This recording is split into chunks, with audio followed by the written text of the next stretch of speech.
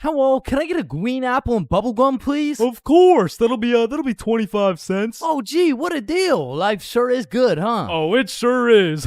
Hey, yo, Unc, pass me that green apple and bubblegum, gang. Oh, wow. I remember when I was your age, I Didn't ask plus ratio, all right? Just give me the vape juice, bro. Vape juice? I thought we were talking about real green apple and bubblegum. Of fucking course, dude. These fucking old heads nowadays, right, guys? Just give me the vape juice, please. All right, well, in that case, I need to see some ID. Yeah, I got you, Unc. Your ID says you just turned 11 years old.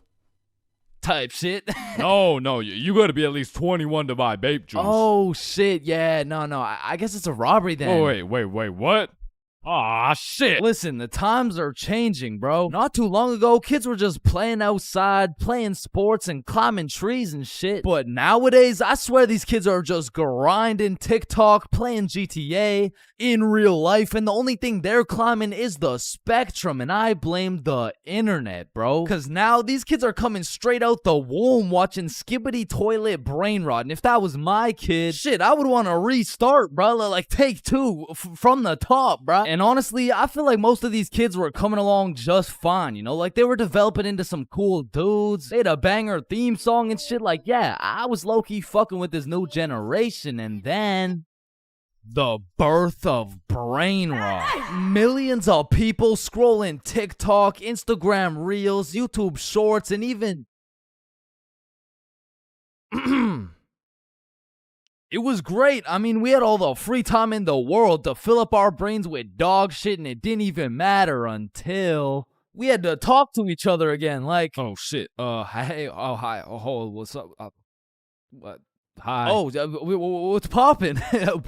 Brand new whip just hopping. Oh yeah, I know that song. I got options. What about Roxanne? Roxanne. Like shit, even now in 2024, I feel like half the motherfuckers my age still haven't mentally recovered. Like ever since the great brain rotting, I've unfortunately witnessed some of my closest homies get NPC-ified, and there's really no bringing them back.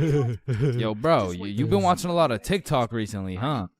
Oh yeah, no. I mean, this shit's fire, bro. Just look at this one. We can go gut for gut. Fuck that. We can go wrist for wrist.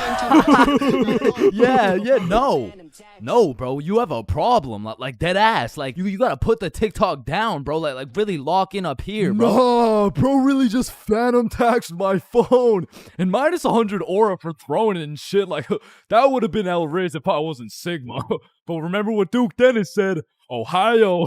Riz Skibbity Toilet, Phantom Tax, did Gronk hug Libby Dog? And so if some of my homies' brains are still trying to recover, I can only imagine the permanent effects on these kids, bro. Like, I feel like it's entirely possible that these kids' brains will be stuck in 2024 and they'll be old as hell talking about, hey, can you help me cross the road? Oh yeah, for sure. W Riz!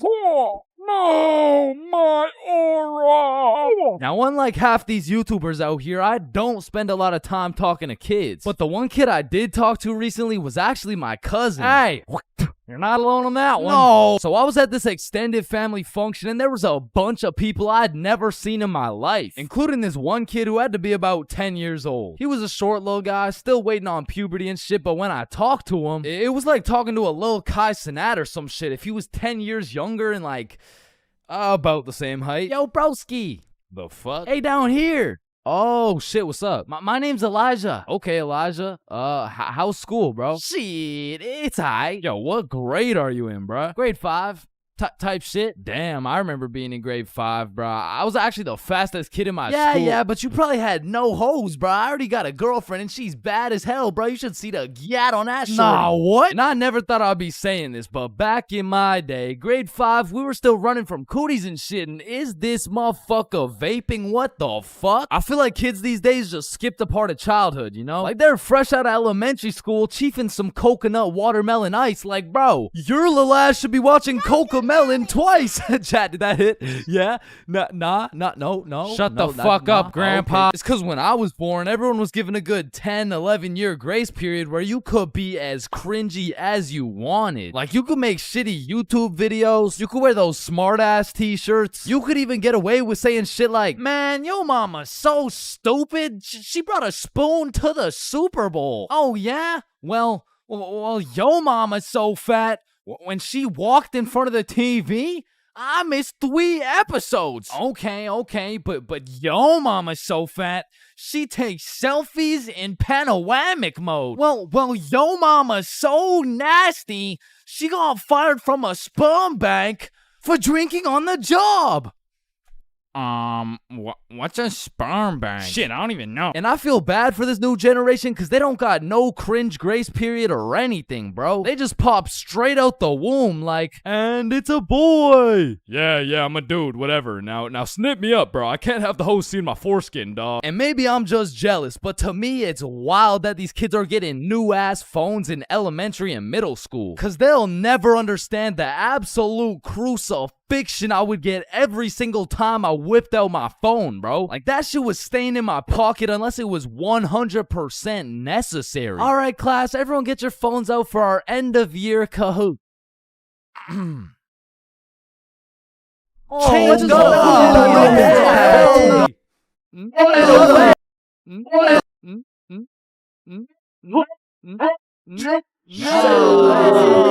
I honestly feel like the world would be a better place if we implemented a new law where if you saw a kid who had an iPhone number higher than their age, you had every right to respectfully and lawfully slap the shit out of them and give them a devious wedgie, bro. Like, you're 10 years old. What the fuck do you need 6 gigabytes of RAM for? I need it because I like to play Fortnite on my phone. Man, how about you eat 6 gigabytes of this shut up sandwich before I ram this fist up your ass? Alright, chat, I know that one hit, bro. What do we think? Stickman Police Department donated $1. Wait, what? Look behind you, Chains. Oh my. And it's the same with these kids' fits, bro. Like, whatever happened to wearing neon shirts and light up Skechers? Like, why am I seeing literal children walking around in Jordans, bro? Like, I didn't even know what Michael Jordans were until I was getting my shit cooked for walking around in some Michelle Gordons, bro. But I mean, that shit was necessary for my character development. And that's what's wrong with these kids, man. They're straight up skipping out on some of the most crucial moments of their lives. I feel like we could low-key do them a favor. Next time you see a kid walking around on the street thinking life is all sunshine and rainbows and shit, you could just give him a little character development and like maybe roast his cut or something, you know? Like, hey kid, you look like you cut your hair with a fucking pencil sharpener. or no, you look like Peter Griffin if he never hit puberty. You look like... Yo, we giving kids some character development? Did he? Now, I don't know why I'm talking like I was born in the 1900s or something, because for the homies who are around my age, we were low-key in the same boat as these kids, bro. They're growing up on some skibbity toilet brain rot. We had MLG brain rot. They're always scrolling TikTok. We had Vine. These motherfuckers are out here looking up to I Show Speed, bro. We had fucking Jake Paul. So the moral of the story is, even if these kids nowadays are absolutely cooked, I was once cooked too, bro. So worst comes to worst, these kids will just end up like me. Oh, fuck no, please, no.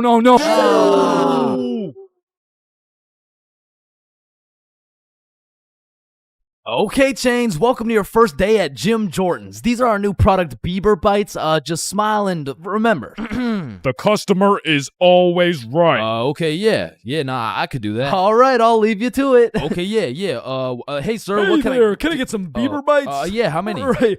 How about this? Hey, let me get a pack of Justin Bieber's balls. Funny, yeah. How many do you want? Hey, let me get a pack of Bieber's sack. Okay, yeah, how many, bro? Hey, let me get a taste of Justin Bieber's wiener. Back in my day, I used to work at a fast food place called Jim Jordan's. Now, for legal reasons, this is not Tim Hortons, okay? It has J's and shit. Like, they don't even look that similar, bruh.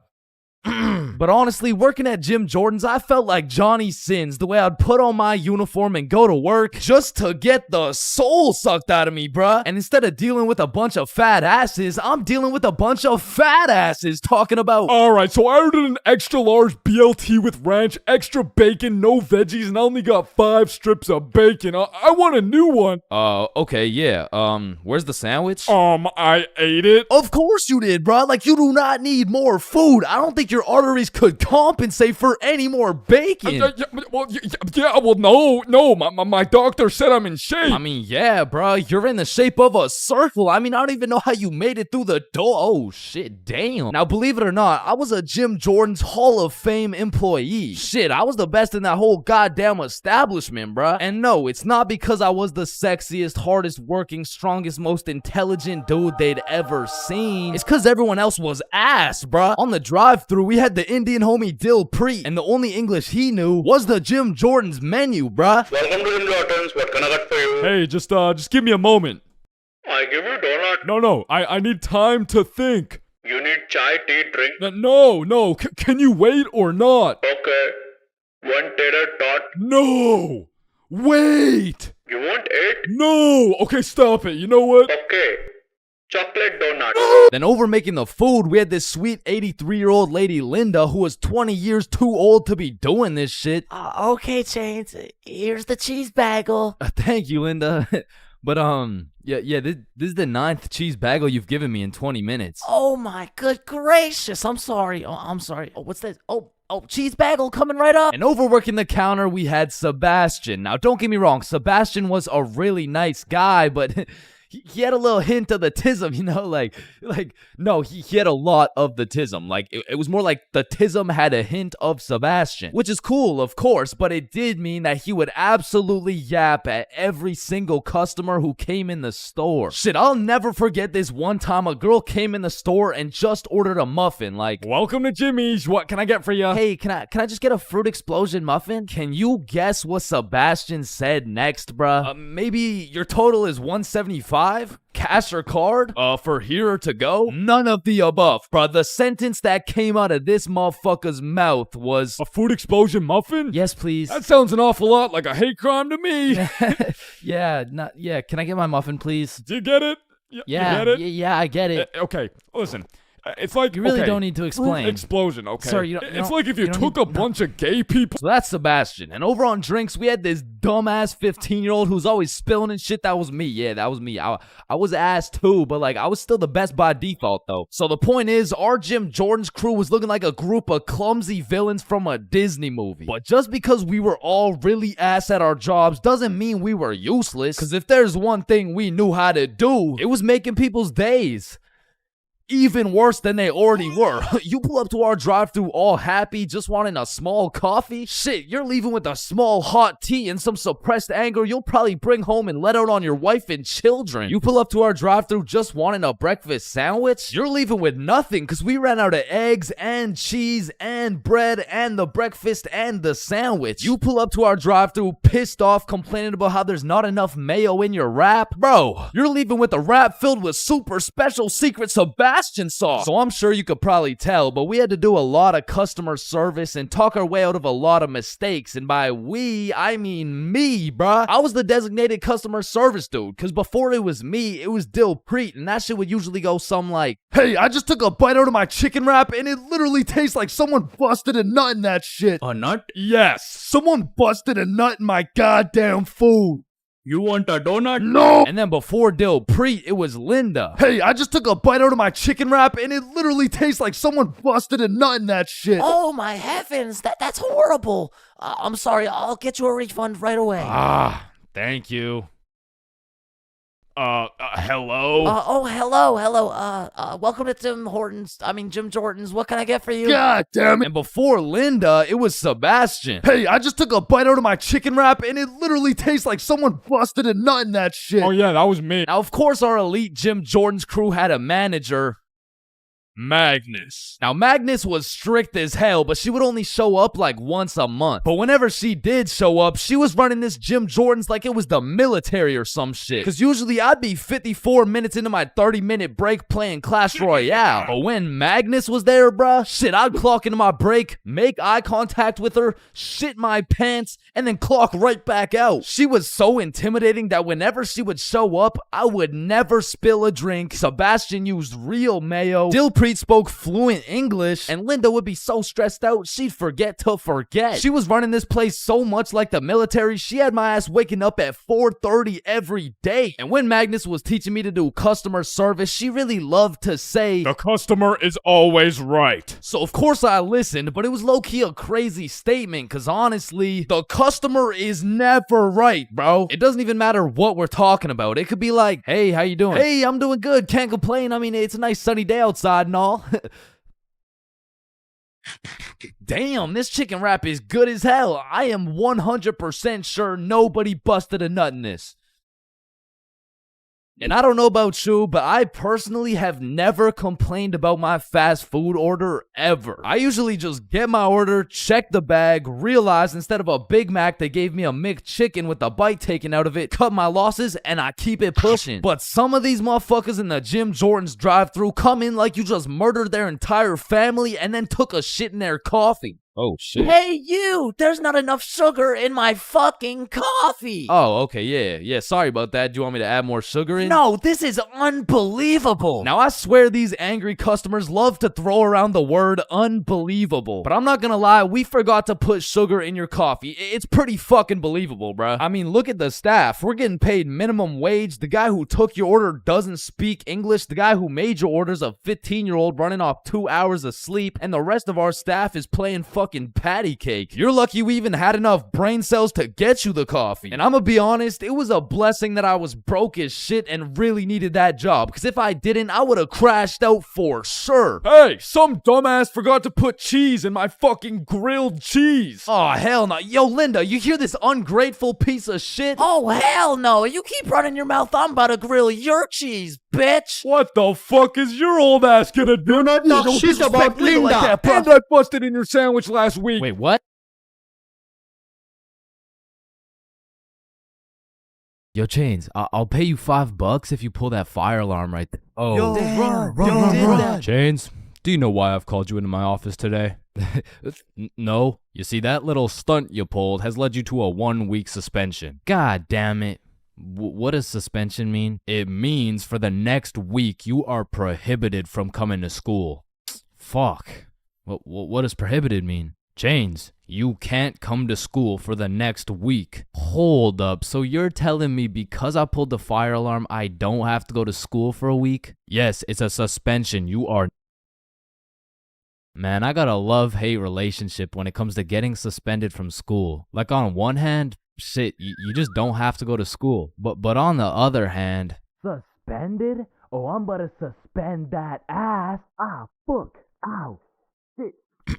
Alright, I don't recommend getting suspended. That shit is not worth it. But how do I know? This story dates way back to grade 7. It was a cold winter day at Stickman Middle School. In fact, it was freezing cold, and this gave Billy a great idea. Yo, the pond behind the school is frozen. Let's go fuck around on it. Oh, I'm down. Okay, bet. So after school, we got a group of 5 homies, and we headed over to the frozen pond. Now, to paint the picture, behind Stickman Middle School was Stickman Elementary School, and behind Stickman Elementary School was this frozen pond, meaning we had to walk through Stickman Elementary School to get to this pond. But nonetheless, we walk up to the pond and instantly I see this big red sign that says, "Hazard, do not step on ice." Guys, the sign says do not step on ice. Man, fuck the sign. Watch this. Oh shit, look, it's sturdy as fuck. Yo, fuck. And even though Billy's dumbass fell in, the ice was actually pretty sturdy. So you know, we're gliding around, eating shit, hitting the meanest ballerina spins you've ever seen, and eating shit. And we were having some good old harmless fun. In fact, our grade 7 selves were having the time of our lives on this frozen water. That is until... Oh, what do you guys think you're doing? We were just walking on the ice. Did you guys not see the sign? What sign? I could have swore I put a sign right here. Nope. No sign at all. There was no sign. I have no clue what you're talking about. Okay, but you guys have to get off the ice. Well, why? Nobody's getting hurt. Yeah, we're safe. Okay, it's your choice. You're gonna regret this. So we continued with our ice skating antics for approximately 10 more minutes. Until the same lady came back up to the pond, but this time she was equipped with a Sony Alpha A7 mirrorless digital camera with the extendo lens. In other words, she was quite literally about to catch us in 4K. But at least she doesn't know what school we go to. Hey, what school do you guys go to? Not Stickman Middle School. Absolutely not. No, definitely not. Fuck, she knows. We had to think quick. How are we gonna smoothly get out of this situation without getting in trouble? So we called a boys' emergency meeting. We huddled up and discussed our best plans to get out of this situation. And after combining all of our genius grade 7 brains, we made the ultimate plan. If we started mooning the camera, it would then be illegal for her to take pictures of our middle school cheeks. I don't know how this became our best option, but regardless, we put the plan in motion. I mean, me personally, I got a little shy and kept my pants up, but some of the boys were out there going crazy, looking more caked up than Summer Rae. And after a little while, the lady must have decided it wasn't a great look to have a camera pointed at some 12-year-old cheeks, and she left, which means the plan had worked flawlessly. Now, the next day at school, I had completely forgot about it, to be honest. But strangely enough, while I was sitting in math class, I hear the little class phone start ringing. Hello? Oh, yes, he's here. Oh, okay. Yeah, I'll send him your way. Thank you.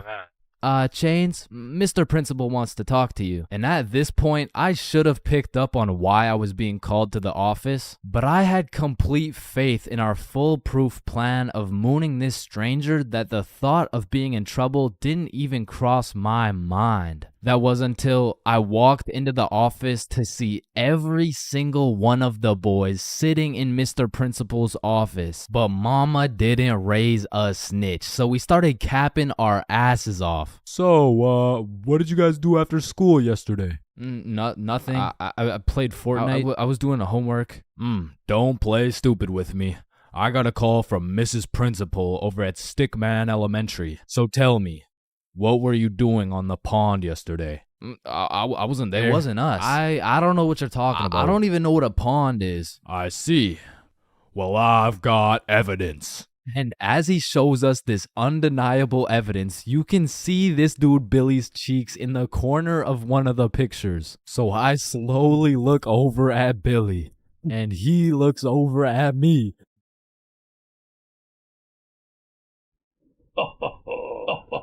If you don't stop laughing right now, you're all suspended.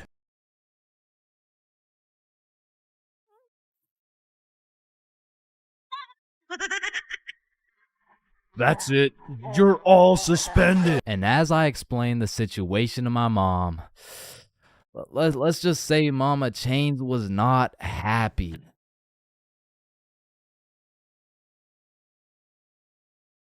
3 a.m. Once the clock strikes 3 a.m., I feel like you've given up on trying to sleep. At this point, you're going to commit to whatever you decide to do until the sun comes up. Whether you're studying for tomorrow's math test, chilling on Discord with the boys, choking the chicken, or simply sulking in those 3 a.m. thoughts. You'll pretty much find yourself doing anything but sleeping. And I don't know if it's just me, but those 3 a.m. thoughts hit different. And honestly, it's just the perfect time to go for a walk, find a nice little view, maybe light up a joint, and just think.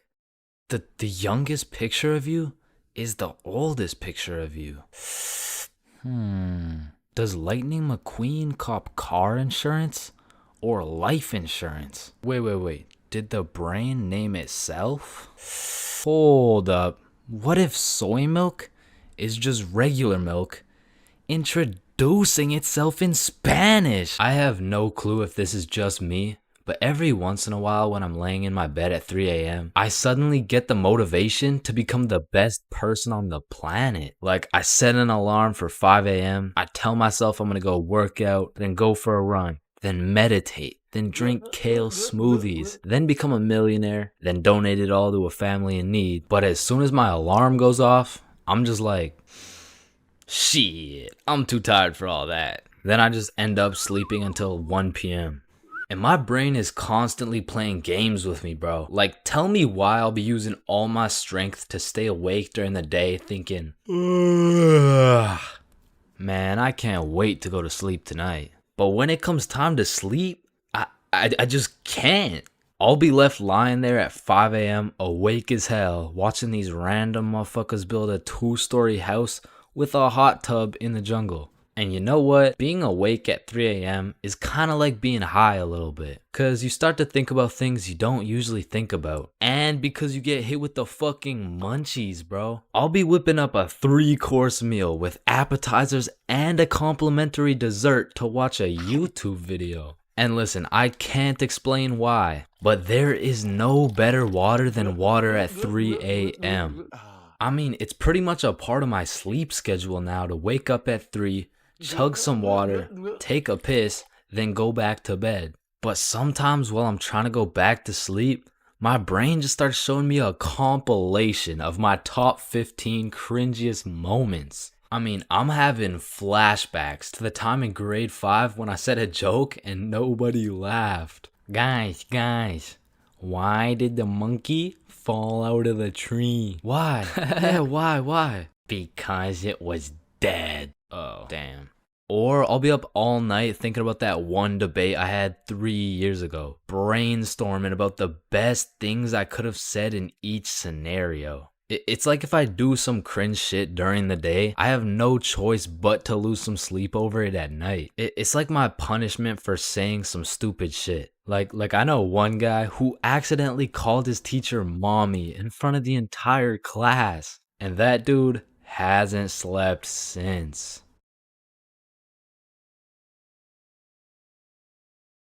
First dates have the potential to be magical, fantastical, romantical, a night you will never forget. But they also got the potential to be straight booty. I mean, first dates are just a gamble, bro, especially if it's from a dating app. Like, you could show up to your first date with a 5'4" blonde Tinder girl and end up finding out she's 5'9". And she's brunette. And she's a dude. I mean, first dates from dating apps is kind of like buying one of those SpongeBob popsicles from an ice cream truck. Like, you know it's not gonna look the same as the advertisement, but the question is, how fucked up can it really be? And let me just say, extremely fucked up. I'm talking massive buck teeth, eyes crossed with a bite taken out of it, and I'm not talking about the popsicles. And these are the exact reasons my very first date was not from Tinder. Also because I was in grade 7. And that would be illegal. And when I was in grade 7, I was 12, as most grade 7s were. And for whatever reason, me and my homies loved going to the mall after school, which was weird because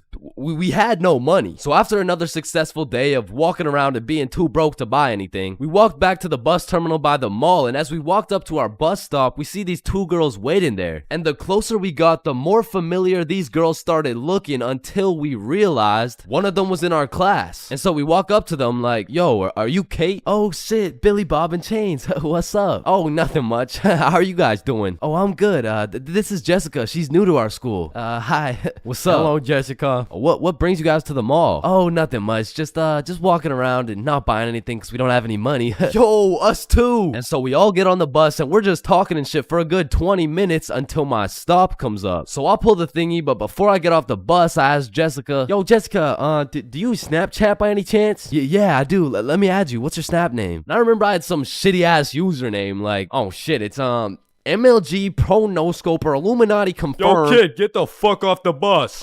Sorry, 1 second, please. Where was I? MLG Pro No Scoper Illuminati confirmed. And when I got home, I went on Snapchat, accepted a request, and we started talking. And we snapped all night to the point I was smiling, kicking my feet in the air and shit. Yo, I'm coming in. No, wait, don't. I'm beating my meat. Wait, shit. Yo, what boy has you smiling like that? Boy, it's a girl. Man, shut the fuck up. Oh, Oh shit, you're serious? Wait, so the whole time you were watching Powerpuff Girls? It just had a good plot. Okay, bro. Okay, so this is what you gotta know. And my brother started running me through the do's and don'ts of being in a talking stage. Alright, listen. Don't text her too much, but don't text her too little. Don't talk to too many other girls. Yep, nope. That won't be a problem right there. Yep, I know, buddy. And you also gotta talk to her at school. So the next day at lunch, Bob, Billy, and I walk over to Jessica and her two friends, and we start talking again, and we make plans to go to the mall together. And boom, all of a sudden we started forming a little friend group. It was me, Bob, and Billy with Jessica, Kate, and Nikki. And we started hanging out damn near every day, hitting the mall, buying nothing, going to Nikki's house, doing nothing. But we had fun, and so inevitably, Bob and Kate start having a thing, Billy and Nikki start having a thing, and that just left me and Jessica. And so one late night, we're on Snapchat with my feet kicking in the air faster than ever, and Jessica hits me with a, so I've been thinking, well, I like you. I like you back. So, and I typed up, do you want to be my girlfriend? I fucking threw my phone across the room, nervous as hell. I get the notification, and when I go to check what she said, she was like, yes, I do. And call me Josh Giddy, the way I just bagged this 12-year-old. But the next day at school, when me, Billy, and Bob walk up to our girlfriends, I started getting all nervous and shit. There was something about the title of being a boyfriend that just had me shitting bricks, bro. It was like, hey, Chains, how are you? Oh, you know, I'm good. Oh yeah, how are you? Oh, I'm good.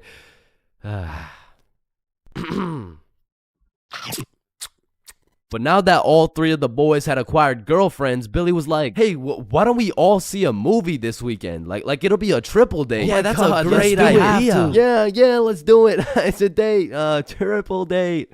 Yeah, fuck yeah.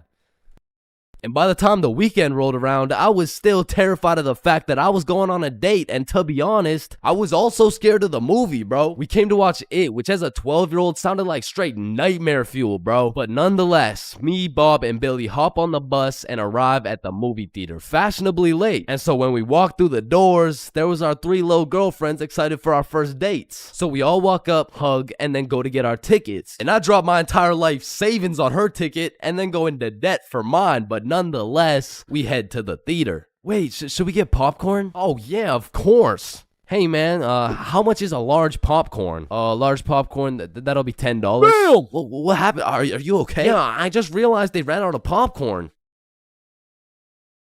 Are you fucking stupid? Yeah, no, don't worry. Thank you, man. Is it no problem? Have a good day. And we got to our seats and sat down, and the movie began. And as the movie progressed, I realized it wasn't even too scary, but about 20 minutes deep, I get a tap on my shoulder from Bob. And he gestures to me the fact that him and Kate are holding hands. And I look over to Billy and Nikki, and they're all cuddled up and shit. Which meant I had to make a move, bro, which inconveniently made my hands start sweating bullets. So now I was in a position where I couldn't just grab her hand while my shit was sweaty as hell, cause then she'd think I'm weird. But then I also couldn't just sit there and do nothing the whole time, cause then she'd also think I'm weird. So I just started doing the only thing I could think of, which was blowing on my hand like some hot soup, and believe it or not, made me look fucking weird. But at least my hand was dry, so I go and hold her hand, but when I do, I make a grave mistake. A tactical error, bro. When I held her hand, my hand was on top and hers was underneath against the armrest, and my dumbass was scared I was gonna crush her arm or some shit. And I don't know where I got the idea that I even could crush her arm from, bro, because those 12-year-old stickman arms couldn't crush a fucking pretzel if they tried. But for whatever reason, I decided my best option would be to hover my arm slightly above hers so my 1-pound arm couldn't come down and fucking demolish her forearm. And you know, this was cool for about 60 seconds until I started feeling the burn, which started hurting so bad that I forgot I was even watching a movie. I was just 100% focused on thugging this shit out. And about an hour into the movie, I was just fucking shaking relentlessly. I mean, at this point, it wasn't even about not having this girl think I was weird, because Lord knows it was too late for that shit. But now it was about proving to myself that I could finish the movie this way, and sure enough, I did. But at what cost? Wow, you were so scared you were shaking, huh? No, I wasn't scared at all, actually. Oh my god, are you sweating? No. So, you know, looking back, it wasn't my best performance, you know what I'm saying? But with that being said, after that triple date, Billy's girlfriend Nikki ended up breaking up with him and gave up on dating dudes as a whole. So, I mean, psh. It could always be worse, bro. Listen, bro, in this world, there's levels to clout. You could get yourself some Instagram followers. You could stack up a few bands. You could even be famous, but there's only one spot in life that is superior to the rest. A spot so glorious and sought after that they are idolized like no other. It's me. I've got the infinite money glitch. Come on, Jimmy, you know it's me. I need a max win. Man, shut the fuck up, Drizzy. I'm literally Kanye West. Nah, but I'm the top G. All right, little bro. Let's go band for band then. It's me. But I'm the fastest kid in my school. Bro, I don't know who decided speed would be the deciding factor for who's the king of the school, but all I'ma say is that motherfucker's the GOAT, bro, because I was the fastest kid in my school. I was clapping everyone in races. I was breaking track records, and I had all the 9-year-old baddies, man. I wish I could still pull like that. All right, it's just a miscommunication, you know? Like, when I say 9-year-old baddies, I didn't mean Explain it to the judge, buddy. sick fuck. And because I peaked in elementary school, come with me and we'll take a look back at some of the first years of our lives and maybe some of the best, am I right? Kindergarten. Coming into kindergarten, kids were either excited or terrified as fuck for their first day. I mean, I would be pretty fucking pissed too if I knew this was the beginning of me being locked up every day for 13 years. But kindergarten was funny as hell because these kids had no clue what was right and wrong, so they'd be saying the most outrageous shit for no reason at all, bro. Hey, buddy with the hat, can you pass me the skin color crayon? I mean, at this age, kids were just walking NPCs, and I can't even blame them. I mean, they haven't developed consciousness yet, bro. Like, at this age, recess consisted of catching bugs, playing on the monkey bars, and fucking eating sand. And I've talked about the high school bathrooms and all the wild shit that happens in there, but to be honest, the elementary school bathrooms blow that shit out the water, bro. Because these kids aren't hitting vape tricks, no, they're hitting toilet trick shots, trying to set some world record for the farthest piss taken from the toilet. And let's just say even Stephen Curry couldn't splash that 3-pointer. So essentially, motherfuckers was just pissing on the ground. Like, you need to walk into that bathroom 110% alert, or else the next thing you know, you're getting that R. Kelly treatment, bro. And I remember my kindergarten had those green, yellow, and red cards to show how good you were that day, but there was always that one kid with the permanent red. I'm talking the teacher didn't even bother to change his shit the next day, because everyone knows as soon as he walks into class, he's doing some fuck shit. For me, it was this kid we'll call Dennis, because he was a menace, bro. He was always loud, always throwing shit, but besides being a menace, he was also a truth speaker, a fact spitter, for better or for worse, because this little guy had no filter. Okay, Leah, you're up first for our show and tell. Okay, I brought my favorite painting of mine. This right here, this one's me, and this is my dog, Peanut Butter. That shit is ass. Dennis, what did we say about saying the truth out loud? I mean, not the truth. I'm talking about, like, he was the only dude I knew who could talk over the quiet coyote. I mean, to this day, if I see one of those things, I just can't I just can't talk over it. I mean, maybe he's gonna eat me. I don't fucking know. But there was one thing that could shut Dennis up, and one thing only. Boy-girl seating arrangements. Dennis always had so much to say until you put him beside Isabel and Leah, and all of a sudden it's like, hey, what are you drawing? Nothing. Aw, is that your dog? Maybe. Shit, he's just like me for real. Like, to this day, you know? Oh shit. And then we go outside for lunch, and don't get me wrong, eating sand for fun was great and all, but as kids got older, everyone started to play games, some of which consisted of tag, manhunt, soccer, basketball, grounders, red ass, kickball, jump rope, tetherball, and what is possibly the most goated game of all time, Foursquare. This game was legendary, bro, but this shit used to get heated as fuck. I mean, kids were making truces, making whole clans, and that right there was real beef. Like, if you caught the ops lacking at nap time, it was on sight, bro. Psst, what? Oh, no, wait. You're a poopy head. But man, crushes were everything in elementary school. Like, if you told anyone you had the smallest crush on a girl, word's getting out fast, and the entire class is gonna be organizing a wedding for tomorrow. But some kids just didn't use their words, like this one girl in my elementary school who most definitely had a crush on me. I mean, once again, I was the fastest kid in my elementary school, so... As I was saying, this girl had a crush on me, but she didn't like using her words, so essentially, she just like... She just beat my ass. I mean, what better way to tell someone you like them? And she must have really liked me, bro, because you could see it when I came home. Like, oh my God, Chains, what happened? Oh, well, I think this girl at school likes me. Oh, yeah, that's great. But why do you have so many bruises? Well, Mom, I think she really likes me. No, I think you need to go to the hospital. Yeah, probably, yeah. And there was also that one kid who went around teaching people swear words just cause he could. And of course, when I learn some shiny new words, I'm gonna use them. I mean, I still fucking do. But I remember just talking with my friends, dropping the F-bomb, feeling cool as hell. And then one time I see this girl hauling ass over to the teacher and whispering in her ear. And I already knew what was going down because this girl was the biggest snitch known to man. Like, unprovoked. It was like a hobby or some shit to her. And her name was Erin. Like, her real name was Erin, spelled E-R-I-N.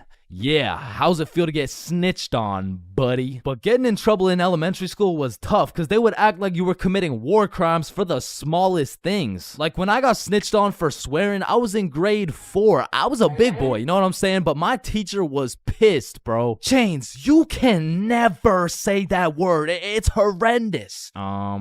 What does horrendous mean? It's not good, okay? Ah, shit, my bad. Chains! Oh, sorry, it's just stuck in my fucking brain. Chains, cut it out right now or you get detention. Okay, I'm sorry. I'm sorry, motherfucker. What? And I'm not gonna lie, the most cursed part of elementary school was the talent shows, bro. Because the teachers expect you to be all quiet and serious and shit, but it was literally a real life try not to laugh. Like, how am I supposed to be serious when Jimmy's up there shitting out Minecraft parodies like it's comedy gold? I mean, at my school, it was less of a talent show and more of a come on stage in front of the entire school and do whatever the fuck you want for 10 minutes type of show. And man, that shit was brutal. It was like watching paint dry.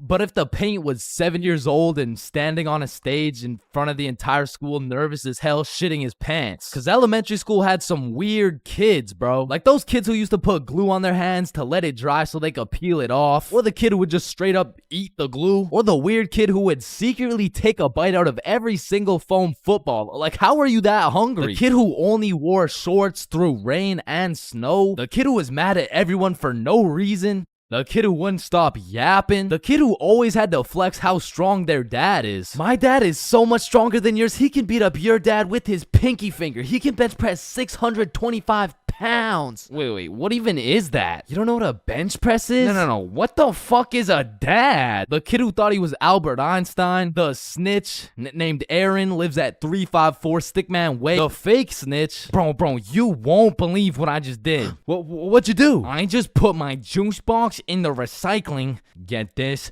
With the straw inside. I'm telling the teacher.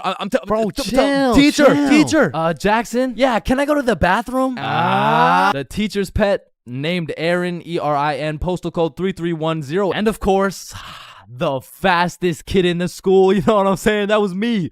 I was him. I was the fastest kid in my... There's levels to friendships. I mean, you could have known your homie since you were 2 years old. You could have lived together. I mean, you could have survived the whole zombie apocalypse together. But shit, the truth is, you haven't truly experienced brotherhood until you and your homie have participated in a 2-man mission. Like, just look at Kobe and Shaq, man. That type of chemistry can only be achieved by running a 2-man. Shit, I bet these motherfuckers were running 2-mans every night. And you already know Kobe was laying down that Mamba mentality while Shaq had his girl kneeling. But for those of you who may be wondering, Chains, what the hell is a 2-man mission? Well, I'm glad you asked. It's quite simple, really. It's when you're gonna link with a girl, but you bring your homie and she brings her homie. And what this does is it sets an environment when you and your homie can dribble, pass, alley-oop, and ideally dunk that shit. Now, don't get me wrong, it's simple, but not easy. I remember my first 2-man mission like it was yesterday. It took place when I was in grade 7. And it started when my friend Joe hit me up like, yo, bro, I'm going to this girl Sophie's house and her friend Ava's there. You trying to pull up? And I was like, am I trying to pull up? Hell yeah, I'm trying to pull up. So we show up to her house and I'm new to this whole thing. So I'm sitting there like, what now? We could watch a scary movie. Yeah, let's do it. I'm down. Well, actually, personally, I'm not a big fan of scary movies. Man, shut the fuck. So we're watching a scary movie, and to be honest with you, it was simply the best scary movie I'd ever seen in my entire life. So I was really getting invested in this plot. And Ava's like, oh my God, I'm scared. And that shit went way over my head. Why? It's not even at the scary part yet. And then only 30 minutes into the movie, Joe and Sophie are like, Yo, we'll be right back. oh, okay. Do you guys want me to pause the movie? Nah, it's all good, bro. And you see, what Joe just did right there was a calculated move. In basketball terms, he just set an ISO. So now it was 2 1v1s. And the situation was absolutely perfect, but the problem was, I actually liked the fucking movie. And that violates rule number 3 in section 7 of how to pull off a successful 2-man. Never give a fuck about the movie. Because the truth is, the movie length is like the shot clock. If you end up actually watching the entire movie, you failed the mission. But I had no clue, and to be honest, I didn't even know what a 2-man was at the time. So I got some popcorn and I was just watching the movie. But when the climax of the movie was about to come around, I did something that violated every term and agreement of the 2-man mission. I went over to Joe and Sophie like, hey guys, quick, you're gonna miss the best part. Oh, fuck. And I missed the climax of the movie, but shit, I seen a climax. And needless to say, Joe never invited me to a 2-man mission since. But you know I had to redeem myself, even if it was 3 years later when I was in grade 10. It was a Saturday night, and me and Bob were looking for something to do. And I'm gonna keep it a stack with you, bro. I had no motion. Like, my Snapchat was drier than a Popeye's biscuit, bro. But lucky for me, Bob had a roster. And I'm talking an all-star lineup of girls who just want Bob on their body. And I don't blame him. I mean, shit, I got Bob on my body right now. And you can too at chainsclub.shop. That's right, we got hoodies, shirts, beanies, socks, keychains, stickers, you name it. And starting at the price of $4.20, Bob can be all yours. Or if you want me, I wouldn't mind being on your keychain or something. Treat me like white teeth. So as I was saying, me and Bob were bored. So Bob hits up this girl named Avery like, what are you doing right now? And she's like, just chilling. Who you with? My friend Alice. Let's link. I'm with my homie. Okay, is he cute? Cute as hell. Okay, come over. And I'm excited as fuck, so we get Bob's sister to drive us to Avery's crib, and as we pull up to her house, I remember a crucial detail that I'd been forgetting this whole time.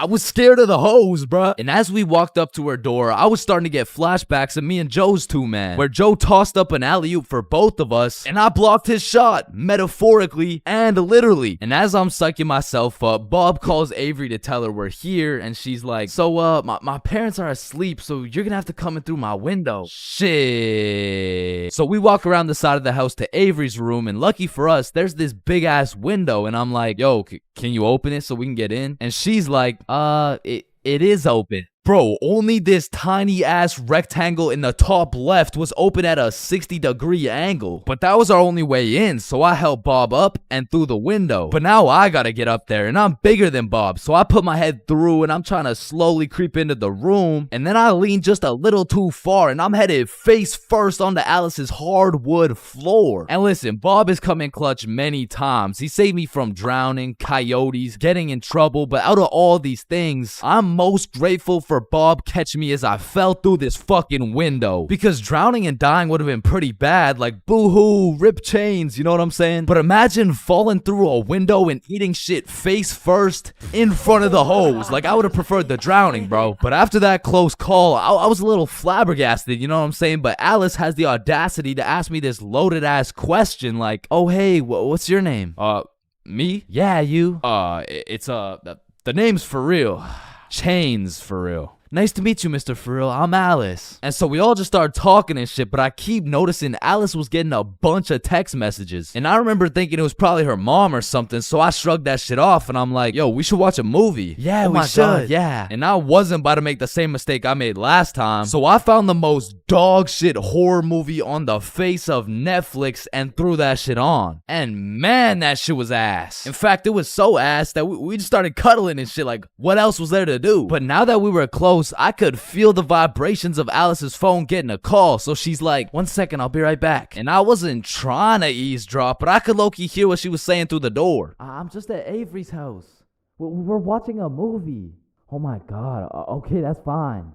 Okay. But when she comes back, she puts a pillow between us. Like the same type of shit two dudes do to make sure they don't fuck in their sleep. And I'm trying to piece everything together, and as I'm coming to the conclusion that this girl has a boyfriend, I hear footsteps coming towards the door. And when the door opens, I'm fucking bamboozled. bamboozled to see a 60-year-old man who looks furious. And I'm just hoping this isn't Alice's boyfriend, because if it is, we got bigger problems on our hands. But as I seen the way this man looked at Bob, I realized he's Avery's dad. And Bob wasted no time jumping out that fucking window. But for me, let's just say that shit wasn't very elegant, because I got stuck for what felt like 5 minutes making eye contact with this grown-ass man. Well, what are you trying to seduce my dad or something? Like get the fuck out. And I'm not gonna lie, we ran, bro. And once we made it home, me and Bob were relieved. But when I go to check my phone, I got a little notification on Snapchat. And I'm expecting it to be Alice or maybe even Team Snapchat or something, I don't know. But I sure as hell wasn't expecting it to be a motherfucker named Ryan Donaldson. And Ryan must have woke up on the wrong side of the bed this morning, because he's like, what the fuck did you do, dude? So I hit him back with a, who dis? And he's like, Ryan Donaldson. Yeah, no, I can see your username, bruh, but I have no clue who you are. I'm Alice's boyfriend, bitch. And Ryan got his shit hit with an instant block, bro. And so the moral of the story is, if you're gonna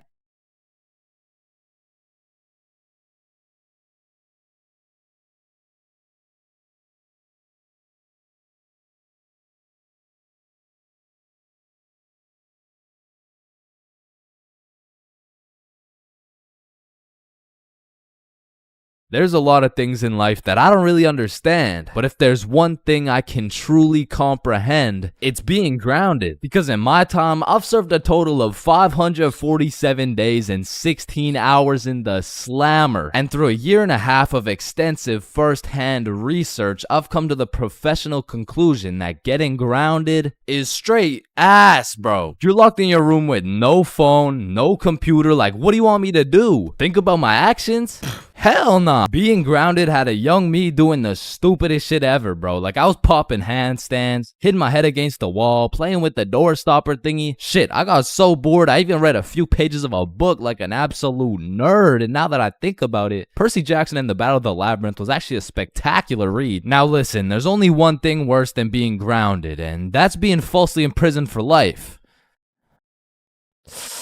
Well, now that I think about it, there's a lot of things worse than being grounded, but one of which is being grounded during summer, bro. There's something about being able to hear all the happy children, the ice cream trucks, your homies having fun, the hoes throwing rocks at your window, asking you to come outside. Well, you just cry yourself to sleep because there never was any hoes throwing rocks at your window asking you to come outside. It's just you, your Percy Jackson books, some used toilet paper, and the existential thoughts in your head questioning if it's even worth it. And listen, I'm sure everyone can pick up on the fact that I'm a really intelligent dude. Smart all around, really, but trust me when I say, I wasn't always this smart, bro. In fact, in kindergarten, my dumbass fully believed with my whole heart that being grounded meant your parents would just dig a decent-sized hole in your backyard, toss you in, and bury you alive for the time being. And so I'm sure you could imagine my surprise when my OG friend of 5 days said, yeah, I got grounded for 2 whole weeks. Holy fucking shitballs, dude, are you okay? No, man, it's really hard. I didn't get to touch any of my toys or anything. Damn, how long ago was that, man? Oh, I'm still grounded. What? No, you're not. Yeah, dude, I'm grounded right now.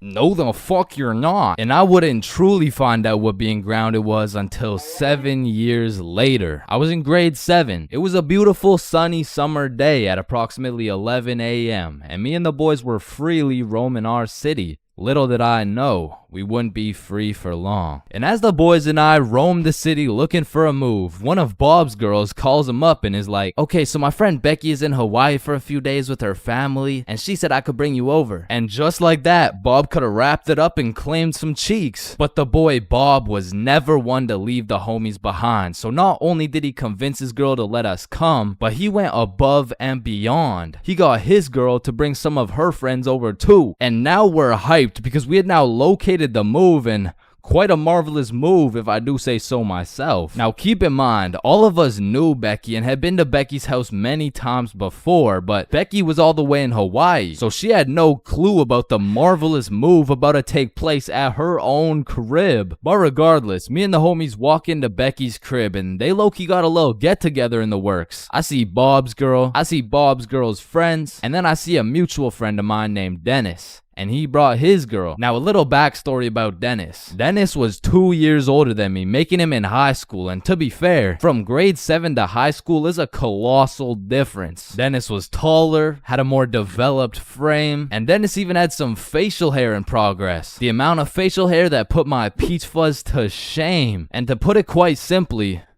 Dennis was a menace. But regardless, that's my homie's homie, so I walk up and dap him up. And then everyone heads over to Becky's room. Now keep in mind, Becky had simply invited Bob and Bob's girl to come over, and somehow we ended up being 8 people deep in that joint. And so that means technically the other 6 of us were straight trespassing. So we were all chilling in Becky's room, chopping it up for a good hour and a half until eventually people start exploring her house. Now in Becky's room, it was just me, Bob, Bob's girl, and Bob's girl's friend named Lily. And so we're all just talking until I hear someone yell from the room down the hall, Yo, Chains, get in here right now. and I don't know exactly what I was expecting to see as I walked into that bathroom, but it was absolutely not seeing Dennis drop a condom filled with water on Billy's head. And of course I laughed because that's comedy gold right there, but it also made me realize maybe we shouldn't be here dropping condoms on each other's heads. But who was I to tell Dennis what to do? He had facial hair, so he was practically a grown man to my standards. So I just turned around, went back to the room, and continued chilling with Bob. And as we talked, the music progressively got louder, and Dennis progressively became more of a menace. And it had got to the point where the speakers were booming, and Dennis was lobbing condom water balloons off Becky's balcony. And then one time, Dennis either almost hit or just missed Becky's neighbor with one of these condom water balloons. So this grown man looks down at a condom that seems to have fell from the heavens, then he looks up and sees Dennis scrambling inside the Becky's crib with the speakers blasting music, and then he continued on his way. And we were all just having a fantastic time in Becky's room until we hear the downstairs door swing open, and we all absolutely shit our pants and run onto the balcony. Hey,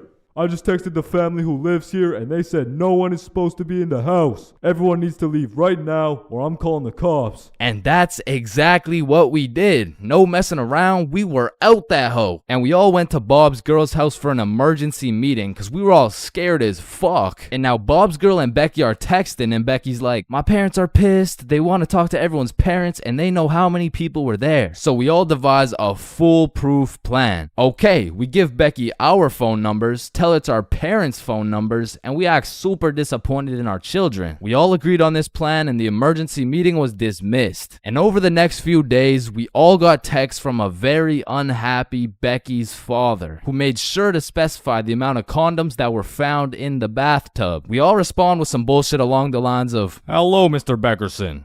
I'm very sorry to hear about the inconsiderate acts of Chains and how he's invaded your home. Rest assured, Chains will feel the wrath of this thick leather belt as it repeatedly beats against his cheeks to discipline him for his heinous actions. Thank you for bringing this to my attention. But come to find out, Lily's dumbass responded with some shit like, Dear Mr. Beckerson, thank you for letting me know, but Lily did nothing wrong as she didn't know she wasn't allowed there. Plus, she didn't even make a mess or anything, on God. Put some respect on my daughter's name.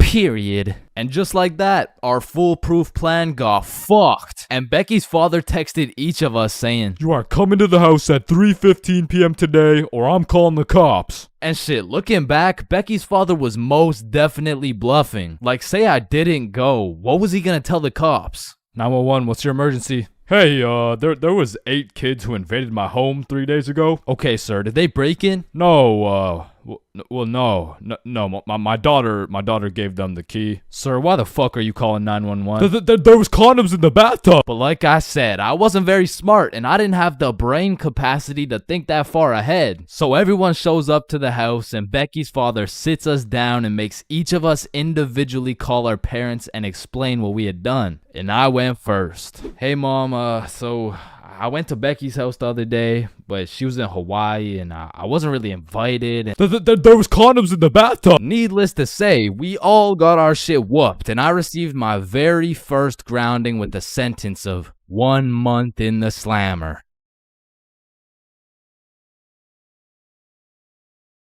Middle school is just an awkward place, bro. Like, middle school dances, awkward. Middle school speeches, awkward. And middle school relationships, in my experience, is the most awkward thing on the face of this planet. I mean, the girl's a whole foot taller, got a deeper voice, and shit, she could probably bench more than you, lil' bro. Like, I hate to break it to you, but you don't got a girlfriend. You are the girlfriend, bruh. Middle school just occurs at the craziest time in a teenager's life, because motherfuckers is just getting slapped by puberty out of nowhere. You'll be walking down the halls and see a bunch of kids who look fresh out of daycare. Then all of a sudden you'll see a grown-ass man built like Shaquille O'Neal thumping his way down to math class. And attendance in middle school was looking like Matthew, Here. George, Present. Daisy, here, Owen, here. Dude's balls would be dropping halfway through presenting their speech, like, And this is specifically why dinosaurs Why dinosaurs went What the extinct? fuck? and in middle school, nobody had drip. Like, dudes would be showing up to school in a neon green t-shirt paired with some bright red shoes looking like a fucking traffic light. Well, their haircuts looking like their barber cut their shit with one hand, well blindfolded. But to be fair, everyone had a shitty haircut in middle school, bro. And if you think your cut wasn't that bad in middle school, chances are your shit's probably still ass to this day. And just to make things worse, the cherry on top is that everybody's got acne. There's just all these hormones flying around and these kids have no clue what to do with them. Which is exactly why middle school beef is unmatched, bro. Motherfuckers will be throwing hands for no reason at all. And I don't know how, but somehow even the fights were awkward. It would be like, hey pal, I heard you sat beside my crush in class today. So what? You want to fight about it? I mean, like, if you wanted to.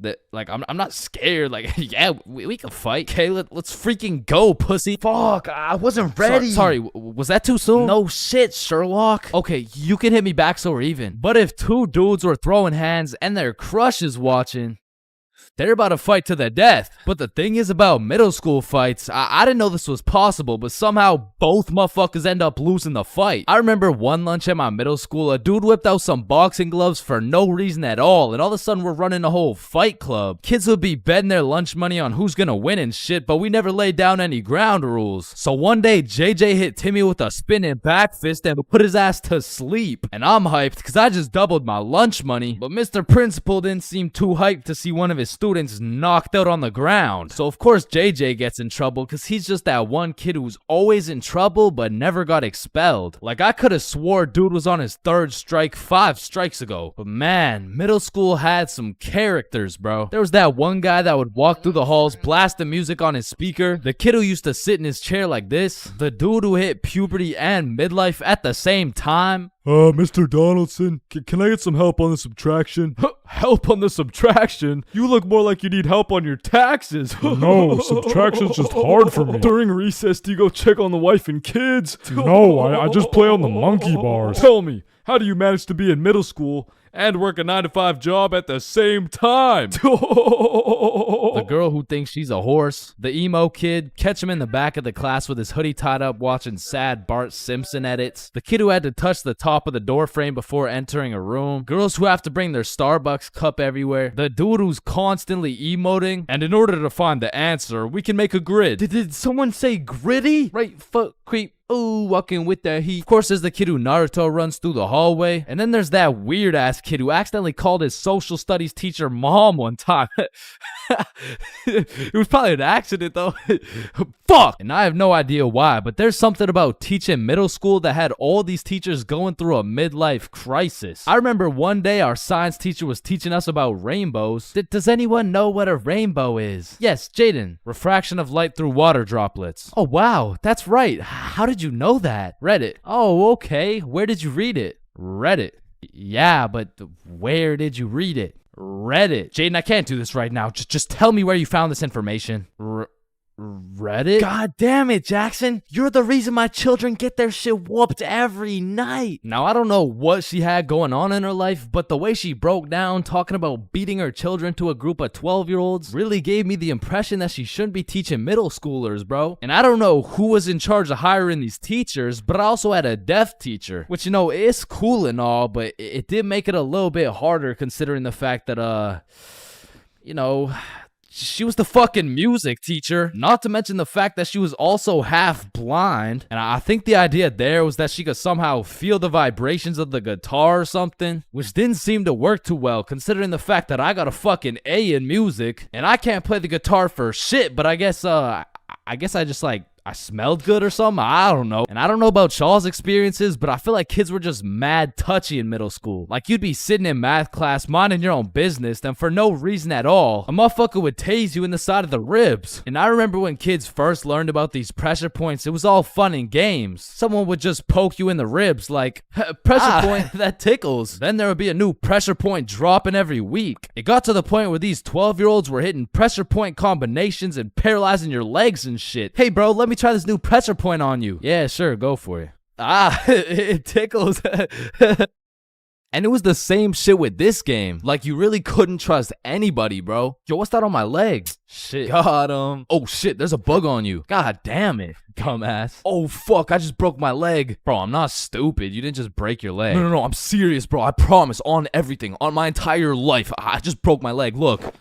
Bro, I remember I got punched so many times, my arm was on life support. It was about to fall off, like, And thinking back to middle school, there's just so many things that make me cringe, bro. But by far the cringiest of them all is the relationships, man. And believe it or not, I had my fair share of middle school relationships. I remember one day I was sitting in class and this girl came up to me and said, Chains, I have a crush on you. And that's really all it took to have a young Chains in love. Head over heels. We went to the movies together. We went to my house and watched movies. Well, we went to her house and we also watched movies. Now that I think about it, all we really did was watch movies. We didn't really talk that much. I mean, I didn't really have a way with my words at the age of 12.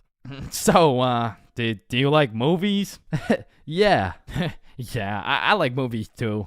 That's why we're here at the movie theater. I also like popcorn with the butter. It tastes like I like how it tastes.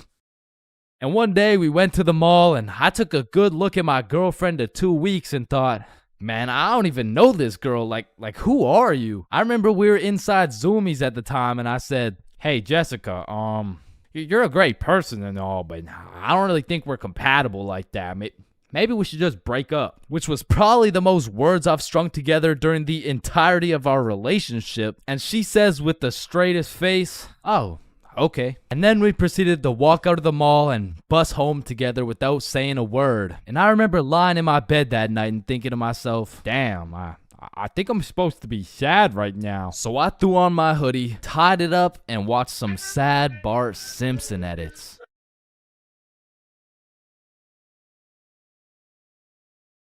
Everyone has encountered countless NPCs during their lives. Like, you know, the people that just spawned in. They didn't have any character development or anything. And to be honest, when you leave their vicinity, they probably just despawn. If you still have no clue what an NPC is, it's a non-playable character. They're like the type of people you could sock in the face and they'd say some NPC-ass line like, hey! And I know at least some NPCs have to exist. Because let's be real, there is no way all 7 billion people on this planet have whole lives from start to finish. That just doesn't add up. And I don't know if any of you guys have ever noticed this, but NPCs all have a spot they go to just do NPC things, bro. For example, if you go to Walmart, that's their natural habitat. You are bound to see at least 15 NPCs at Walmart. And usually the NPCs are trying to avoid eye contact. But if you've ever tried interacting with them, you'll know they always have the most predictable and neutral responses possible. Like whoever programmed them should have spiced it up a little bit, you know what I'm saying? They could have made them tell jokes or something, I don't know. But anyways, I used to work at a summer camp where you teach little kids to ride bikes. And through this experience, I realized that pretty much all young kids are NPCs. And I guess it's just because they haven't been alive long enough to actually go through the character development. But working at this summer camp made me realize there's no way these kids have a thought process. Hey buddy, what's wrong? I dropped my rock. Here you go. But I guess little kids still aren't even at the stage of having full consciousness. And honestly, they kind of have that caveman mindset. Eat something. But I mean, you can't really blame them because they've only been alive for a few years.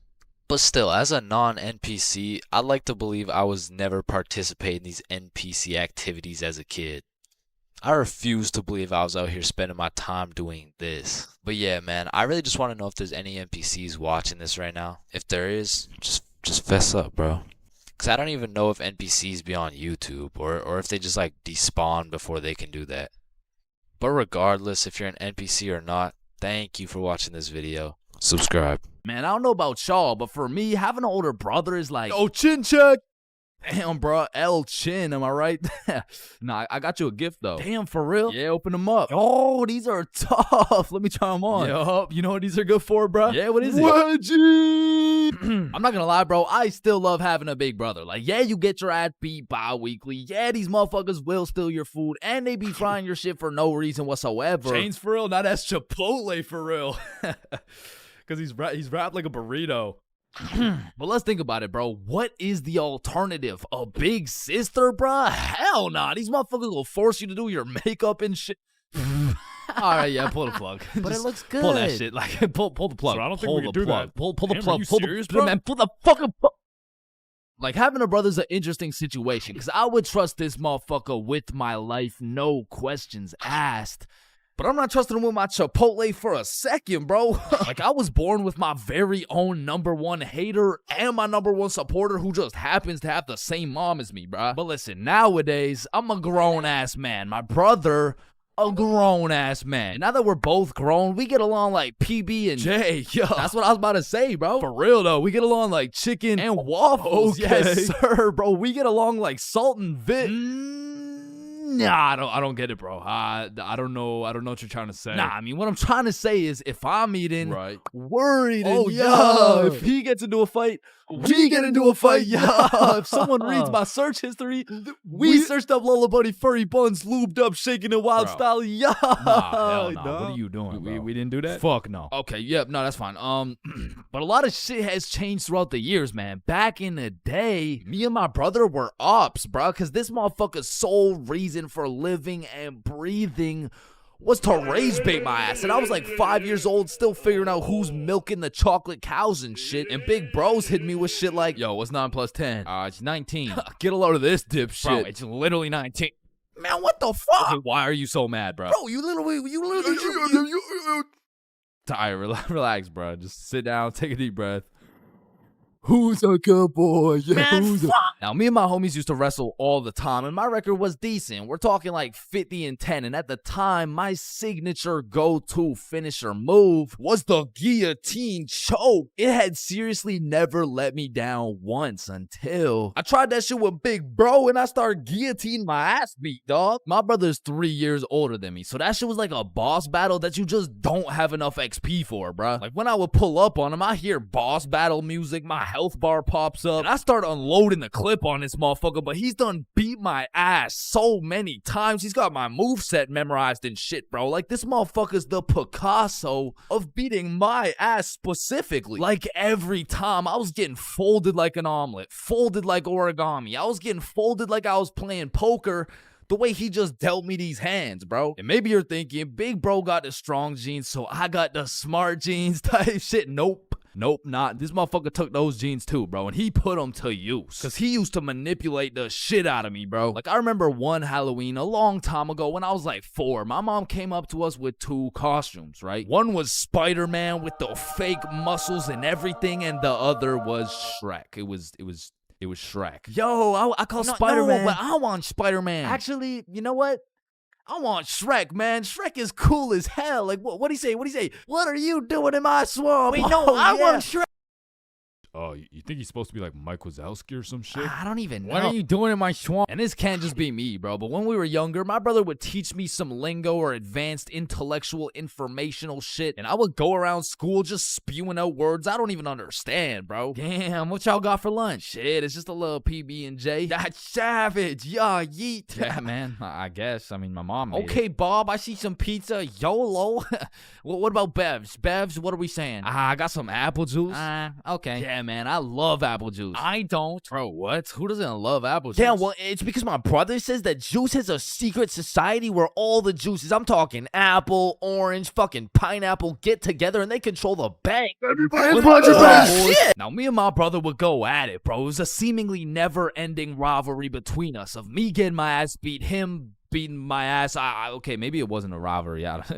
Shit, I think I was getting bullied. But one day when I was 7 years old, everything changed for both me and my brother when we got a stepsister, bro, because she was annoying as fuck. Her name was Alicia, and she was spoiled, bro. Every time she didn't have her way, she would just call up her pops, and it was raps for me and bro. Alicia was getting a princess treatment, and we were getting a fucking peasant treatment, dog. Like, let me tell you a story from my childhood, bro. I was 7 years old, and me and Alicia shared a small room, and it was split right down the middle. The left side was blue, Spider-Man bed, teddy bear, boy shit, right? And the right side was pink, Disney princess posters, Barbie dolls, all the girl shit. And one night, I was in dreamland, counting sheep, having a wonderful time, and when I woke up, I realized I done pissed the bed, bro. Grown-ass man at the big age of 6 pissing in the sheets. Hell nah. I was like, shit, man, I gotta get my act together, bro. So throughout that day, I drank a little bit less water, hopped into my cozy Spider-Man bed sheets, and went to sleep. And when I woke up, I done pissed the bed again, bruh. Fuck, man. 2 in a row. I gotta lock in, man. So that day, drank no fucking water. I was parched as hell, but I jumped into bed to finally have a nice, peaceful, dry sleep. And when I woke up, fucking soaked, dog. I went 3 for 3, bro. I was like the LeBron James of waterlogging the mattress. All right, bro. This shit's just getting ridiculous. So I go 2 days straight, no water. I'm fully dehydrated. There's not an ounce of water in my body. I finally go to sleep, but this time, I wake up to rustling, movement. My bed kind of shaking. I fully open my eyes. Alicia just pissed on my bed, bruh. Yo, what the fuck? Oh, hey, Chains. They will never believe you. Bro, I hop off the DIY water mattress, run over to my mom's room, and you gotta think about how guilty and schizophrenic I sounded, bro. Mom, Alicia's pissing on my bed. Chains, it's possible you wet your own bed while you were sleeping. No, come here. Look, she's probably doing it right now. Chains. Alicia's dead asleep. No, but every single day I wake up and there's just piss all over the Spidey blankets. All right, Chains, what's next? Alicia's just gonna shit your pants too, bro? And to this day, nobody believed me except my motherfucking brother, bro, because he's a G. And when he realized how annoying a little sibling can actually be, he was like, shit, I low-key fuck with you, little bro. Hey, I fuck with you too, twin. So we started playing some Mario Kart together. He taught me how to play basketball. He introduced me to Minecraft. He even taught me how to make a YouTube channel. And as we got older, big bro got a car. And that shit felt like when Greg and Roderick finally started fucking with each other, bro. We were running around, hitting late-night Sev runs, eating straight Roderick-ass meals. We were in that bitch like, brain freeze. And ever since that day, my big brother has been like my second half, bro. My twin in him. Truly, I can say my big brother is my vinegar, bro. It was salt and vinegar. It was on the tip of my tongue, bro. How did I not get that?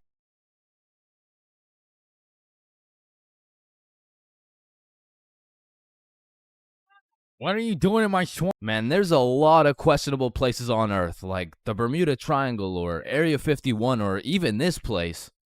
But none of these places can compare to the questionability of high school. And so inevitably, there's some weird ass kids in that joint. Like, you gotta be careful who you talk to, bro, because you approach the wrong student and shit. You're getting cussed out by a pack of hyenas in social studies class. And usually I never care what other people do. Like, you do you know what I'm saying? But when I gotta sit through that shit for 6 hours a day, 5 days a week, shit, can you stop doing you for like 5 minutes, bro? And speaking of annoying kids, there's always that one kid in class who's constantly gargling on the teacher's meat. Like, we'll be finishing up the last class on a Friday, and of course the teacher's pet's gotta say some shit like, Mr. Cumminson, is there no homework for us to complete over the weekend? Well, no, believe it or not, I'd rather not spend my weekend marking your shitty ass little essays. So. Don't worry, Mr. Cumminson. I can help you mark essays all weekend long. Whoa. Isn't that against school policy? Well, what's against school policy? Riding Mr. Cumminson's dick with no license?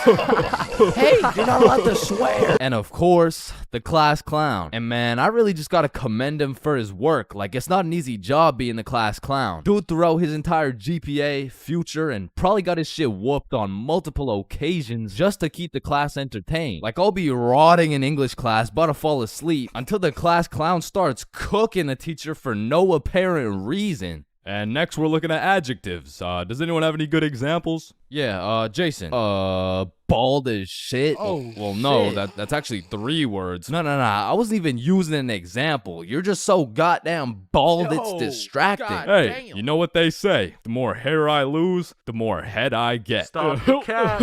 No.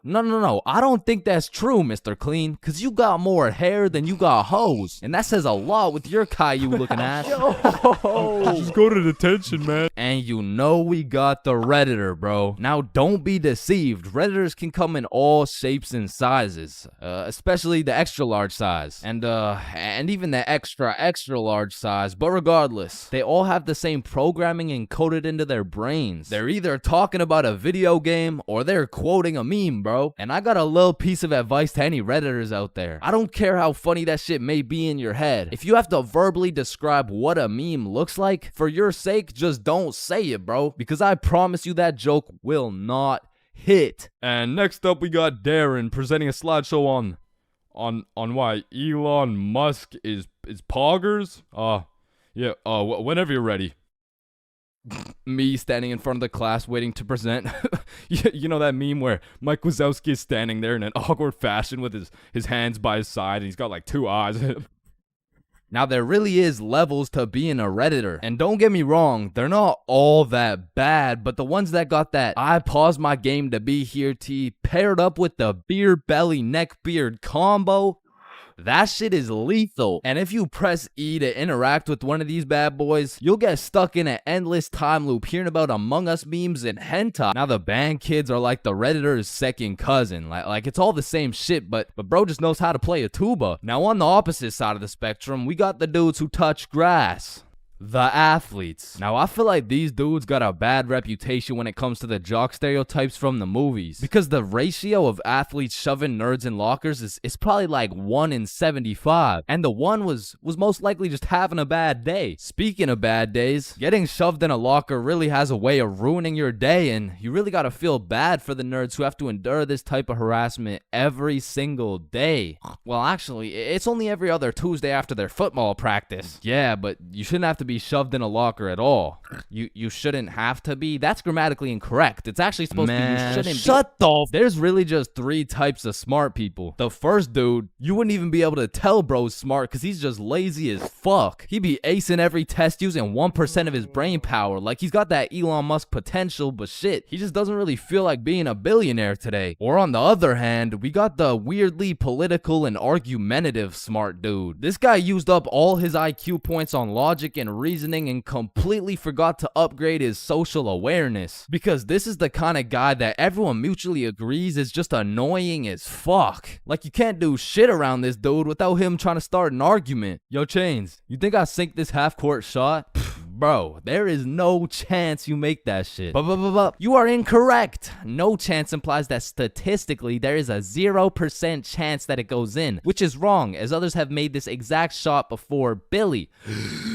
Truthfully, there's a chance for just about anything to happen, even though the chances may be slim. Well, that's cap, because there's no chance for you, bro. No chance for me to what? You gotta be more specific. For you to get some bitches. And some people are just smart, and they still have the ability to be a normal, functioning member of society. A lot of these people are chill as fuck. Like, they can teach you shit you don't understand, carry you in group projects, and if they're goated, they can just bless you with the homework. And this is not the same as getting your homework from the class clown or the athlete, because this shit is actually correct. And next, we got the other dudes who touch grass. The stoners. Why are you looking at me? There's always a dude posted up in the back of the class who's visually fried as fuck. You'll commonly see him posted up with a snack of some sort, and you know they never forget the Bev. Now you don't want this dude's homework because I promise you it will just have a bunch of doodles with some mushrooms and this graffiti S, and somehow these motherfuckers will manage to take a multiple choice test and get every answer wrong. Like, it's actually kind of impressive when you think about it. But besides that, they're just cool people. But I'm not gonna lie, I can't really say the same about the hot Cheeto girls, bro. Like, these girls put in an effort to be as loud as possible. Like, Lord forbid if one of these girls breaks one of their long ass nails, it doesn't matter if you sit on the opposite side of the class, you're gonna hear about it. You're also gonna hear them chewing those hot Cheetos because they be lip smacking like crazy. Speaking of smacking, there's always that one kid in school who simply enjoys smacking motherfuckers. And at my school, it was Jordan Johnson. And if you see my high school fights video, That's why you don't mess with me. I'm Jordan Johnson. or my high school dances video, I'm Jordan Johnson. you would know Jordan Johnson keeps a solid ass record. But it's at the point where bros fought so many people that nobody really even fucks with them. Cause now it's like either you fought Jordan Johnson or your homies fought Jordan Johnson. And either way, it's fuck Jordan Johnson. But all bias aside, you just gotta appreciate the top tier, high value entertainment that JJ brings to the school. Like, after a long day of calculus and chemistry, there's nothing like watching a dude get Batista bombed in front of the whole school. And speaking of the whole school, 75% of the whole school are straight NPCs. And there's nothing wrong with it. It is what it is, cause honestly, I love you for that. I couldn't be happier to share the school with you, my man. Cause I'm not gonna lie, I don't think I would survive a school without NPCs. The sheer amount of Redditors, hot Cheeto girls, and teachers' pets, fuck, I'd rather be homeschooled at that point. But all jokes aside, man, every student plays a crucial part of the high school experience. So remember to appreciate everyone.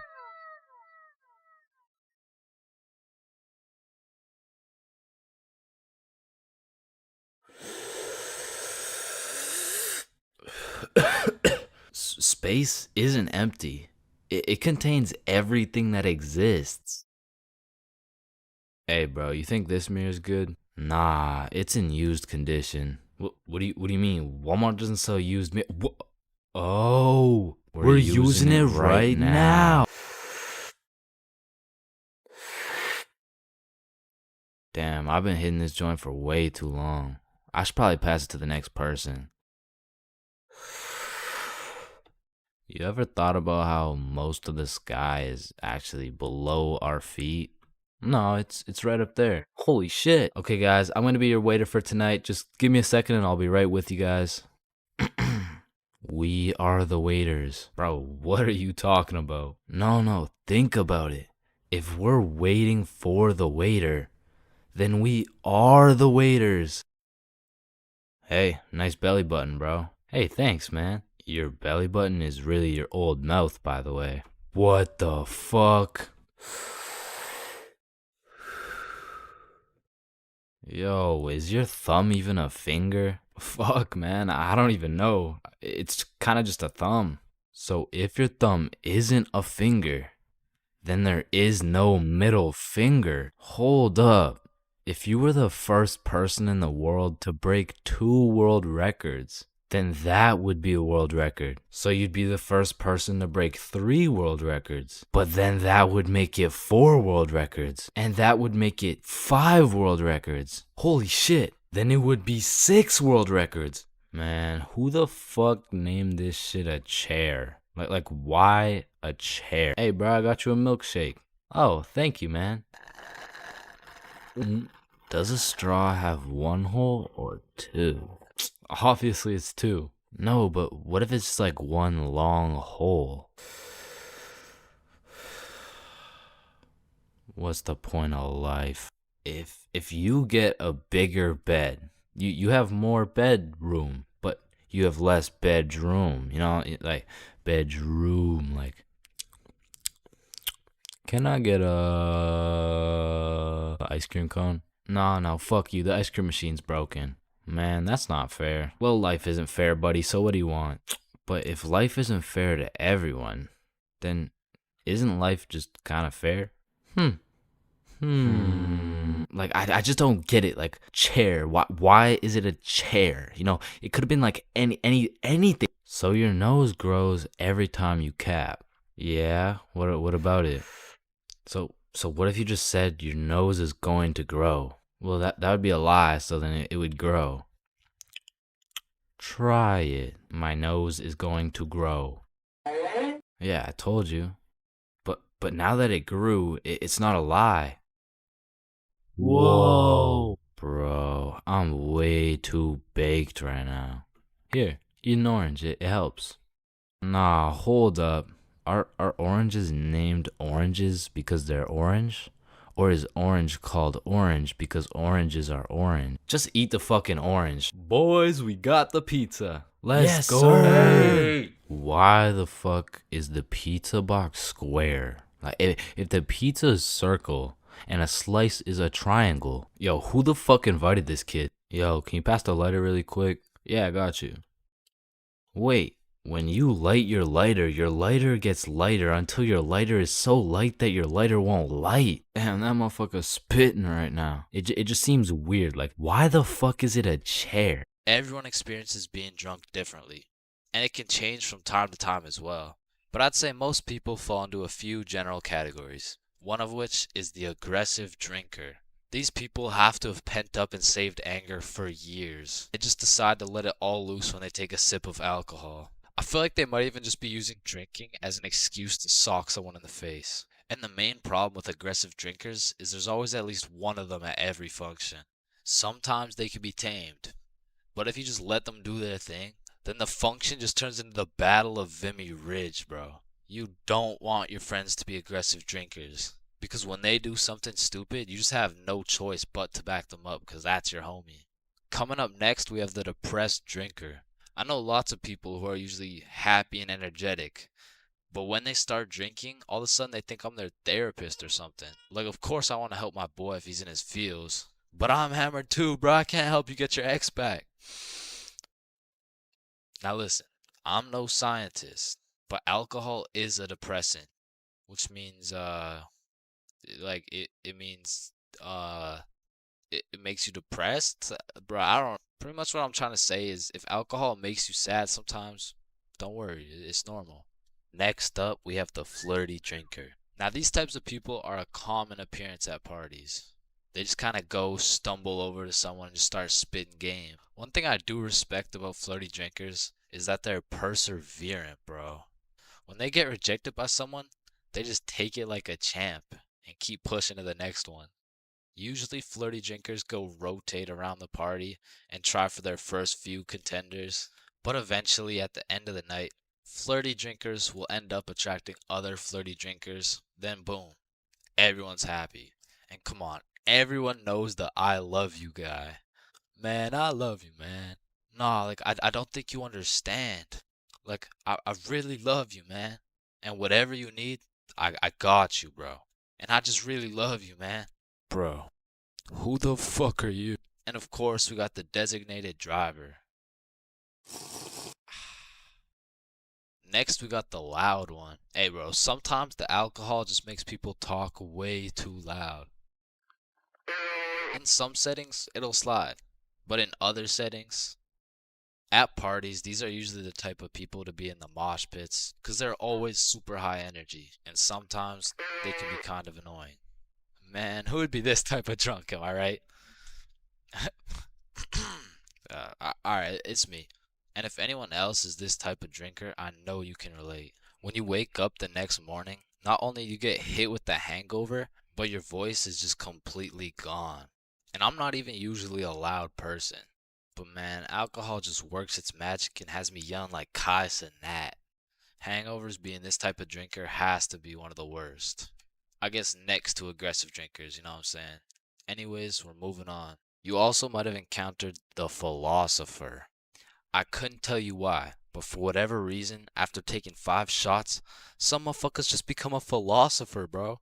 They just have philosophical questions coming out of nowhere. And they low-key be spitting too. Hey man, love doesn't even exist, bro.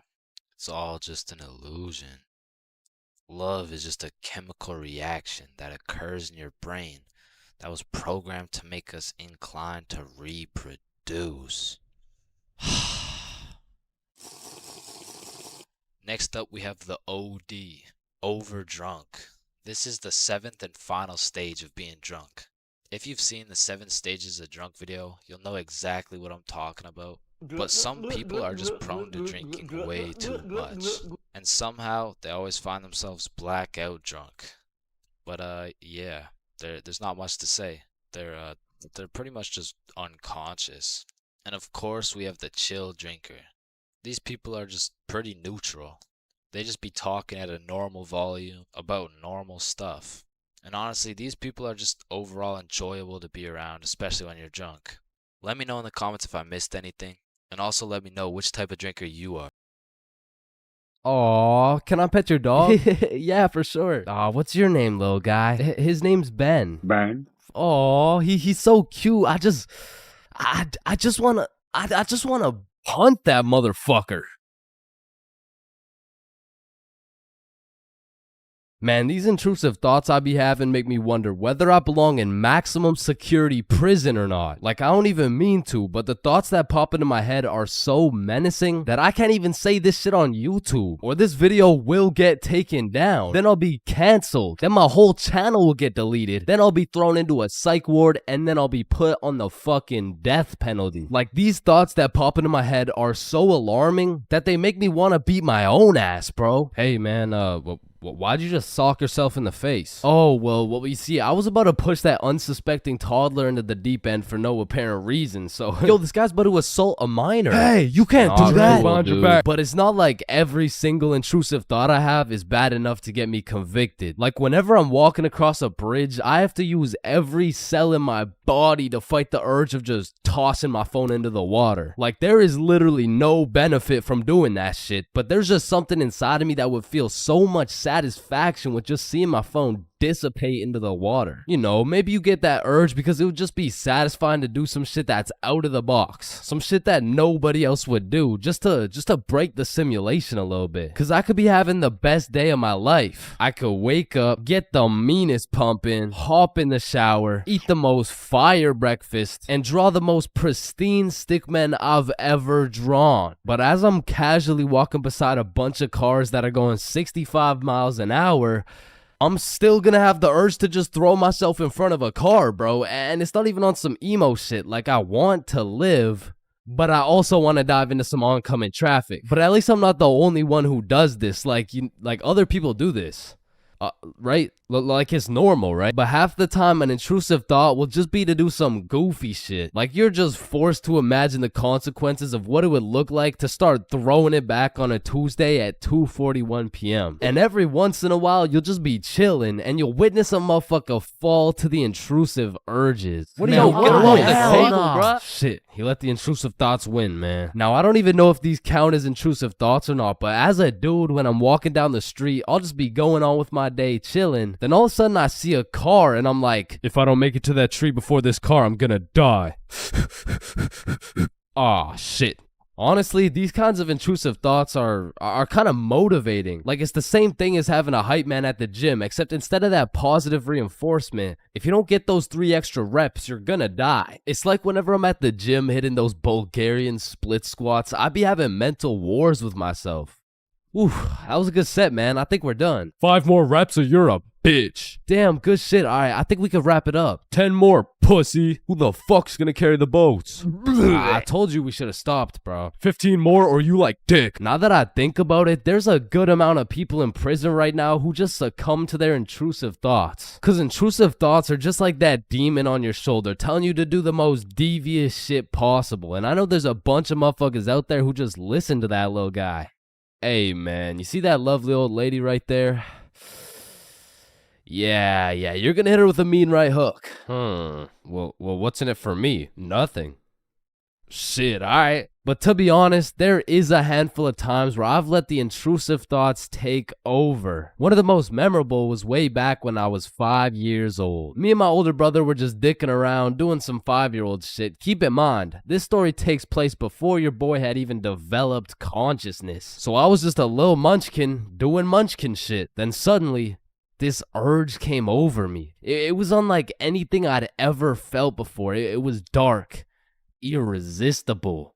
And for no apparent reason, I bit my brother's arm. And this was probably the most satisfied I'd ever felt in my entire life. But it was followed by shame and regret because I had no excuse. Ow, why the fuck did your dumbass just bite me, bro? I felt like it. And one of my lowest IQ moments of all time took place when I was in grade 8. It was goddamn sewing class, bro. And I remember I was having a particularly miserable day, so I was just going through the motions. We were all gathered around this big table with our sewing machines, some fabric, and some scissors. I remember I was working on some shitty little big chungus stuffy. But on this particular day, the sewing machine cable was looking mad thick and juicy. And like I said, I was having a bad day, which is exactly why the intrusive thoughts decided to catch me at my worst. Psst, psst, do it. What? To do what? Oh, you know what to do. You're the one with the scissors in your hand, buddy. How did these even get in my hand? Now cut it. Cut it, Chains. No. Why the fuck would I? The wire exploded with smoke and my heart dropped so fast, bro. And everyone around the table just stares me down. And I'm thinking I can somehow cover this shit up like I didn't just take some fucking scissors and snip that shit like an umbilical cord. Maybe I could convince the teacher the cord snipped itself or some shit. But as I look down at the scissors in my hand, there's literally a chunk missing from the scissors. They look like they survived World War II. But barely. The scissors are all charred up and shit, and just like that, my plan of convincing her I didn't cut it went out the fucking window. You take one look at the cord, one look at the scissors, and one look at my dumbass face, and you could piece together exactly what happened. So my sewing teacher walks over looking pissed as hell, and she tells me to go sit in the corner. So I take my charred scissors and sit in the corner like I'm a 5-year-old, but to be fair, I made a 5-year-old decision like I was in grade 8. I was 14, bruh. What kind of 14-year-old cuts the cord to a sewing machine cause he felt like it? Like if my 14-year-old son did some shit like that, I would tell the kid I'm going to get some milk and I'm calling it quits. I would have to have another kid and try it all over again cause that kid is going nowhere in life, man. So as I'm sitting in the corner realizing I'm a disappointment, it was one of those moments where you fucked up so bad you don't even feel any emotions. I was just sitting there straight faced like, well, fuck me. It was really one of those moments where you just want to stop existing. So after the class ended, the teacher came over to me and she said, Chains, why the fuck did you cut the cord of the sewing machine? No, Miss Sewingson, you gotta hear me out. Okay, this better be good, Chains. It was looking mad juicy and the scissors just teleported into my hands. I don't even know. You did what? Mom, it was the intrusive thoughts that they told me to do it. I'm about to intrude that ass. The fuck?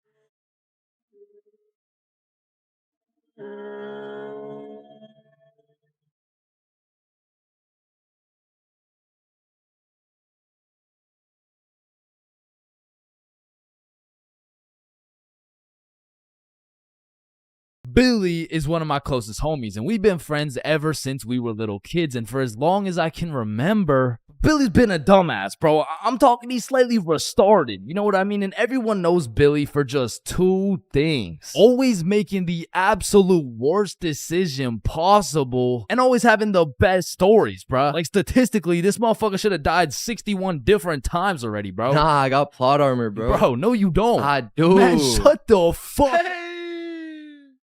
What the fuck? Now, this story takes place on February 14th, 2025, Valentine's Day. And I'm gonna be so honest, this story is one of the craziest stories I've ever heard in my life, bro. So, wait, can you swear to them that is real? It is. Say you swear. I swear, bro. On everything you love, the Valentine's story happened, bro. On everything I love, the Valentine's story really happened. It was a fine Valentine's Day night. Bob, Billy, and I were all some single dudes, except Billy had a little situation, you know. He was talking to a girl named named Elise. And they would hang out from time to time, but it was a new thing, so they weren't really dating, and they were definitely not Valentines. Now, I don't know much about Elise, but just 2 weeks prior, Billy was telling me about how he met some cute girl. They would text, they would hang out, but for whatever reason, their conversations would always be some like, hey, how you doing? Oh, I'm good. I am a little bit stressed because I'm moving and everything. Oh, yeah, moving sucks. How about you come over, I relieve all your stress type shit?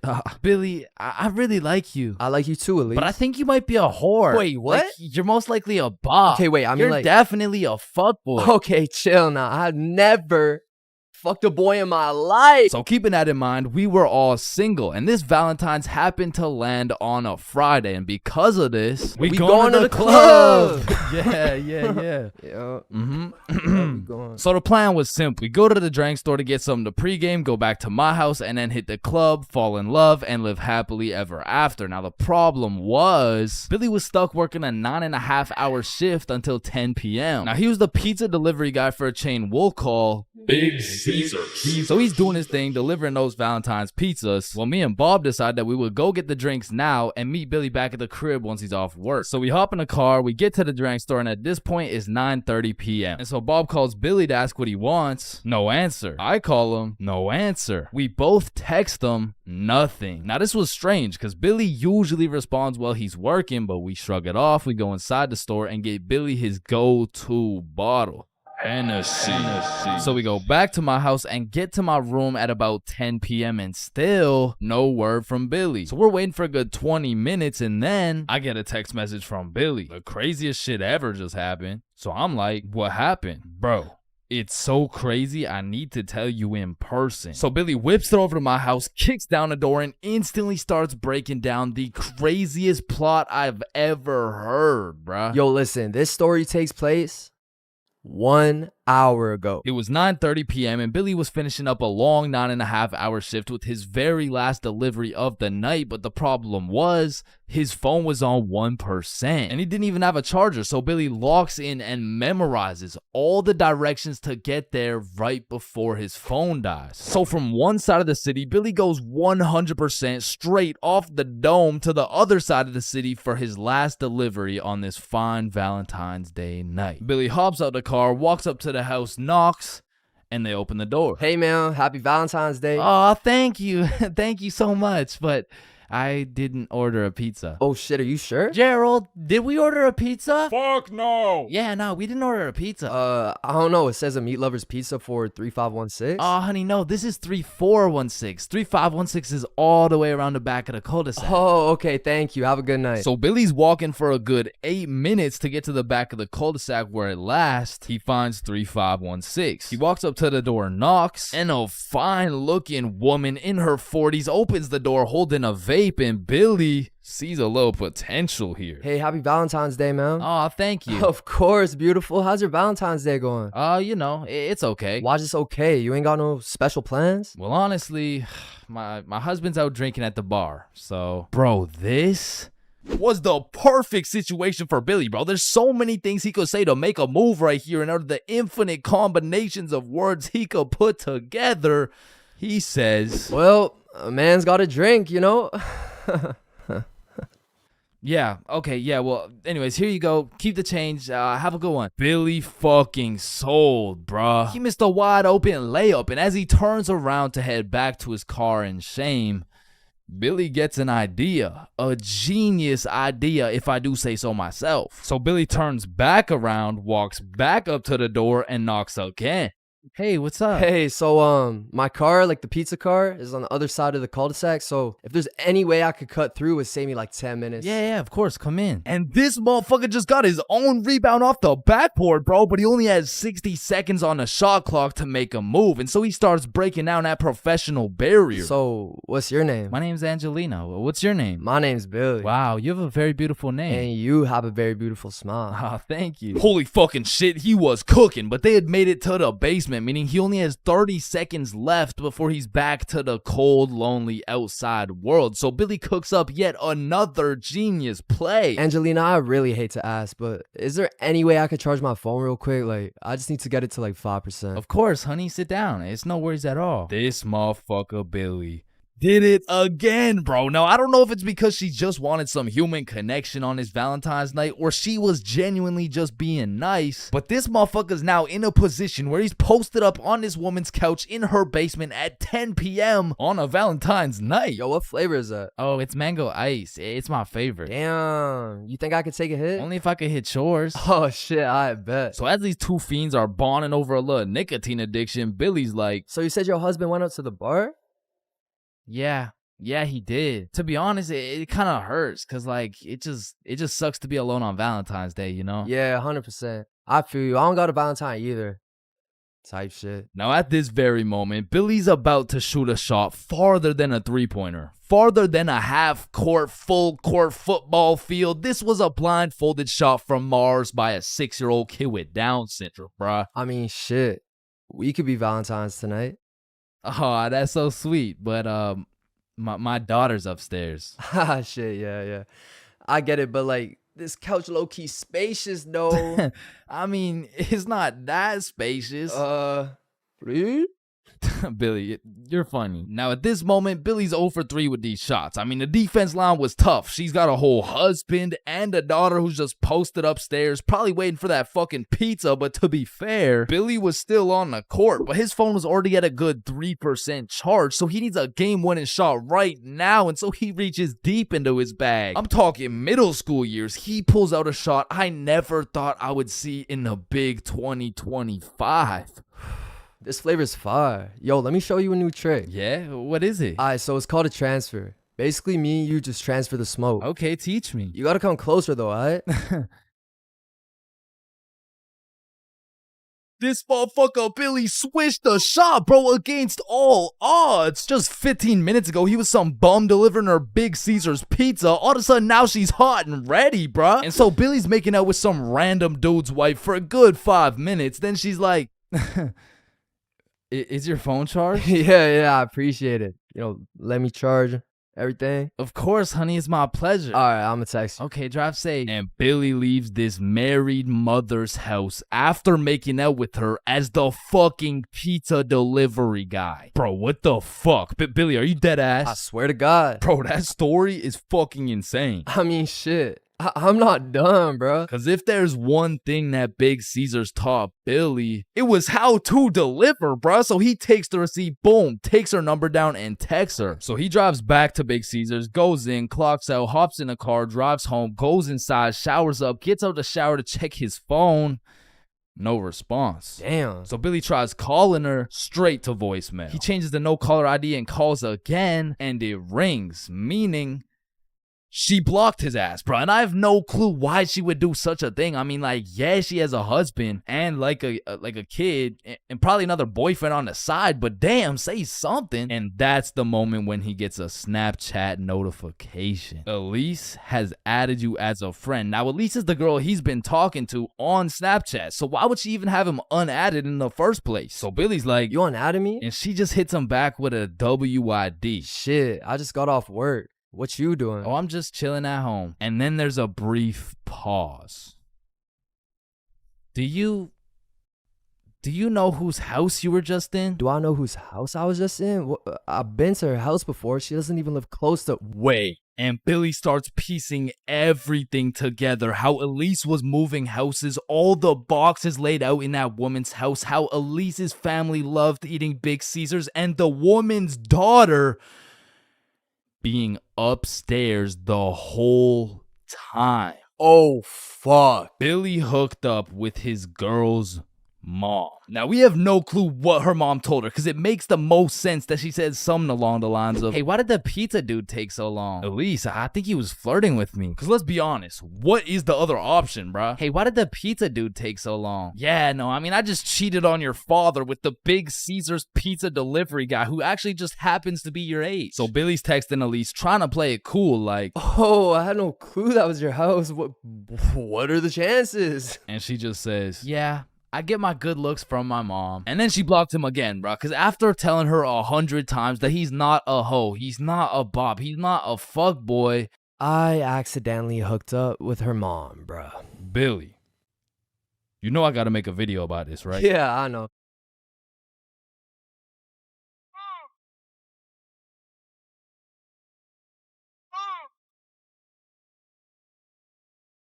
Hello, class. I'm Mr. Subinson. I'll be your sub for today. For rules, I don't want to see any horseplay, no phones, and no WWE wrestling moves off the top of the desk, alright? Yo, one, Mr. Sub. Yeah, he just looks like the dude from the Pringles can. Walking into class and then seeing a substitute teacher is like the same feeling as squaring up to fight a dude and then finding out that dude's blind, bro. Like, you pretty much just gotta show up and you win. Like, I honestly feel bad for these substitutes, bro, because every day they have no clue what they're showing up to. Like, one day they're walking into a class full of angels, and the next day they're fighting for their life in a class of straight demons, bro. I mean, being a substitute teacher is all about confidence. Like, the moment the sub walks into the class, they're being analyzed. Like, the way they walk, how they dress, and especially how they talk. Yo, if the first thing they say sounds like, hey, hi guys. It's raps. It's raps, bro. If you start the class sounding like an intro to an 8-year-old's Minecraft Let's Play, paper's gonna be thrown, pencils are gonna be thrown, fucking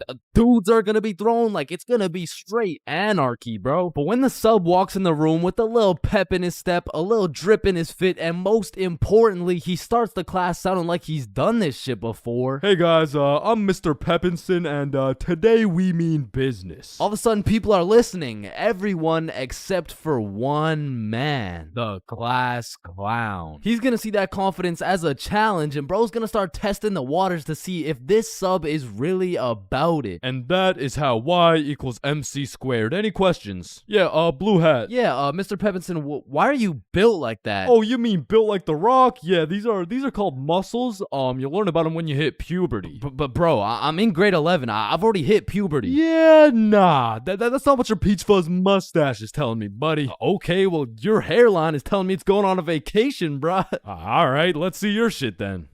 Yeah, like, it's not bad.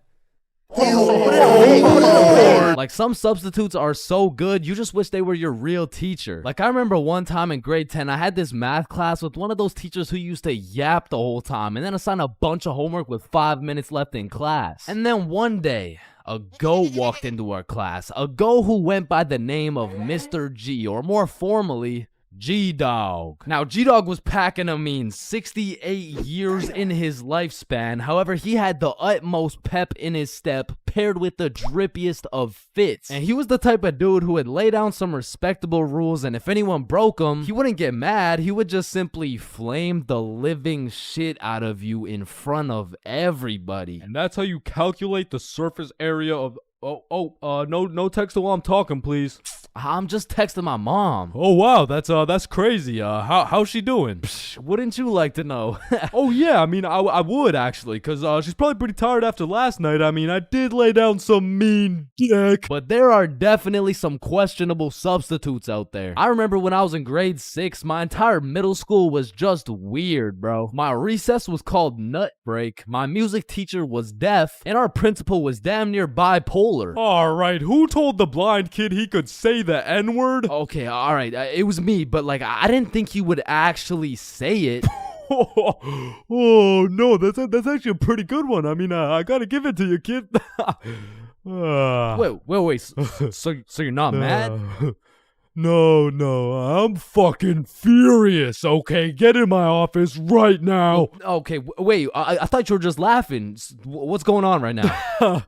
Yo, I'm just messing with you, kid. You're good to go. Okay, thank you. Thank you. Get to go out of the school because you're expelled. That is absolutely unacceptable. Are you joking, or does it sound like I'm joking? Yeah, kinda. Yeah, bro, my middle school was weird as hell, so I can't say I was surprised when a substitute teacher walks into my class talking about, hello class, I'm Mrs. Hutchinson, and I identify as a mermaid. And I'm only 12 years old, so I'm like, dog, what the actual fuck does identify mean? But bless Miss Hutchinson's heart, man, because Lord knows middle schoolers weren't gonna take that shit seriously. Oh, she's funny, mermaid. No, class. I'm serious. Oh, so that's why you smell like the ocean. Exactly. Wait, what? And I remember one time this sub walked into our class, and I could have swore they just found this motherfucker on the side of the street, bro. He walked in sagging like crazy, and if he even went to school, this motherfucker most definitely cheated his way through, bro. Yo, hey class. Like, what are we doing today? I mean, shit. You're the teacher. Oh yeah, right. So what'd you guys learn about yesterday? We were learning about agriculture. Oh yeah. And I think you're right too, because the culture we live in right now is very angry, and the anger culture just needs to take a chill pill. You know what I'm saying? Any questions about that? What's a chill pill? Oh, yup, I'm glad you asked. Okay, see, I actually know a guy who can hook you up with some. Just meet me in the parking lot at lunch. Mr. Saginson, are you trying to sell us drugs right now? No. Well, I mean, yeah, but it's for chemistry with neuroscience, or I mean, like for microbiology or something like that. And these substitute teachers seem to butcher every single name on the attendance. I mean, shit's gotta be on purpose at this point. Like, hello class. I'm just gonna do some attendance really quick. Correct me if I get your name wrong, okay? Horda Hansa. Is Horda Hansa here? Okay. I mean, my name's Jordan Johnson. Well, you're absent now, so you gotta speak up sooner next time. Wait, what the fuck? Maya? Is Maya present? It's Mia. Wow, quite the name you got there. It's spelled kind of weird, no? No, it's not. It's literally 3 letters. Ariana? Is Ariana here? Sorry, it's Ariana. Okay, and like what's your point? That's just how it's pronounced. Juan? Is there Juan in the room? It's Juan. No, Juan. And some subs be walking into your class with the most bullshit rules ever. Like, hey, Mr. Subinson, can I go to the washroom? Does your teacher usually let you go to the washroom? I mean, yeah. I think you legally have to. I don't believe it. Sit your ass down and get to work. Wait, Mr. Subinson. Respectfully, I'm about to shit my pants here. Wait, does your teacher usually let you do that? What, shit my pants? Yeah. Yeah? Alright, I'll allow it. Hey, who the fuck is this guy? And I feel like there's no greater sense of community among a class than when a substitute teacher comes in. The entire class just comes together to gaslight the fuck out of this poor substitute. I remember one time in grade 10, me and my homie had a sub come in who was giving us this multiple choice test. And my homie was the type of dude who'd be getting 0% on everything, and the way his grades were looking, he just couldn't afford to fail another test. So what he did, I just need to preface, I do not condone. But from the moment the teacher walked in, he acted like he needed a little extra help. You know what I'm saying? And to be honest, he put on a spectacular performance. I mean, someone either needs to get this man an Oscar or a diagnosis, bro. And I just acted normal, but I guess by proxy, I got a little extra help, and I don't know what that says about me, but I do know what it means. It means the substitute teacher walked out of that class happy she was able to help 2 students in need. And it also means me and my homie both walked out of that class with 100% on our tests.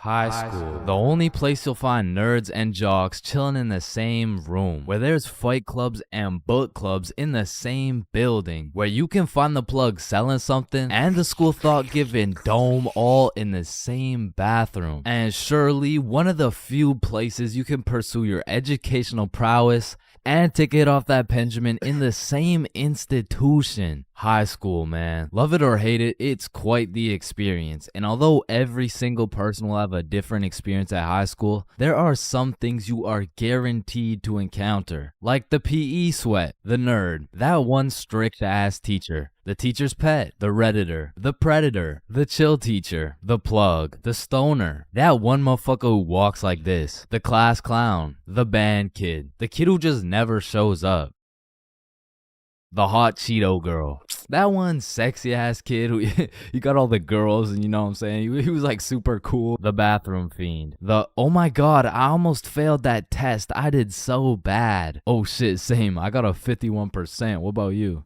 Oh my god, I only got a 98.5. The fighter, the anime kid, and the NPCs. Every single one of these individuals make up the magical place we call high school. You come into high school merely a young, innocent, and clueless child, but you leave even more clueless than before, bro. Like when we learned about pie in math class, my dumb ass thought I was in culinary arts for 2 goddamn weeks. And that is pie. Chains, are you listening? Yeah, we're learning about pie. Then recite pie. flour, egg, some fucking blueberry. Like coming into high school as a freshman, I was thinking, I can use my high school experiences and knowledge to figure out what I'm gonna do in life. Then shit, all of a sudden I'm graduated and my brain is filled to max capacity on bullshit. So now that you're graduated, what are you gonna do with your life? The mitochondria is the powerhouse of the cell. But one of the most majestic parts of high school is the bathrooms, bro. Like, it's a proven statistic that only 1 in 30 kids actually go to the bathroom to take a piss. And Lord knows what the other 29 are doing, bro. I mean, it could literally be anything from a secret fight club to a drug ring to a fucking Bible study. Like, nothing is out of the picture when it comes to high school bathrooms, bro. But the bathrooms are not the only place where some fuck shit goes down. Cause you know high school students love to see fights, so when there's the slightest hint of beef, there's a motherfucker instigating that shit. Oh shit, my bad, bro. Nah, it's all good, don't worry. Yo, personally, I wouldn't take that shit, bro. What? Nah, it's fine. Like, he practically just called you a bitch. Wait, really? No, it was an accident. Wait, what's that? Oh shit, he just said he's smoking on your grandma's pack right now. Hey, don't be talking about grams like that. Ah, shit. Wow. But tell me why when some entertaining shit happens, I just happen to miss school that day. Like, I'll go every day of the month, but I get sick for one day? Damn, I'm glad as fuck I'm not at school right now. Yo. Holy shit. Chains, where are you? I'm in my bed right now. Why? Ooh. Jeremy and Tom are running the ones right now. Fuck, the one day I didn't go. Wait, what's that in the background? Oh shit, yeah, they got Lil Uzi performing at school today. What? Uzi's at our school? Yeah, check it out. Yo. Oh, and they brought in Gordon Ramsay cooking up free lunch today as well. What? Oh, and I almost forgot, Elon's pulling up and giving everyone Teslas. So, no, I'll see you later, man. But listen, high school is nothing like these movies paint it out to be. Like, all these movies portray the same shit, where Victoria and her goon squad make fun of Ruby, and where Chad and the football team shove Arthur in a locker. Like, I've only seen a motherfucker get shoved into a locker once in my life, and to be honest, I couldn't even see much of it. I mean, it was pretty fucking dark in that locker, bro. But for real, in high school, you don't have to worry about some big body taking your lunch money or some football kid slapping the books out of your hand. The worst thing you'll encounter on your average day at school is your local Redditor. I don't know how they do it, but somehow every joke they make is so unfunny that it just ruins my day, bro. Do you smell that? Yeah, Jeremy, that's what happens when you don't shower in 2 months. No, it smells like sussy baka, like Among Us. But not to confuse Redditors with Discord mods. I mean, they're pretty much the same thing, but Discord mods shower even less. To be honest, there is truly only one thing mustier than a Discord mod, and that's the cafeteria food, bro. I mean, this food is completely and utterly ass. Like, somehow these motherfuckers manage to get the food cold and the drinks warm. Like, how the fuck does that shit happen? And my high school would serve some daily specials, and to be honest, that shit was unidentifiable. Like, you'd see this pile of mysterious substance, and I'd ask the person who made it what it is. Like, what's the special today? You're holding it right now, dumbass. No, but like, what is it? Oh, I don't fucking know. And my school refused to pay people to make good food, so they had students making all the food. So you'd be eating a burger and look up at the person making them, and they'd just be casually scratching their ass. And even with all this free labor, tell me how these motherfuckers have the audacity to be charging $6 for 3 chicken strips, bro. That's $2 for one small soggy piece of some shit that's probably not even chicken. I mean, that shit is a robbery. And speaking of robbery, the high school change rooms are shockingly similar to Detroit. And we all know, you can't have shit in Detroit. Like, if you leave anything not locked up, it's gone, bro. Your iPhone, gone. $5, finessed. 2-week-old rotten sandwich. Someone's taking that shit. And to be honest, even if you lock that shit up, it's still at high risk. Like, let me paint the picture a little bit. This is PJ. PJ locks all his beloved belongings in his good old PE locker before heading to play some soccer. After scoring a hat trick, PJ comes back to the change room to reacquire his belongings, only to find out someone took PJ's whole goddamn locker. PJ was devastated. Until he remembers, he can check the school's security cameras. Yeah, take a look. Yeah, take that shit, take that. Yeah, we'll. PJ never got his shit back. Now, I don't know about your guys' high schools, but mine was equipped with security cameras everywhere, covering every square inch of the school. But these cameras had the resolution of a fucking toaster. Like, you could have a motherfucker commit a heinous crime. He could proceed to put his face in the camera, state his government name, address, and date of birth, and you would still have no clue who did it, bro. And of course, the teachers. Teachers have the ability to make or break your high school experience. So real quick, let me go over some of the teachers you will encounter in high school. The angry teacher, the chill teacher, the lazy ass teacher, the funny ass teacher, the teacher who doesn't know how to teach shit, Miss Cakinson, the teacher who wants to be the chill teacher, but shit just doesn't work. That teacher that plays videos all class. The gym teacher with several allegations. The weird science teacher. And the teacher who subscribed to ChainsFR. Wow, what a G. And that's high school in a nutshell.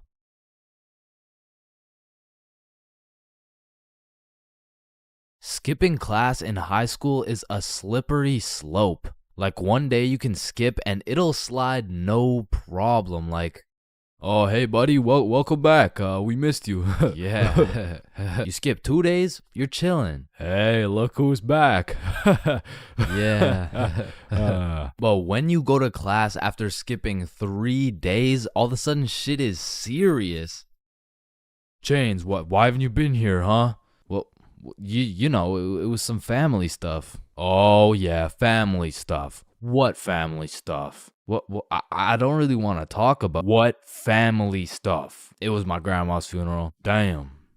But that is no reason to miss a test. And Lord forbid, if you miss a whole week, the school board turns into the FBI. Like, during the whole pandemic, one of my homies refused to go to any online classes. And one day he was enjoying his extended vacation while smoking up outside his crib. Next thing he knows, he's making direct eye contact with his science teacher while smoking grass. And because they started going FBI mode when you skip your classes, the homies discovered a top secret method so we could skip classes with zero consequences. So when you would skip a class, the teachers would instantly hop on their laptops and whip up an email along the lines of, Mrs. For Real, are you aware that your son Chains has missed his science class today?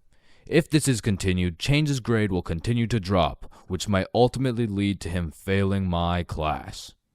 Mr. Perkinson. Now, Mr. Perkinson would write these emails with the hopes of my mom reading them and then beating my ass. When it really went like, my mom would read it and she would politely ask me how my science class was today. I would cap my ass off and then she would proceed to beat my ass. And one day after I got my shit whooped, I was talking to the homie Bob. Yo, we're going to Chipotle next class. You trying to come?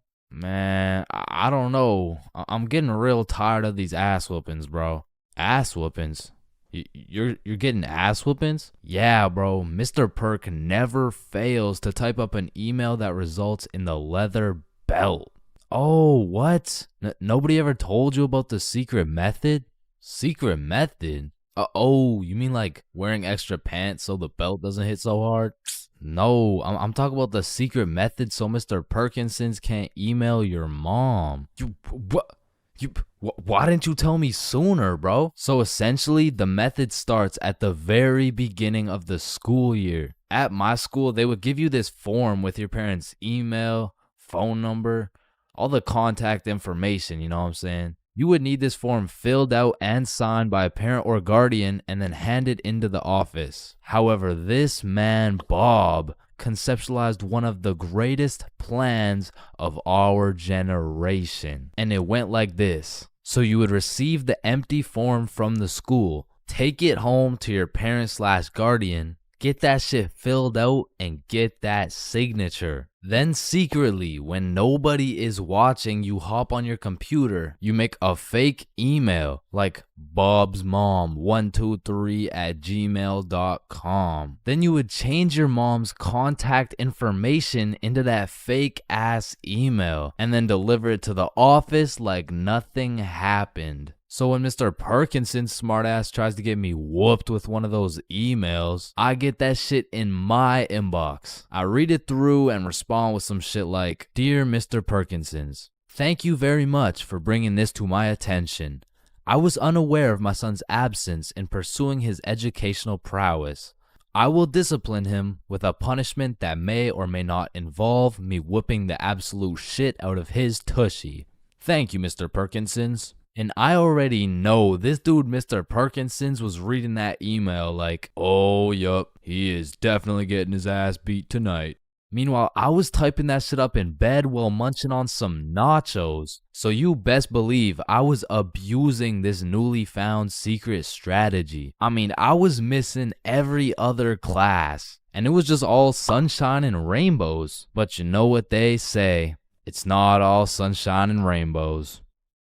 I mean, I really don't recommend using this strategy. And I'm not saying that to be some mature role model. I say that because there was one flaw in the strategy Bob forgot to tell me. And that was, as soon as my mom saw my report card with all those absences, god damn, she made up for every single beating I missed. Now, I really don't have many fears, but there are 4 things that I would say I'm truly scared of, which are sleep paralysis, being flipped over while I'm in a porta potty, this thing, and public speaking. And honestly, I can't even really explain why I'm scared of public speaking. I mean, sleep paralysis, you'll have demons chilling in your room while you can't move. The whole porta potty thing, that's just some traumatic shit. And this thing is fucking terrifying. But there's just something about talking in front of more than 5 people that has me shitting bricks. Like, my brain will start showing me the absolute worst case scenarios possible. Hi guys, my name is Chain. Get off the stage, loser. No one likes you. Ow. Hi guys, my name is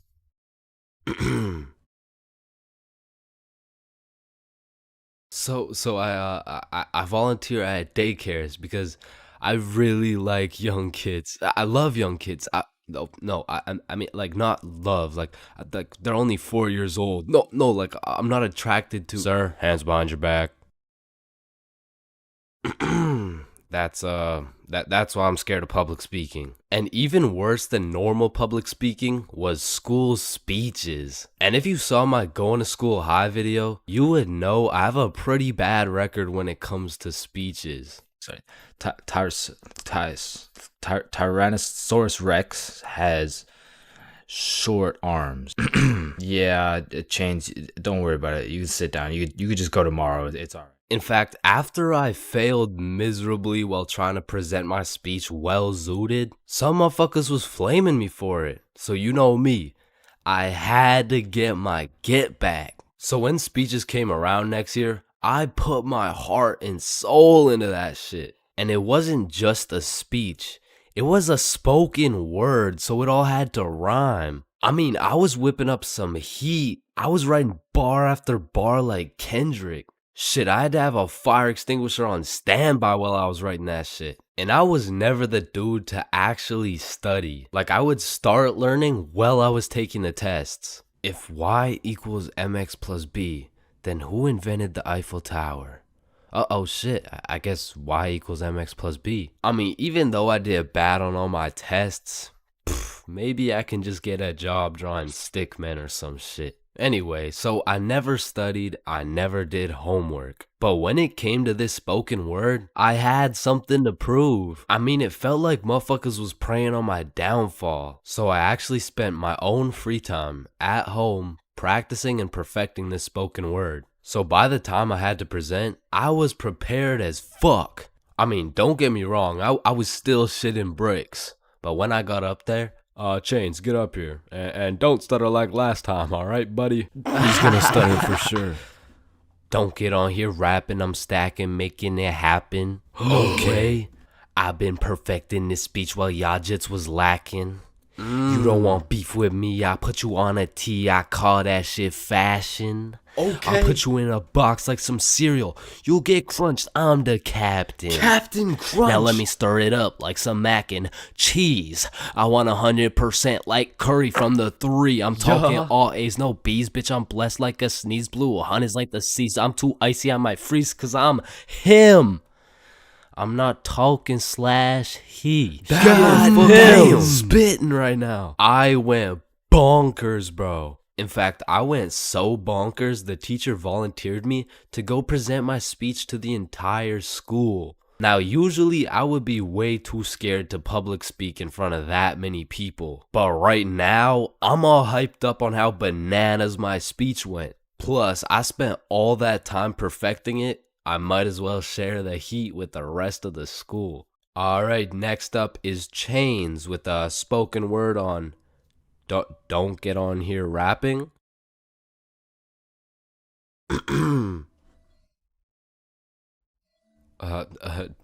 Don't get on here stacking. I mean rapping. Stacking. I'm happing.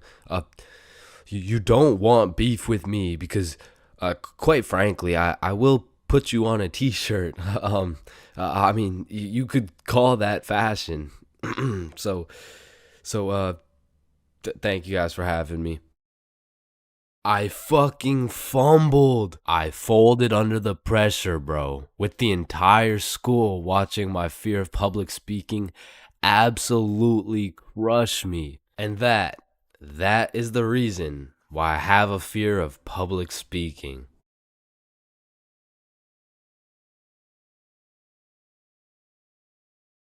Yo, when you think about it, every light switch is also a dark switch. Light switch, dark switch. Light switch, dark switch. Okay, class, sound it out with me. Ball.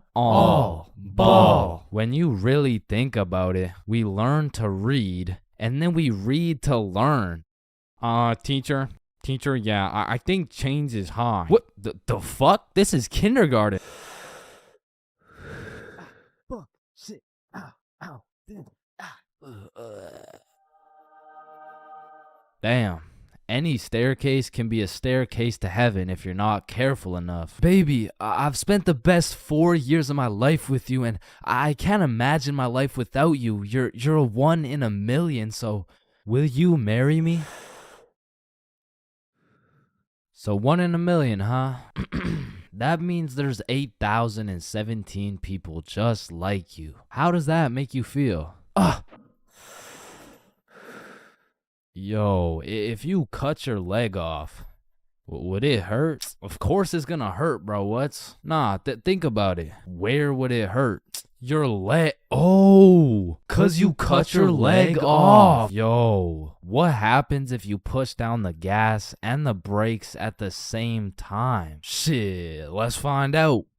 Oh shit, it takes a screenshot. Damn, my eyes are dry as shit. Just close them for a minute. Damn, bro. You never actually close your eyes. You just look at the inside of your eyelids. Damn. Yo. Can anyone answer 547 to the power of 3? Yes, Chains. Yo, did you know every single odd number has an E in it? Damn. Chains, are you high again? No. Wait a minute, bruh. Since you were born deaf, what language do you think in? Oh shit, you right.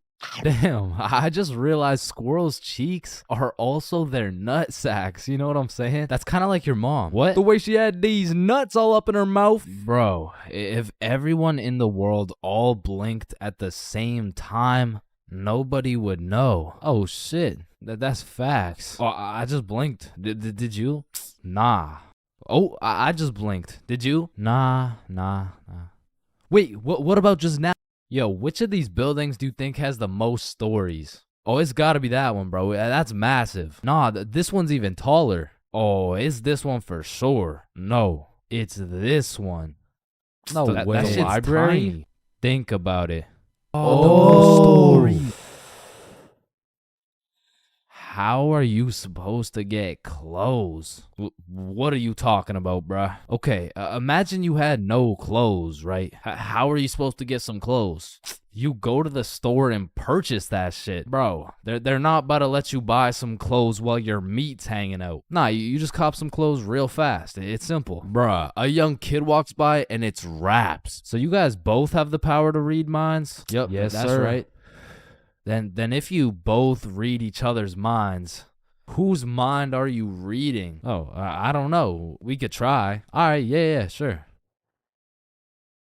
Nah, that was not me. that was you for sure, dude. Damn, bro. When you think about it, the hospital is the only building you leave without entering. Damn. And people are having the worst day of their life, the best day of their life, the last day of their life, and the first day of their life, all in one building. Damn. Bro, I'm kind of scared down here. What? Why? But because I'm scared a shark's finna eat my ass. Well, when you think about it, there's more people eating sharks in the world than sharks eating people. Damn. That's actually really crazy to think about. Fuck, yo, every single day, there's some random motherfucker out there who took the biggest shit for that day. Yeah, he's in this room. Bro, it's literally just you and me in the room. Yo, this Taco Bell is busting. So he incorrectly assumed his position. You spelled that incorrectly. Spelled what incorrectly? Incorrectly. Yeah, but what's incorrect? Incorrectly. Wait, what? Wait, guys. When you really think about it, the only time incorrectly isn't spelled incorrectly is when it's spelled incorrectly. Shut the hell up. Yeah, shut the fuck up. You know, the number of people older than you never increases. It only gets smaller and smaller. Damn. What? It just got smaller. Yeah, pizza's here. Shit, I got the munchies. I'm about to fuck this shit up. Wait, I ordered a mushroom pizza. Why'd they give us cheese? Hey, any pizza can be a mushroom pizza if you're patient enough. Damn, I guess you're right.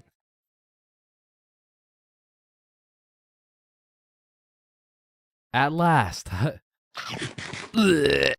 Damn, you know what I just realized? What? A pregnant woman swimming is pretty much a submarine. Are you just always this high, bruh? Yo, did you boys know your last name comes from what your ancestor used to do back in the day? Oh shit, mine's Baker. Yo, mine's Carpenter. Oh, mine's Smith for blacksmith.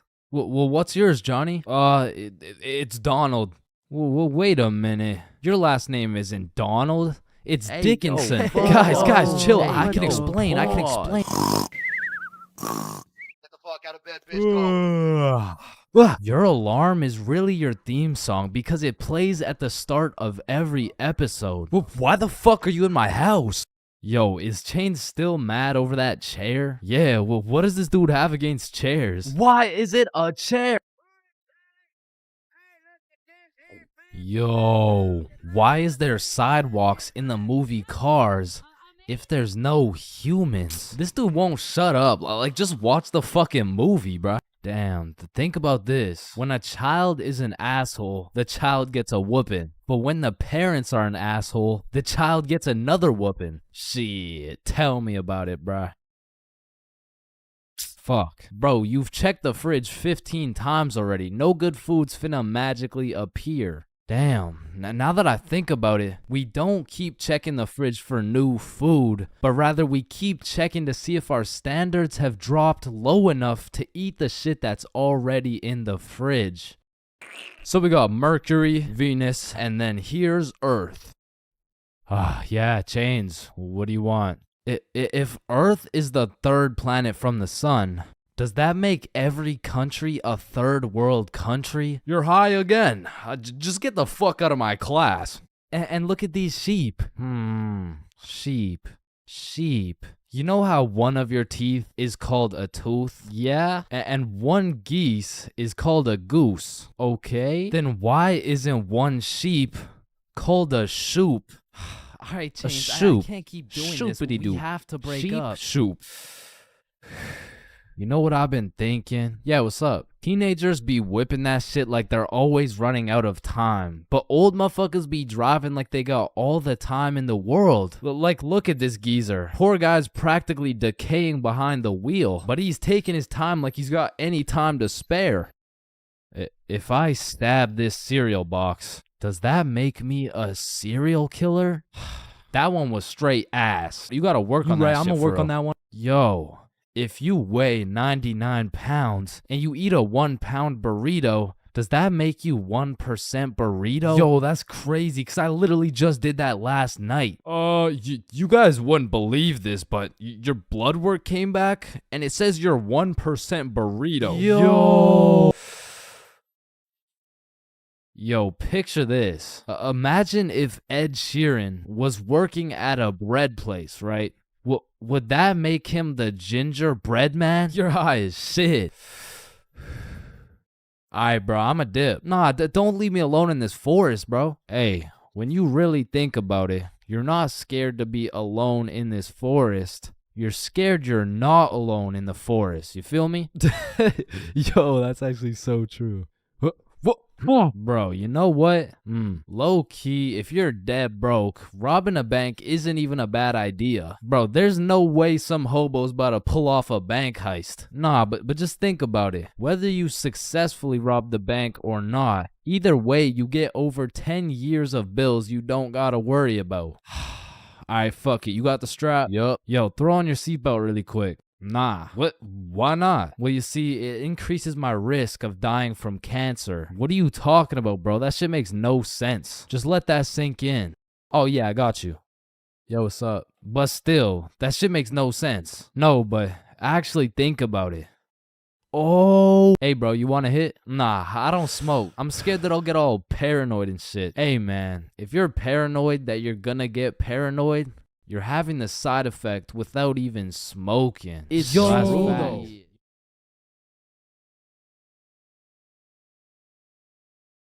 Oh, Yo. shit. Ooh. Damn. That's why you don't mess with me. Yo, I'm chill. Jordan Johnson. Mr. Johnson, why did you beat Kyle's ass?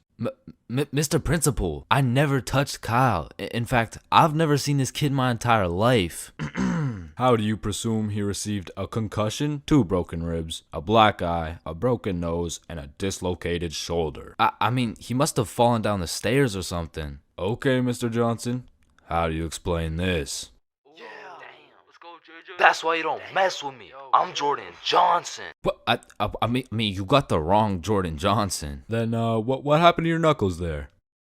Shit, these ain't even my knuckles. Listen, I am not one to condone violence, but I'm not gonna lie. School fights are a major part of the high school experience. I mean, there's something about a good old school brawl that just boosts students' morale. Like, there is nothing that gets you through the rest of the day like some kid getting his ass beat in front of the entire school. And truthfully, it's just a community building experience because it gives everyone something to talk about. Yo, did you see the fight? Yeah, bro, Kyle got his shit rocked. Wait, are you guys talking about the fight? Yeah, bro. Man, Kyle got fucked up, dude. Overall, in school fights, everyone wins. Like, the fighter gets some respect and the crowd gets some entertainment. It's a win-win.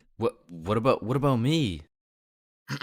But tell me why when a fight breaks out, the entire school will be recording, but not one person can get a good video. It's like when a fight breaks out, every motherfucker recording starts having severe hand spasms. I mean, as the person recording the fight, you literally have one job: to record the fight. Damn, I just missed it. What happened? Oh, well, lucky for you, I recorded the entire thing from start to finish on my brand new Samsung. Check it out.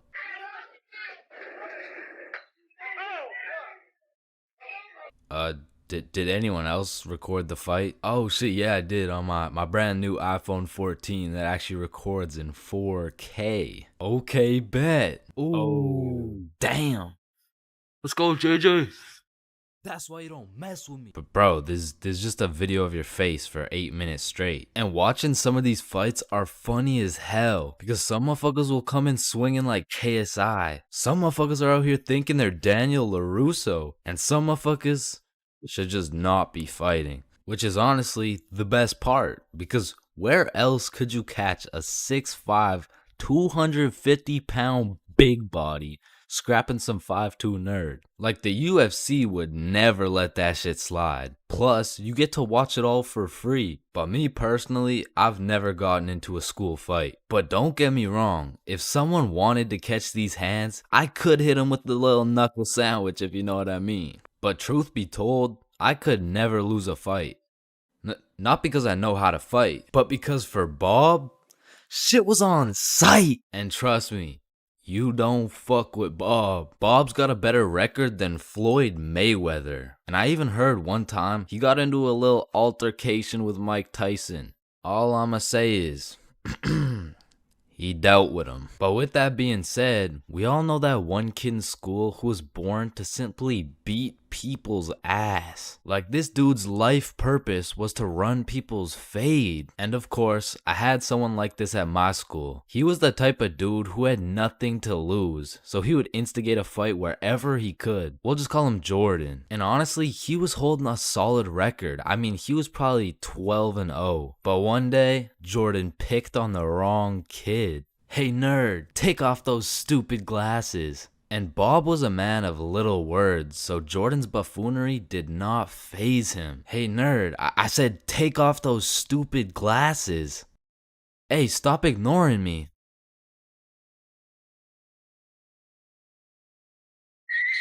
And without saying a word, Bob just ended Jordan's whole career. And ever since that day, nobody messed with Bob. That's why you don't mess with me. I'm Jordan Johnson. Alright, I already touched on the unspeakable things that go down in the high school bathrooms, bro. But there's only one place on earth that is more foul than those bathrooms. And it's the goddamn locker rooms. That room smells like complete and utter dog shit mixed with Axe spray. Like, maybe I just went to school with a whole lot of Discord mods, but the rancid smell of the boys' locker room would contaminate anything in a 50-foot radius. And shit, Lord knows what goes down in that questionable place. Like, you'll walk in there and see anything, bro. Motherfuckers will be having fights, chicken fights, group fights, sword fights. Like, any laws and rules simply don't apply to the boys' locker room. Motherfuckers will be throwing hands, selling drugs, committing arson, committing several counts of fucking tax evasion. Shit, you name it. It's pretty much a GTA lobby in that bitch. Like, I remember one day I walked into PE and my teacher was like, "Hey, where's your PE strip?" And I was like, shit, it's in the locker room. So I walk into the locker room and there's just two motherfuckers throwing hands, and they just stop and look at me like, oh shit. I'm gonna just get my backpack and shit, so yeah. Alright, y'all be safe. And then they just went back to beating the shit out of each other. Now listen, I don't spend too much time in the girls' locker room, but anytime I walk by there, that shit smells like rose petals and rainbows. So I can only imagine there's no group fights, no chicken fights. Hopefully no fucking sword fights. And bro, you deadass can't leave shit in the locker room. Like, if you leave anything not locked up, it's gone. These kids are ruthless, bro. They're snatching your wallet, your phone, your clothes. Shit, they're taking your PB&J sandwich. And the thing is, if you want your PB&J back, you're gonna have to get it back in blood, because there's no laws in the locker room. See, if someone snatched my sandwich in math class, I'm turning into 6'9", bro. Mr. Cumminson, Jordan Johnson here, who lives on 123 Stickman Drive, postal code STK53Z, just stole my peanut butter and jelly sandwich my mom made me, so I'm gonna need his ass suspended. But if you try to tell a teacher about anything that happened in the locker rooms, they don't give a fuck. Mr. Principal, Jordan Johnson just stabbed me and stole my backpack, my phone, my wallet, and my ID. Damn, I'm sorry to hear that. Where did this happen? It was in the locker room after PE. Oh, you said the locker room? You're just gonna have to get it back in blood. Back in blood? What are you talking about? Yeah. I'm not gonna lie. The way you're snitching right now, you kind of look like a bitch. But yo, one time me, Billy, and Bob were coming back to the locker room after some good old dodgeball, and Billy notices a dude rummaging through his backpack. So he's like, yo, what are you doing, bro? But when he turned around, Billy was bamboozled to find out the kid rummaging through his bag, he was special. And there was just this moment of silence. Yo, am I supposed to like beat his ass right now? Or bruh, I'm sure you didn't take anything. Just politely ask for your bag back. All right, yeah. Oh, hey man, can I get my bag back, please? And the kid just hugged Billy, and then he left.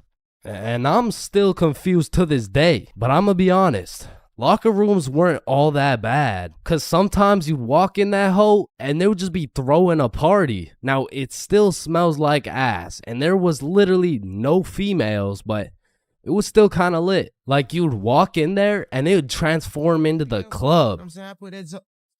Shout out my label, that's me. I'm in this bitch with TP. I'm in this bitch with Ultra. Or you'll walk in there and they'll just be giving out free pizza. Like walking into the locker room is a gamble. You might walk in there and get robbed, or you'll get some fucking pizza. I don't know. But what I do know is there's only 10 types of dudes in the locker room. Starting with that one kid who must have thought it was the 1800s the way he was whipping motherfuckers.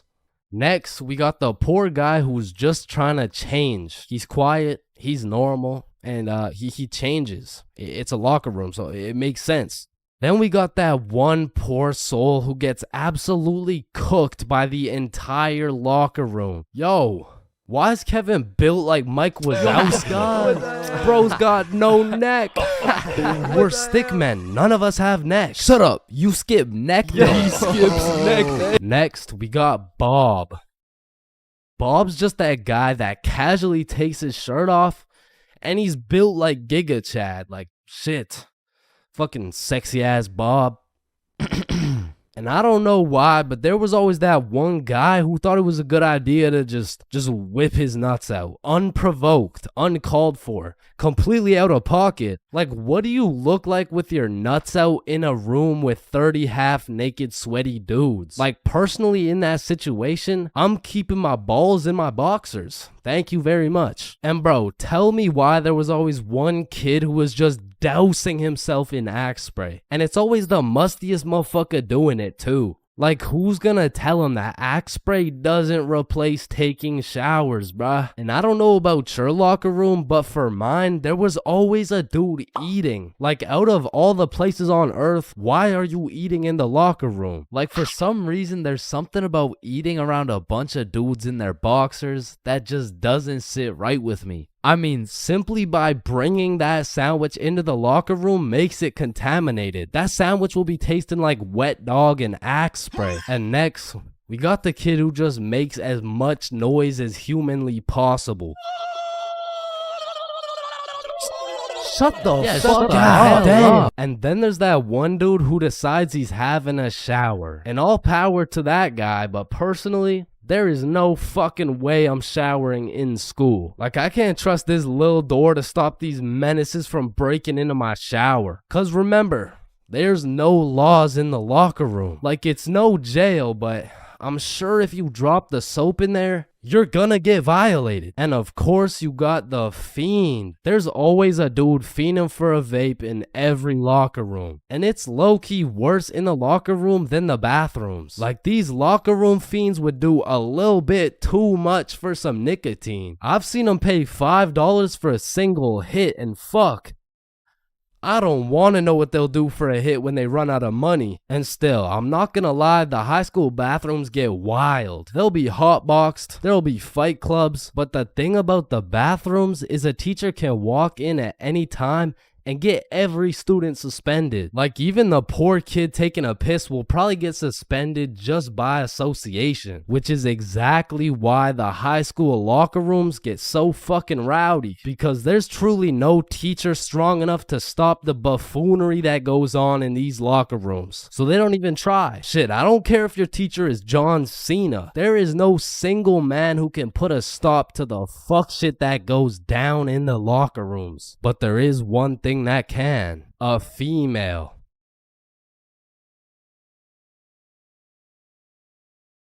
Imagine putting in hard work, time, and dedication into saving up for some new shoes. You go to Foot Locker and find the perfect pair. You try them on, you check them out, and you cop them.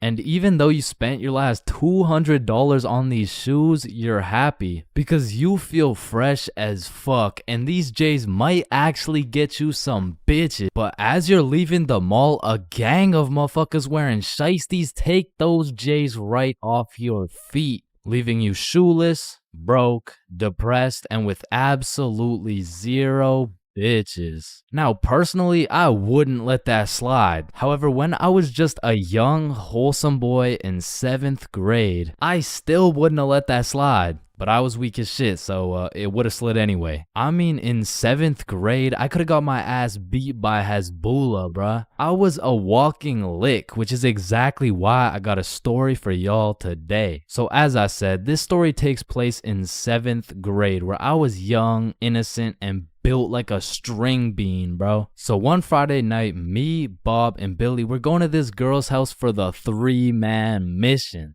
The plan was simple. There was 3 of us and 3 of them. We would put on a scary movie, and if everything went to plan, we would get some cheeks. Now, just earlier that day, I had copped some fresh ass Jordans, so I've got a little confidence boost as we walk up to this girl's house. So we knock on the door, they open it, and we go inside. Now, we stuck to the plan. We put on some cheesy horror movie, and one thing led to another, and by the end of the movie, Bob had all 3 girls, bro, and me and Billy were in the corner playing Bloons Tower Defense. Don't ask me how this shit happened, I don't want to talk about it. So after hours of me and Billy straight fumbling, we all decided to go home. And although I was a little disappointed in my performance tonight, I put on my brand new uncreased Jordans and I remembered, damn, even Curry airballs sometimes. Now the bus route back to Bob's crib took 2 buses. So we hop on the first bus, it takes us to the next stop, and as we're getting off, we see the second bus we need drive right by us. Fuck, is that our bus? Damn, yeah it is. Well, check when the next one comes. Yeah, it shouldn't be long. Damn, bro, the next bus comes in an hour. So we have no choice but to wait at the bus stop for an hour. So we wait, and at this point, it's already getting late. I checked the time, and it's already 11 p.m. As we were sitting there, bored as hell, waiting for this bus to come, one of the other buses stops in front of us to let someone off. The person gets off, and as the bus starts leaving, we hear this loud thud come from the bus. What the hell? What was that? Oh shit, it's a baton. And as we're analyzing this baton that seems to have fallen out of the sky, some motherfucker wearing a shiesty walks up to Billy like, "Give me that shit," and straight snatched the baton out of Billy's hands. And Billy froze up. Bro was scared shitless, straight bamboozled. And the way the bus stop was set up was there was a main road, the bus stop, and behind the bus stop was a small hill with bushes on top. And when I say this shit looked like something out of a movie, I mean this dude wearing a shiesty walks back up to the top of the hill, and a group of 5 other dudes walk out from behind the bush, and they're shiestied up too, bro. They had to have been in at least grade 12, and to a 7th grader, that is scary as fuck. And I was no genius, but as that group of shiesties came out of the bushes looking like a GTA 5 cutscene, I came to the consensus that they were up to no good. Yo, those Jordans are looking my size. And this was the moment I realized I was about to get my shit robbed. So I started analyzing my surroundings and calculating my options. Maybe I can talk my way out of this. Hey, sir, how was your day today? Shut up. I said, what size are the shoes? Damn, I can't fight them. It's a 3-on-5, and they got the high ground, and they got a baton, bro. They would knock my ass out and take the shoes. But I'm fast. So if I take a right, then make a left, there's no way they can catch me.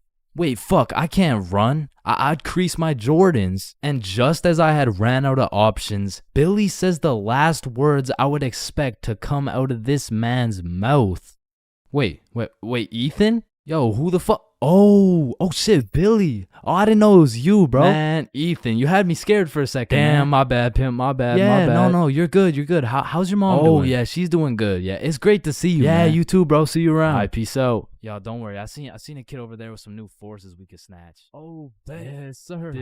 I bet. Man, he's a good dude. Nah, bro. He just tried to rob me. Who the fuck was that? Oh, that's my longtime homie Ethan. Why do you know him? Oh, yeah. We went to the same preschool. Same preschool? That dude looks 20, bruh. Oh, yeah, no, he is. He just got held back a few times. Held back in preschool? How the fuck do you get held back in preschool? Oh, he used to beat up the other kids and then take their toys. Oh shit. Makes sense. So we bust back to Bob's crib, and as we're walking to Bob's front door, I stepped in mud. Bruh.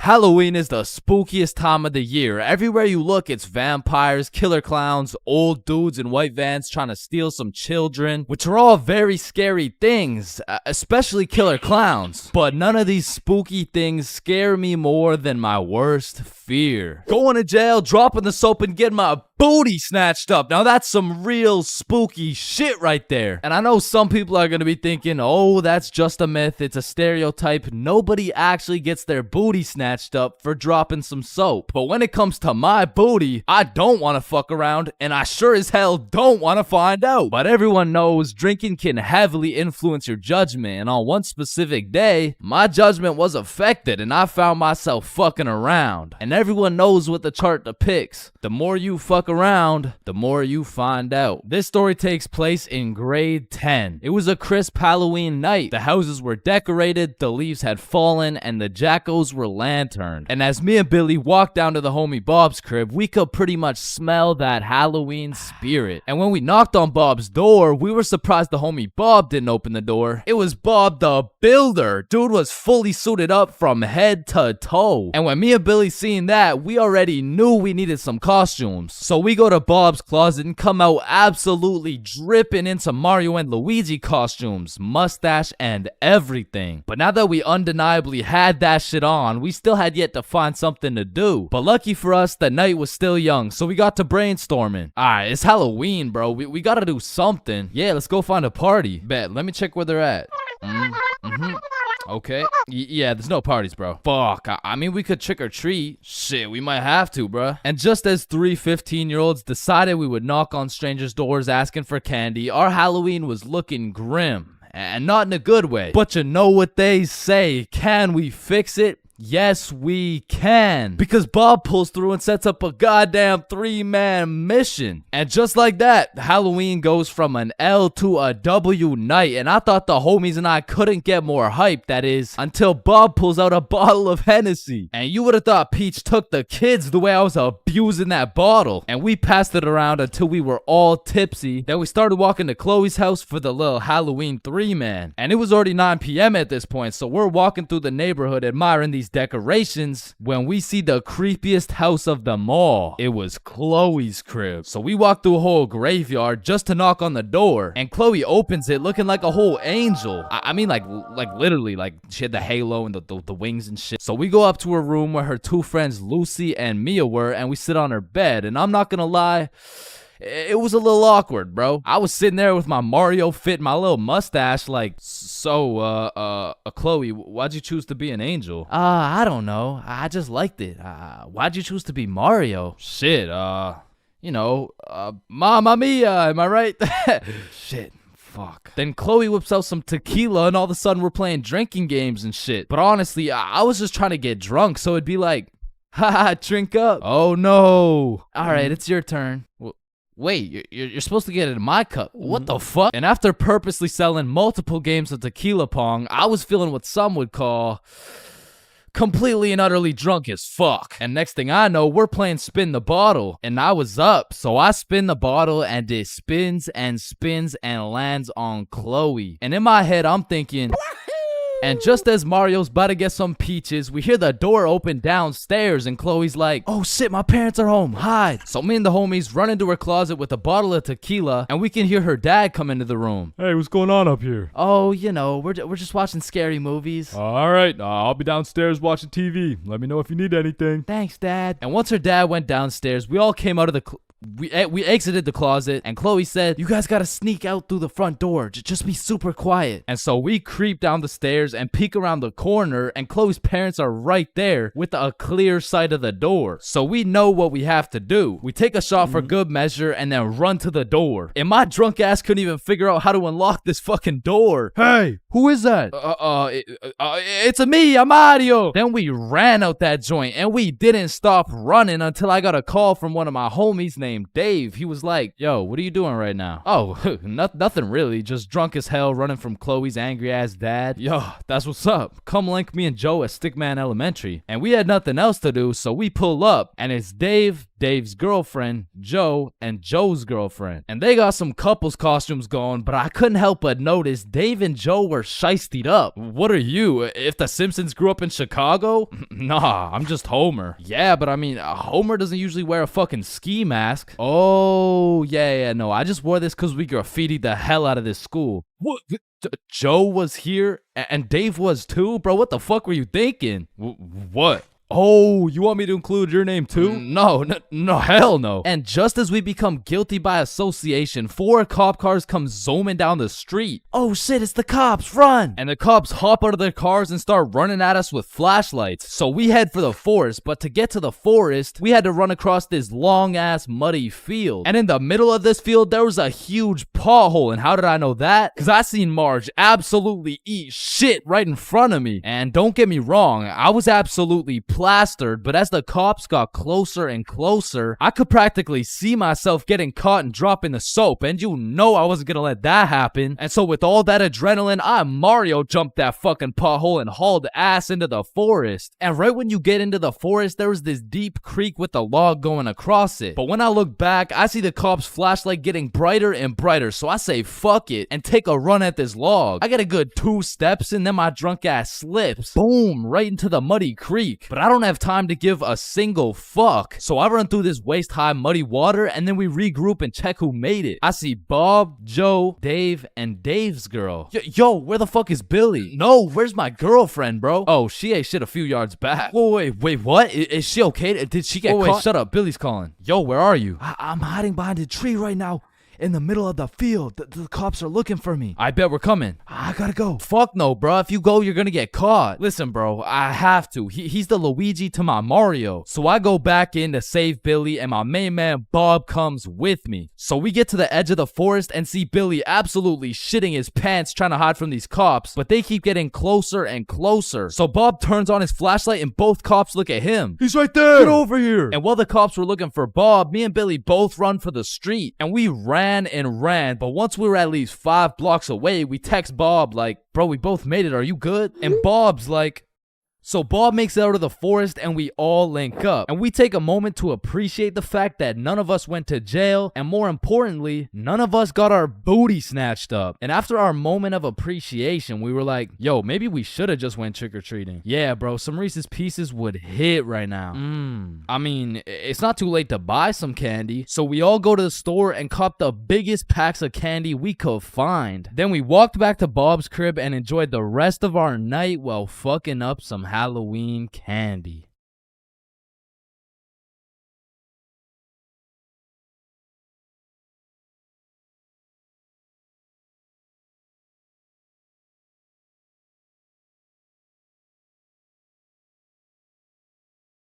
Damn, light bulbs were such a good idea that they became the symbol for good ideas. God damn, I just spilled my water. Why does water make clothes darker if water is clear? What the fuck? Yo, there's two guys coming. On me. Oh, I clapped his ass. Yo, Billy. Yeah, what's up? You see that lamp right there? Yeah. What about it? That lamp in the video game uses real life electricity. Whoa. You know what I just realized? When a morgue worker dies, he still goes into work the next day. Bro, how could he go to work? He's dead. Oh, shit. Oh, whoops. Just dropped the soap. Wait, when you drop the soap, does the soap get dirty or does the floor get clean? Wait, guys. Since I'm alone, I'm the only person in the world to ever see this peanut. Nah, I saw it too. Who the fuck are you? Yo, when did you get so much money? Man, it's the money my grandma inherited me before she died. Yo, that's low key like when your homie dies in Fortnite and you pick up his loot. Come on, bro, my grandma's dead. Not cool. You right, my bad. Man, imagine the guy that discovered milk and think about him convincing someone else to drink it. You did what to the cow? No, trust me, it's good, just drink it. Wait, you drink it too? Yeah, it's really good, look. Aw, hell nah. Damn, bro, mosquitoes are some brave creatures, considering those jits got 1 HP. Facts. Yo, Chains, you need your parachute to skydive. No, you don't. You just need a parachute to skydive twice. No, Chains. Well, what the fuck? Why did you just break my mirror? Well, actually, mirrors don't break. They simply multiply. Oh. Damn, bro. We're all just some walking nut for real. Facts. Damn, for real. It's crazy. It's true, though. Oh, shit. I'm on fire. If you really think about it, you're not on fire. Fire is on you. Call the fire truck. Wait a minute. A fire truck is actually a water truck. Oh, god damn, just call the truck. Jesus. Bro, I was on fire. Why didn't you just call the fire truck? First of all, you weren't on fire. The fire was on you. Second of all, it's a water truck. Bro, I got the munchies. We should cook some cookies or something.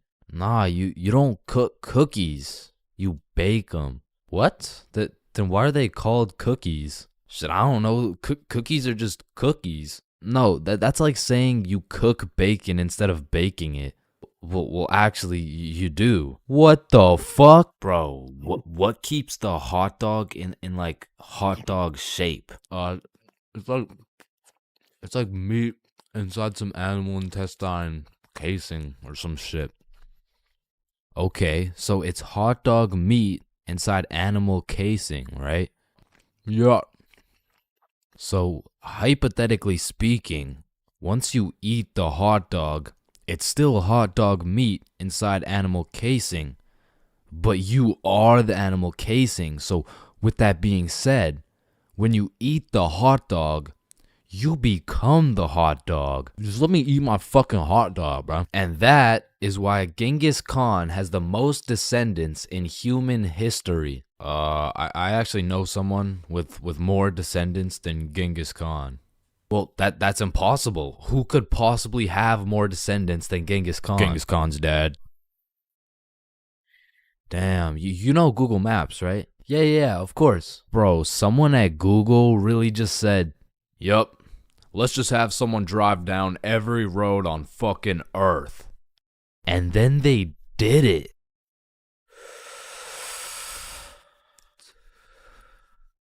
You know how concrete and glass are both made out of sand? Yeah, what about it? So if concrete and glass are both made out of sand, does that make skyscrapers just really big sand castles? Yo! How tall is the tallest person in the world? I don't know. Let me check. God damn, he's 8'1". Holy, you know what I'm thinking? Yeah, imagine getting railed by this absolute. No, I was thinking at one point the tallest person has experienced the height of everyone else in the entire world. Holy shit. Paper has 6 sides. Shh. Like we're really just some talking nut for real. Facts. No cap. Damn. Just some breathing semen for real. That's crazy. For real. Facts. So true. Damn. True. For real. Hey little man, what do you want to be when you're older? I want to be a doctor and cure aging and all the diseases. Well, if one day we cure all the aging and all the diseases, then we will all die painful and horrible deaths. I still don't understand why it's a chair. It just doesn't make any sense. Yo, you know what I just realized? What? The size of your hands is the font size you use in sign language. Oh shit. That motherfucker Shaq must be talking in all caps. Sir, I am very sorry to inform you that you are bleeding internally. Wait, I'm bleeding internally? Yes, we will need an immediate operation and we will have to. Oh, no. It's all good. Internally, that's where the blood's supposed to be. No, sir. Where are you going? This is an urgent matter. Get back here. You're in critical condition right now. Yo, can you pass the Apple charger really quick? Yeah, for sure. Yo, what if Apple chargers were called apple juice? Whoa. Damn. Yo. Apple juice? Bro. You know what I just realized? You can drink a drink, but you can't food a food. Nah, that one was ass. Yeah, you right. Like, I mean, we're literally just semen that can talk. So true. Facts. That's so crazy. For real. Yo. When you put your socks on inside out, the entire universe is wearing your socks, except you. Fuck. Yo, look, it's a unicorn. Damn, it's got a really unique horn. Unique horn? Unicorn. Unique horn. Unicorn. Unicorn. Unique horn. Unique horn. Unique horn.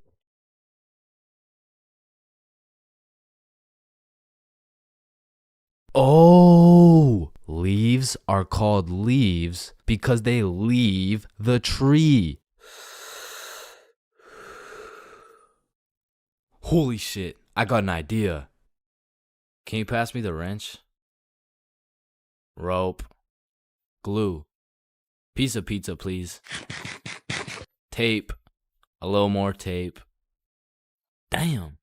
Big ass magnet. Alright, all done. Whoa! This bad boy uses 0 gas. It's completely eco-friendly. Hop in.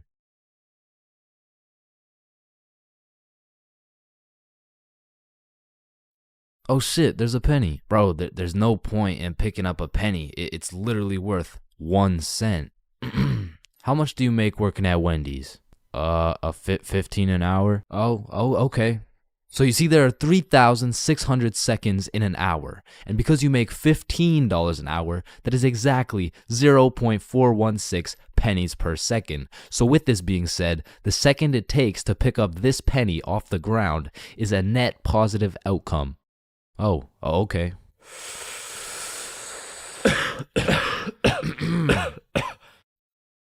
Wait a minute. Are stickmen always naked? Holy shit, we are stickmen. What the fuck? Yo.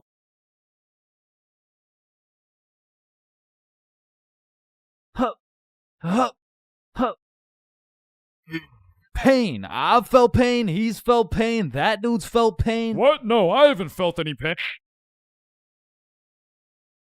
We've all felt pain, because you know what they say, the only things truly guaranteed in life is death and pain. Wait, what about taxes? Wait, what? Is this chains for real? No. And I hate to be all controversial here, but pain?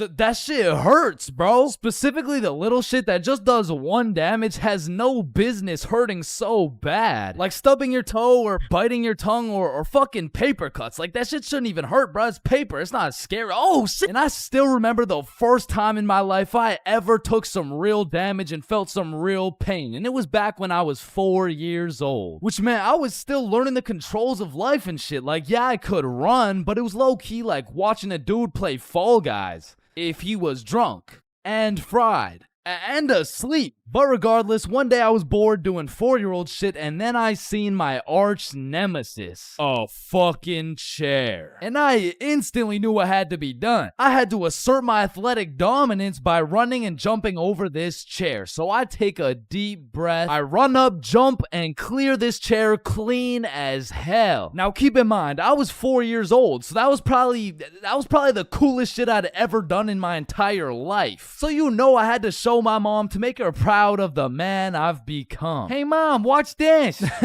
What the hell are you doing, Chains? Hey man, just watch and learn.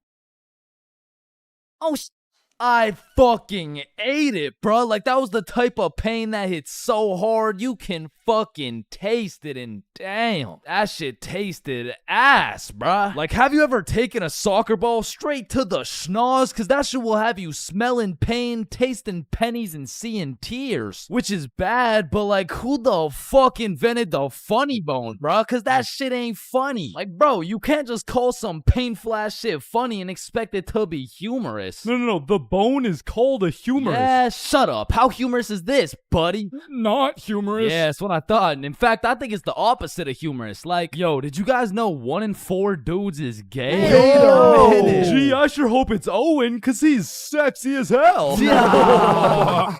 Y'all hit the funny bone too? Yeah, I did. If I had a pain tier list that went from shit ain't nothing to... I'd probably rate hitting your funny bone a solid. It's the same as stubbing your toe real hard. Like, you just need a moment to take a few deep breaths and say a few slurs, and that shit just heals itself. But if we're looking at some top tier, brutal, agonizing, excruciating pain, getting kicked in the balls.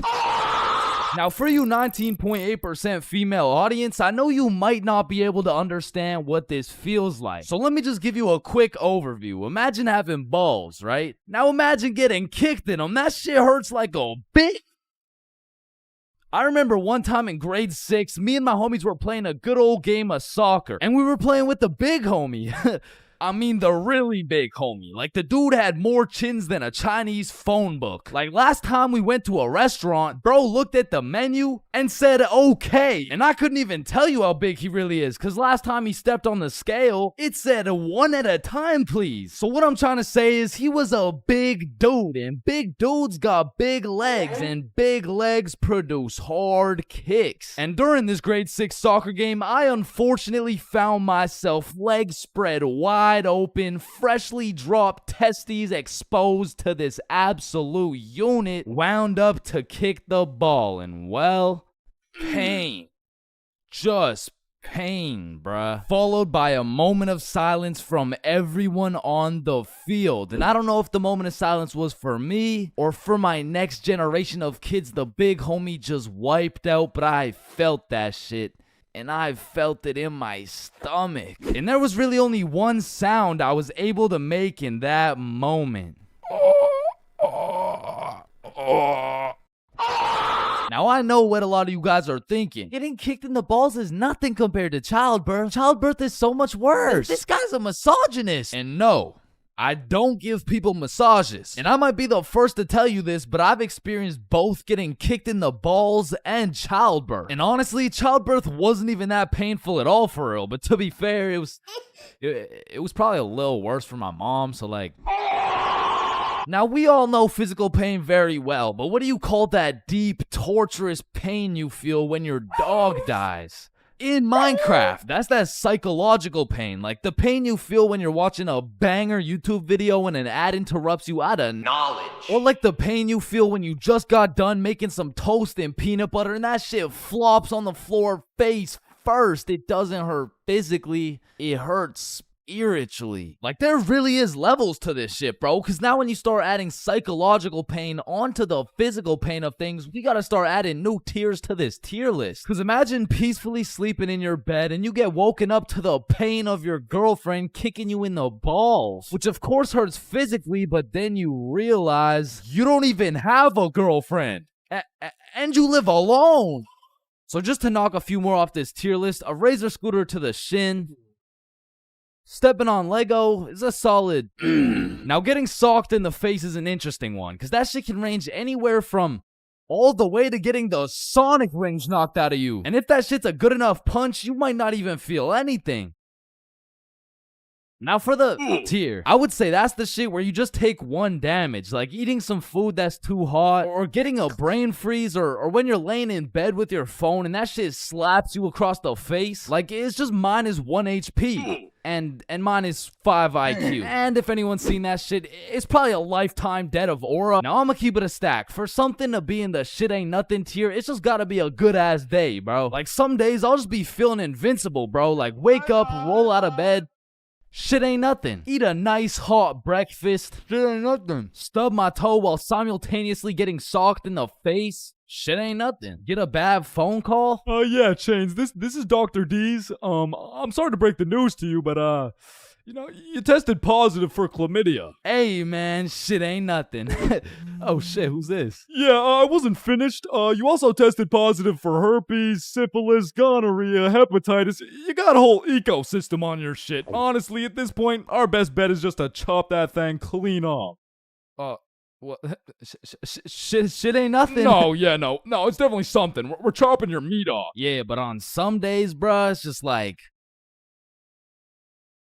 yeah, no, that's it. I quit. I'm done. I'm going to sleep. Good night.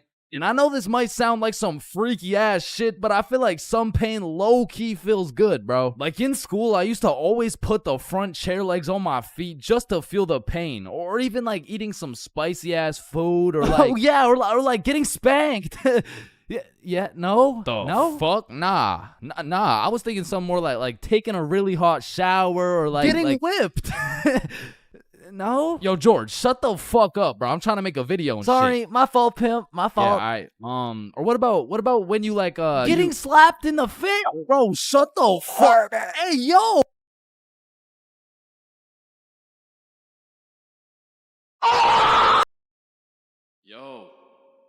Hey. Yo, wake up. Bro, wake up. Hey, man. What? Who are you? Dreams. We all have them whether you remember them or not. And at one point in our lives, we've all dreamt about the same shit, bro. Like your teeth falling out, or running through your school butt booty naked, or being reincarnated as a chicken laying eggs. But when you really step back and think about what sleeping is, it's mad weird, bro. Like imagine an alien crash landed on Earth and saw a bunch of motherfuckers sleeping, like... Why is everyone dead? Oh, no, they're not dead, they're just sleeping. Man, what the fuck is sleeping? Yeah, so basically they just play dead for 8 hours and live false realities in their heads and shit. Strange. Yeah, like you see this guy, he's probably dreaming about sunshine and rainbows. Get down! Oh. Or you see this dude, he's having a nightmare for sure. Oh, and this dude's definitely fucking, bro. I'm a caterpillar. Damn, that's crazy. Now, we all know there's only 3 questions in life that have yet to be answered. What's the meaning of life? What's Obama's last name? And why do we dream? Dude, it's all your subconscious talking to you, man. You just gotta find the true meaning of each dream, dude. Bro, what the actual fuck could this possibly mean, bruh? You're autistic. Anyways, the craziest part about dreams is the fact you're the one telling the story and you're the one listening to that shit. My dumbass still falls for the plot twist every time, bruh. I'll never forget this one dream I had back in grade 6 where me and my 2 homies were walking. Don't know where, don't know why, but as we're walking, a dude in a big white van pulls up talking about, hey, if you kids come in my van, I'll give you some candy. Shit. I mean, I'd come in your mouth for the whole bag. So obviously we hop in and the driver looks absolutely cracked out talking about, hey kids, eat this candy. and so we unwrap this piece of candy and it's literally just a razor blade, bro. Like he didn't even try and hide that shit. Nah, I think I'll have to pass on this one. Alright, okay, then eat this piece of candy. Nah, this is a perk 30. You got any Reese's cups? Yeah, nah, I got Reese's cups. Here. Sir, this is just a Glock covered in peanut butter. Alright, fine, take this. Shit, okay. So we eat this unsuspicious looking candy and instantly start tripping balls, bruh. Like the van is deforming, we're seeing rainbows and shit, and worst of all, we see this big ass grin on the driver's face. And I don't remember exactly what he said, but he said some crazy shit like, get ready, I'm coming for them cheeks. Nah, it was more like looks like your private square just went public. Okay, no, that wasn't it either. It was it was something more like you boys ever had your buns stuffed like a meat mountain from Arby's? Yeah, I can't remember exactly what he said, but all I know is if we didn't act fast, we were getting our cheeks snatched up, bro. So Billy's like, yo, quick, call your dad. So I'm rushing to start calling my dad, and this is the most dream logic shit ever, because I don't even got a dad, bruh. And this is where my own brain hit me with the meanest plot twist I never saw coming. Because as I'm calling my dad, the driver's phone starts ringing, bruh. Bomba Club. Now, I don't remember the rest, but the fact my own brain hit me with some Star Wars Darth Vader type plot twist, god damn, bro, that shit was a movie. But still, I probably got my shit touched, so I'm gonna have to leave this as a B-tier dream, bro. B-tier? What the fuck could possibly be worse than a crackhead tickling your pickle, bro? Fever dreams. Now, those motherfuckers could be their own torture method, bro. These are dreams that just have you stuck in an infinite time loop doing the same shit over and over and over and over. And C-tier, bro. Now, lucid dreams. Lucid dreams are deadass just playing life on creative mode, bro. Because in my long life, I've only had 3 lucid dreams, and every single one of them was lit as fuck, bruh. Now the problem is I can only start lucid dreaming when my original dream is just a little too strange. Like, hey, you're cute. Can I get your number? What? You want my number? Yeah. Yo, I must be lucid dreaming. Ow, what Oh the fuck? shit, it's so real, bro. I can do anything. I can probably fucking fly. Alright, Chains, this is not a dream. You're under arrest for battery and assault. But for real, my first lucid dream started when I was posted up in a basement with Michael Jackson. Yo, aren't you supposed to be, like, dead and shit?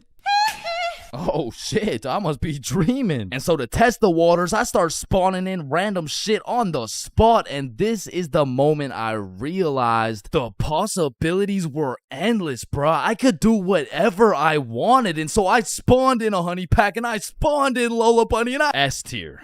Lucid dreams are S-tier, bruh. Wet dreams are too. Now, we got a few popular reoccurring dreams on our hands, like running through your school butt booty naked. Now, back in the day, this dream used to have me scared shitless, bro. I was like, oh shit, where's my pants? Yo, what's my crush gonna think? Well, what are the boys gonna say? But ever since graduating high school, that dream has me scared even more shitless, bro, because now it's like, oh shit, yo, what's the police gonna think? Hands behind your back. Bro, what's the judge gonna say, bro? Shut the fuck up. Fucking C tier. Teeth falling out, B tier. Random adventures with your homies, A tier, bro. Me, Bob, and Billy have fought bears together. We've been to the nether. We've even fucked around and ran a 3-man on the Totally Spies cast. Like, these dreams are so lit that when I wake up in my raggedy old lonely ass bed, I be trying to go back to sleep to continue the plot, bruh. Look who came back for that meat mountain, boy. Oh, hell no. You better run. Bruh, I'm trying. Now, trying to run in your dreams, man, this shit really pisses me off, bro. Because I never told anybody this, but I was the fastest kid in my elementary school. So when I'm dreaming and I got 2 hordes of zombies, Michael Myers, and fucking Diddy himself chasing after me, tell me why my ass starts running like the fastest kid in the special needs class, bruh. So trying to run in your dreams has got to be C tier, right next to all the common shit like falling, drowning, losing your phone, explosive diarrhea all over your bed. Damn, bruh, shitting your pants, fever dreams, and being butt booty naked around a bunch of minors is C tier. What the hell is D tier, bro? Sleep paralysis. This might be the scariest thing that can possibly exist, bruh. You're telling me at 4 a.m. I could open my eyes, unable to move, while struggling to breathe, and start seeing demon shadow figures while hearing screams in the distance, bruh. Fucking Z tier, bro. What the fuck? Now I'm grateful I never had to experience that shit, cause the fact that while you're paralyzed, you'll start to see the scariest thing your brain could possibly imagine is beyond me, bro. Knowing me, I'd be there enjoying my beauty sleep, dreaming of me and the boys playing fucking Mario Kart or some shit, and I would open my eyes stunned, unable to move, when slowly a devious creature begins revealing itself out of the closet, casting a shadow over top of me until I can see exactly what it is.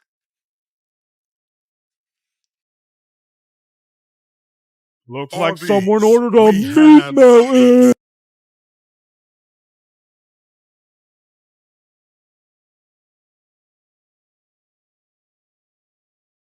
Man, sometimes this world can be a little cold. It can get a little gray, but there is nothing that can bring more excitement and vibrance to your life than having a crush. I mean, it gives you something to wake up for, something to smile for, someone to impress, and someone to be absolutely crushed by, leaving you more depressed than ever before. Which is when you get a new crush. I mean, crushes make the world go around. Everyone's had a crush at some point in time, and sometimes that shit gets too serious. I mean, I've had homies prepared to throw away their entire lives just to impress their crush, bro. Oh my god, look at these big weights. I wonder if anyone's strong enough to lift these. Oh my god, look at this big jump. I wonder if anyone's athletic enough to make. Oh my god, look how creepy this cave is. I wonder if anyone's brave enough. Oh my god, look how tall this building is. I wonder if anyone could stick the landing. I said, I wonder if anyone could stick the Oh, ew, did he just die? Oh my god, I'm getting the ick. Nope, just getting a few extra reps in. Man, I remember my first crush like it was yesterday, bro. She was 5 years old. But I was 5 years old too, right? Like, so it wasn't actually yesterday, you know, it's a saying, but we were both 5 years old, and I remember sliding in smooth as hell. Yo, shorty, you like Legos? Yeah. How about you and me go Lego my ego? What does that even mean? Shit, I don't even know. I seen it in a commercial once. And after that day, me and Rose hung out all the time. We'd be playing Legos, we'd link up at recess, and I couldn't help but let her know how I truly felt. Hey Rose, I like you. Oh, I like you too. And that shit had me thinking, damn, this life shit is easy as hell. I'm barely 5 years old and I already got a wife to raise my kids. Little did my dumbass know life wasn't all sunshine and rainbows, cause when I came to class the next day, I saw Rose playing Lego with another dude. And that was the day I realized crushes cause nothing but pain. Especially before high school, cause let's just think about the 3 possible outcomes. 1, you have a crush on this girl and you decide to tell her, cause what's the worst that could happen, man? You guys are right. Stacy? Yeah, I have a crush on you.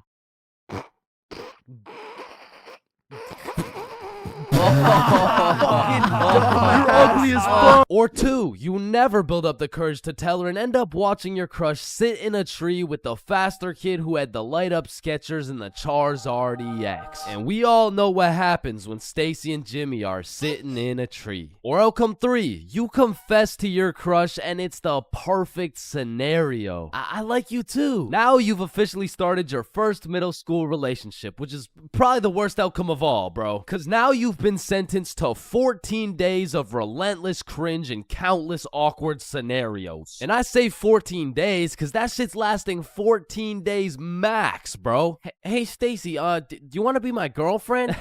Yeah, okay. Oh, yeah, awesome. Yeah, awesome. Woohoo. So do you want to like hold hands or something? Yeah, sure. So, Stacy, I've been thinking. I don't think this whole thing's gonna work out. Oh, okay. It's not me, it's you. Oh, Wait, what? Yo, fuck my ass, bro. Or what's even more tough than having a crush in middle school is having a crush on a fictional character, bruh. Cause it's like you'll just be chilling, watching some Teen Titans eating cereal or whatever. All of a sudden your crush is kissing other dudes right in front of you and you can't even do shit about it. I remember back in my day, I was down horrendous for Lola Bunny, bruh. And I really don't know how I feel about admitting my attraction towards a 2D cartoon bunny, but you gotta remember, this was in the past. Like, this was at least like 2 months ago. And maybe I'm tweaking on this one, but the red fish from Shark Tale, bruh, she was different, bro. And her name, I think it was Lola as well. Shit, maybe I just like cartoon girls named Lola or something. That's exactly what I want to hear. No. And I don't know about you, but for some reason, whenever I would talk to my crush, it was like I got an instant nerf, bro. I'm talking minus 10 charisma, plus 15 stutter, minus 5 strength, and plus 350% chance of getting put in a random ass headlock. Like, I could be in the worst scenario of all time with a girl who has 5 kids and is married to a member of the cartel. And just cause she's not my type, I'll get an instant stat boost that'll have me pulling like Mr. Duke Dennis himself. But put me in a room with my crush and all of a sudden I got the same charisma as fucking McLovin. Hi. Hey, it's 10:33. What? a.m. like in the morning. Like I'm saying, it's 10:33 in the morning. Fuck. And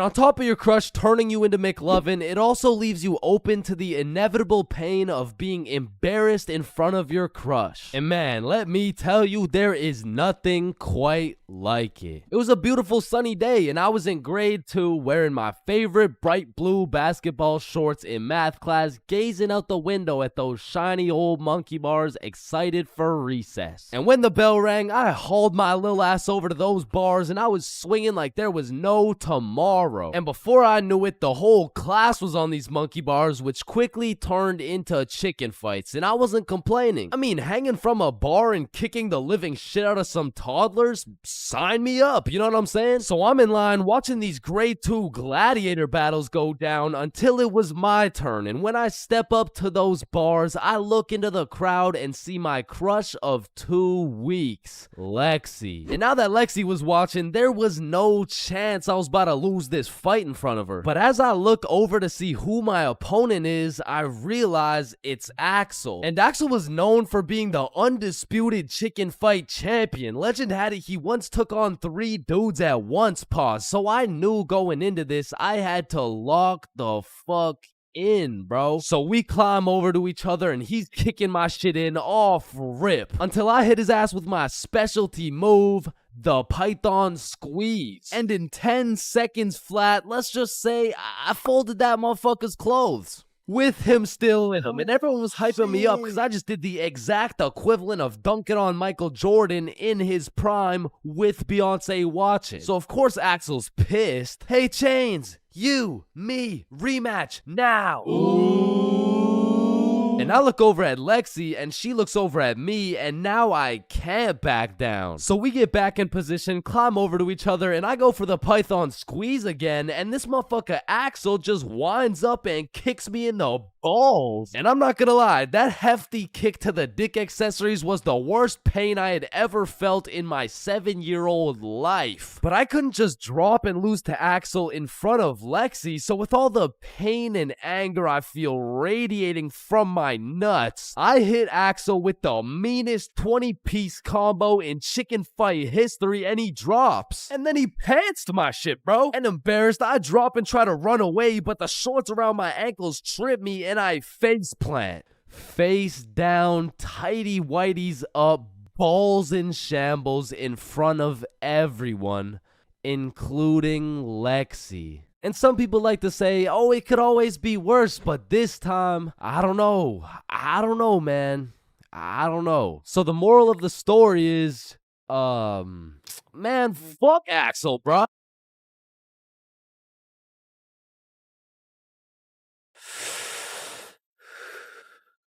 Yo, you can live the rest of your life without breathing. What? No, you need to breathe. Hey, watch and learn, my friend.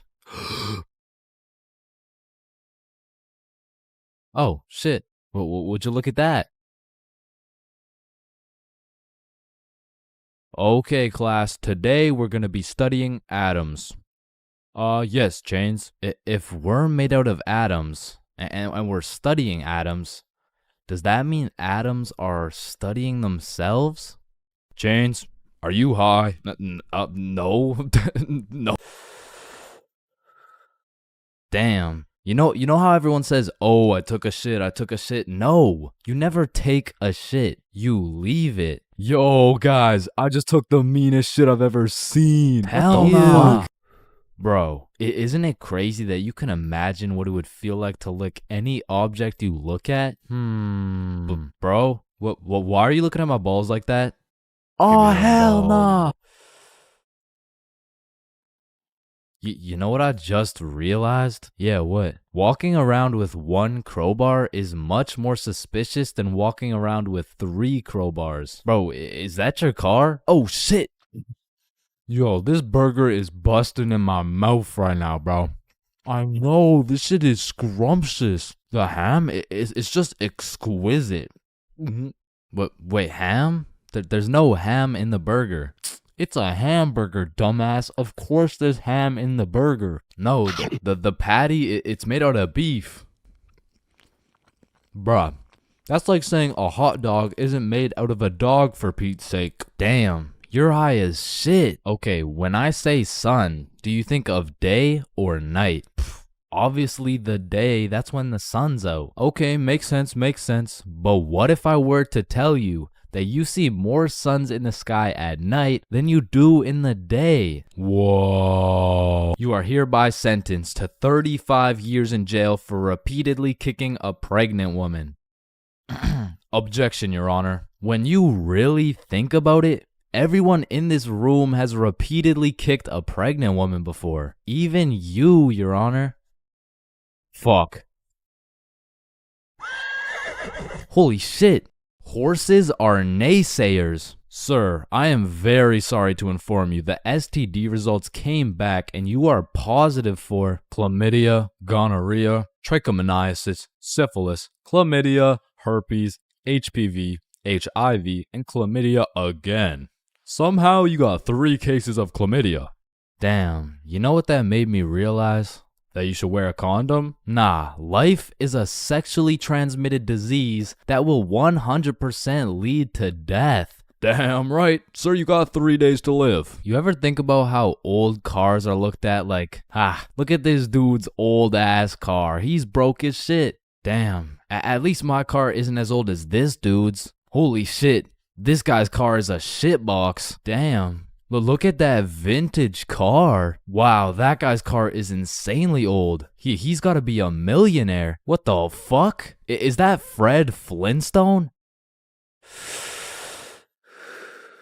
Whether we like it or not, we were all once inside some balls. Facts. I'm talking in the testes. Damn. I'm talking in the family jewels. I'm talking in the nut storage. I'm talking in the semen spheres. God damn, Todd's really laying down some mean pipe over there. You know, Todd beating down those doonies really got me thinking. Most people are made in a bed, born in a bed, and die in a bed. Damn.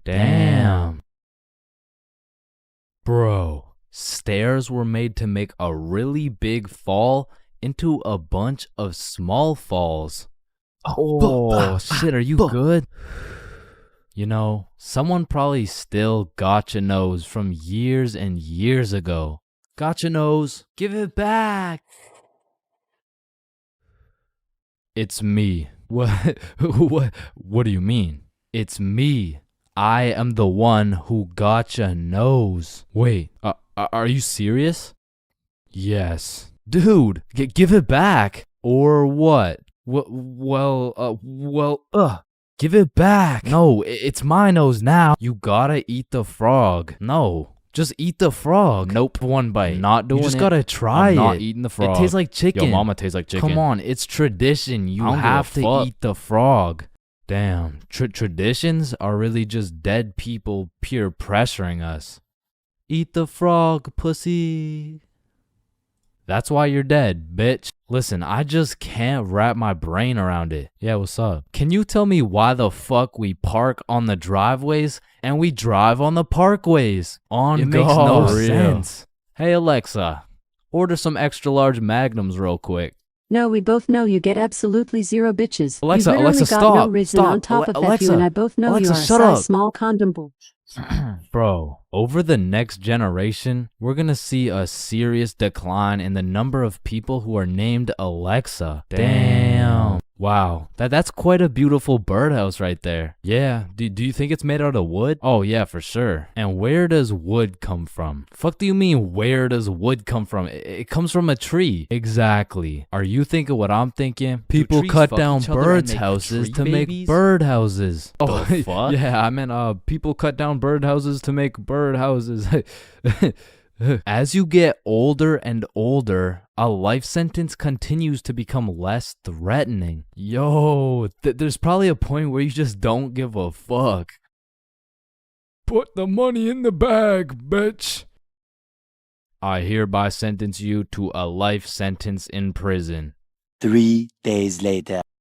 Whoops. Oh. Okay, how the fuck did somebody look at all these rocks and trees and shit and just think, yeah, I can make a Wi-Fi out of this? Why is it a chair, bro? Someone tell me why it's a chair.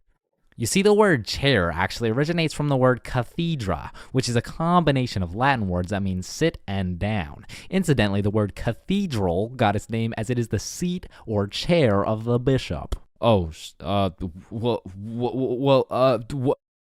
damn, this sandwich is about to go crazy, bro.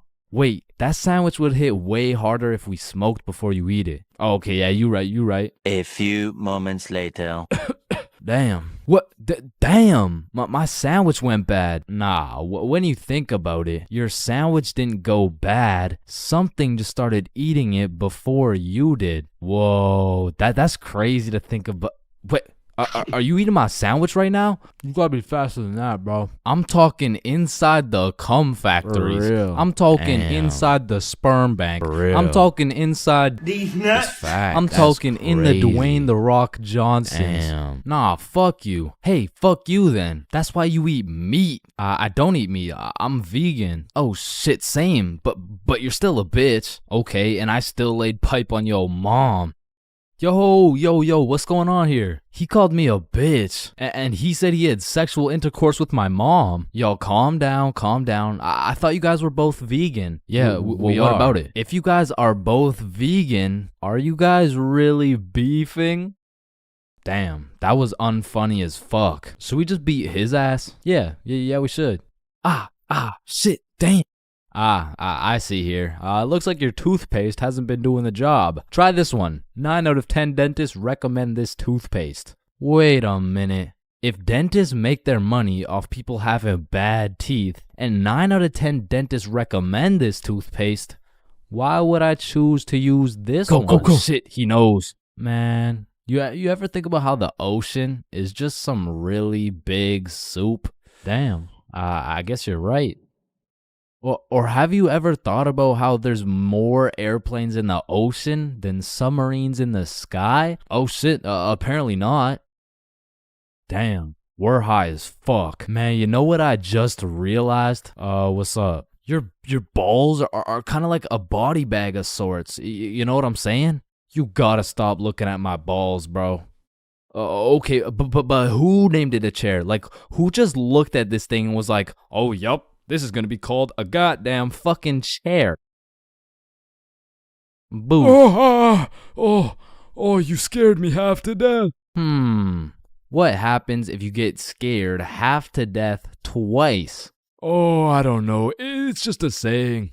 Boo. Oh shit, is he dying? I think. Damn. When you really think about it, most guys will get their first set of flowers at their funeral. That's some real shit. Wait, Chains, are you high at a funeral? No. Man, you could be the 47th president of the United States and you'd still get flamed at school. It's just inevitable. It could be your haircut, your clothes, and bro, even when there's nothing to roast, somebody's gonna try and spit out some bullshit anyways. Hey, yo, why does Carl's face look like Spider-Man's left nut? Yo, I it's cannot so see true. it. Why do you know what his nuts look like? And bro, when I was in middle school, all my clothes were hand-me-downs I got from my neighbor, and this motherfucker just didn't want to see me win, bro. Cause I was getting piles of V-neck shirts and jeans that didn't even fit. And not only did my neighbor have no drip, but dude was 10 years older than me, so every fit I made was just a decade too late. And pulling up to school and that shit had me feeling like a rotisserie chicken, the way I was getting cooked at a 360-degree angle, bruh. But my fit wasn't even the only thing that was outdated, cause my phone looked like the first phone ever created. And it acted like it too. I mean, I would have to click the screen 5 times and then send a prayer to the heavens just to turn that shit on. And only real G's know the pain of having to whip out an old ass phone around someone else. Like, I remember this one time a girl came up to me and asked if she could add me on Snapchat, and when I gave her my phone, my shit crashed, bro. I think your phone just ran out of battery. Oh no, don't worry, sometimes you just gotta. Yeah, here you go. Actually, I have a boyfriend, so... Wait, what the fuck? And ever since that day, that phone was my #1 op, bro. So much so that the next time a girl came up and asked for my Snapchat, I started fucking malfunctioning, bro. Hey, can I get your Snapchat? No. Oh.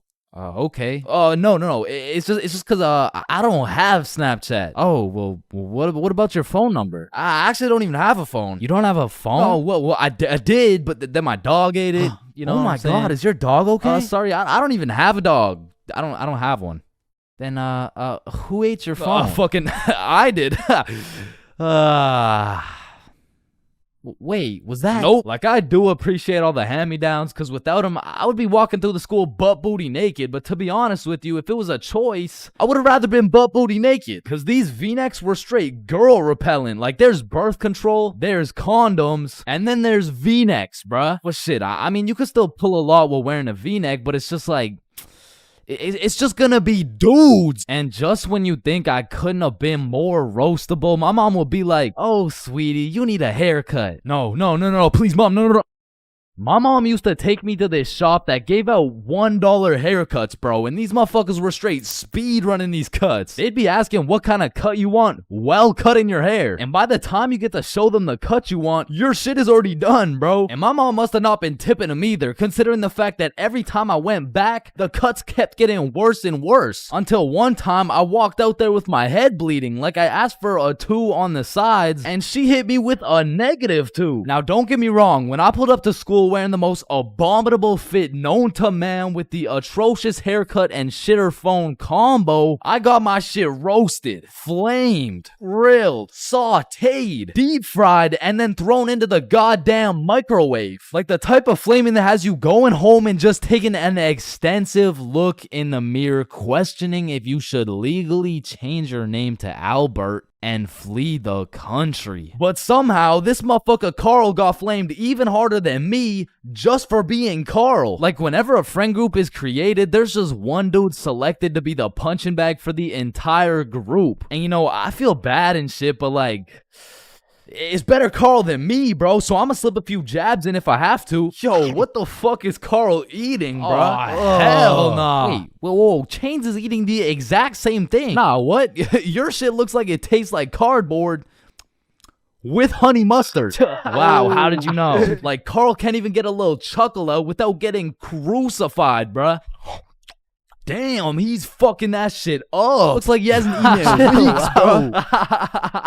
Oh, hell nah, Carl. I know you're not laughing. Yeah, no, I'm not. You're built like SpongeBob Round Pants. You look like a malnourished Santa Claus, bro. Like, god damn, that's a face only a mother can love. What did I do? Now, getting roasted around your boys is tough, but that pales in comparison to the pain and embarrassment of getting roasted in front of your crush, bro. Yo, Chains, what did you get on the science test? I'm not gonna lie, I got like a 76. I'm surprised you're not smarter with that big ass head of yours. Good one, Joe. No, like for real, your shit is massive. Well, like the sheer amount of brain you could fit in that bitch should make you Einstein. You look like you should be pulling 10,000 IQ plays right now. You look like you got the solution to world hunger somewhere hidden in that big ass noggin. Like how do you even stand up straight with that absolute cranium for a head? But I remember this one time I got my shit flamed so hard in front of an entire audience that I was brought to tears. But I mean, I was 6. I was 6 years old. And the day was December 24th, Christmas Eve. So my mom brought me and my brother to this improv play, and as we sat and waited for the show to begin, this little elf walked up to us like, hey, do you guys want to be a part of the show? Yeah, let's do it. Okay, yeah, I'll do it. And once the show began, they called me and my brother up to the stage and asked us a very simple question. So, what do you guys want for Christmas? Oh, I want a Minecraft sword and a creeper stuffy. And, what about you, little man? And as I looked into that crowd with dead silence, my brain stopped braining, bro. Hey, don't worry, it can be anything. Shit. I want, Just, kid, what do you want? I wanna... Man, I wanna... I don't really know what I want. Yo, who brought this fucking dumbass on stage, bro? Get the fuck out of here. Now I'm paraphrasing. I mean, I was 6. I don't remember exactly what he said, but that's what it felt like. And as we walked back to our seats, I was super embarrassed. But as the show started, it was actually pretty funny, and people had probably forgot about it by now. But 10 minutes into the show, a character walks on stage with some goofy-ass buck teeth. Yo, this guy looks stupid as hell. Oh shit. And this dude proceeds to absolutely cook 6-year-old me with no remorse. Hey, what's your name? I don't know. What? Okay, how's your day? Day? Day? What the fuck is a day? I don't know. Well, what do you know? No. That's just it. I don't know. I just don't know. Shit, I don't think I know anything. And that shit had the whole audience laughing harder than ever. And as I looked around, my brother was laughing and even my mom was laughing. And it was this very moment that I had hit rock bottom. And at the age of 6, I realized I would be put on this earth simply to suffer. And it made me cry, bro. I cried in the middle of this theater. Then the next morning I woke up and it was Christmas. And under the Christmas tree, I saw the best gift of all. It was a Bob pocket tee from ChainsClub.shop. That's right, it's brand new. You can wear it around your homies. You can wear it at school. You can wear it around your mom, your grandma, your great-grandma, maybe not your great-grandma, but damn near anywhere else, and Bob will be posted in your pocket the whole time. Wow, what a perfect thing to get someone for Christmas, am I right? yeah, I'm right. Awkward conversations. We all know them and we all hate them. Hey, how are you? Oh, I'm good. How are you? I'm great. How are you? You already asked me that. Damn, you right. You right. You right. So, how's your day going? My pet frog just died. Damn, that's tough.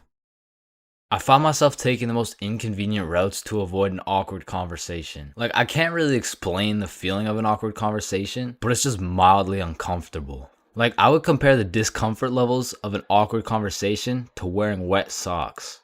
Like, it's not the end of the world, but let's keep it real, no one wants to wear wet socks. And honestly, I would take a slightly inconvenient path if it meant I would not have to wear wet socks. Also, I feel like there's some other situations that are in the awkward conversation family that I also hate. For example, the handshake fist bump dilemma. Yeah, it was nice seeing you. Yeah. Oh, fist bump. Oh, no, sorry. No, I don't. Yeah. God damn it. After you experience one of these bad boys, you'll be thinking about it cringing for the next hour. And if you're anything like me, you might even lose some sleep over it. Man, why the fuck didn't I go in for the handshake, bruh? Obviously it was a handshake. And what about the good old you said goodbye to the person you're talking to, but you guys both walk the same way situation? I mean, this situation is the perfect way to ruin a smooth conversation. Yeah, man, it was really nice to see you. Yeah, for sure. See you later, bro. Alright, peace out. Alright, bye. Yeah, bye. Shit, we're still walking the same way? I'll just turn this way so it's not awkward. Man, what the fuck? And even if I say goodbye to someone and we're still in the same general location, I will avoid them at all costs. Like once me and my brother were chilling at Walmart and we saw one of our neighbors, so we talked for a little bit, you know, said our farewells and went separate ways. But when it came time for me and my brother to check out, we saw the same neighbors checking out. And we were up in the Walmart looking like we were playing Assassin's Creed in real life. It's clear, it's clear.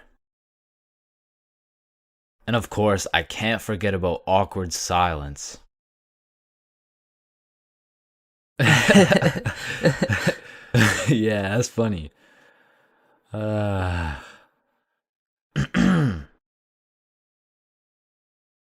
Me personally, I have some procedures in place to avoid awkward silence no matter what. For example, my philosophy is to just say things. Yeah, that's funny. So do you play Minecraft? What kind of question is that? In the end, they may think I'm a dumbass, but at least there's no awkward silence, you know what I'm saying?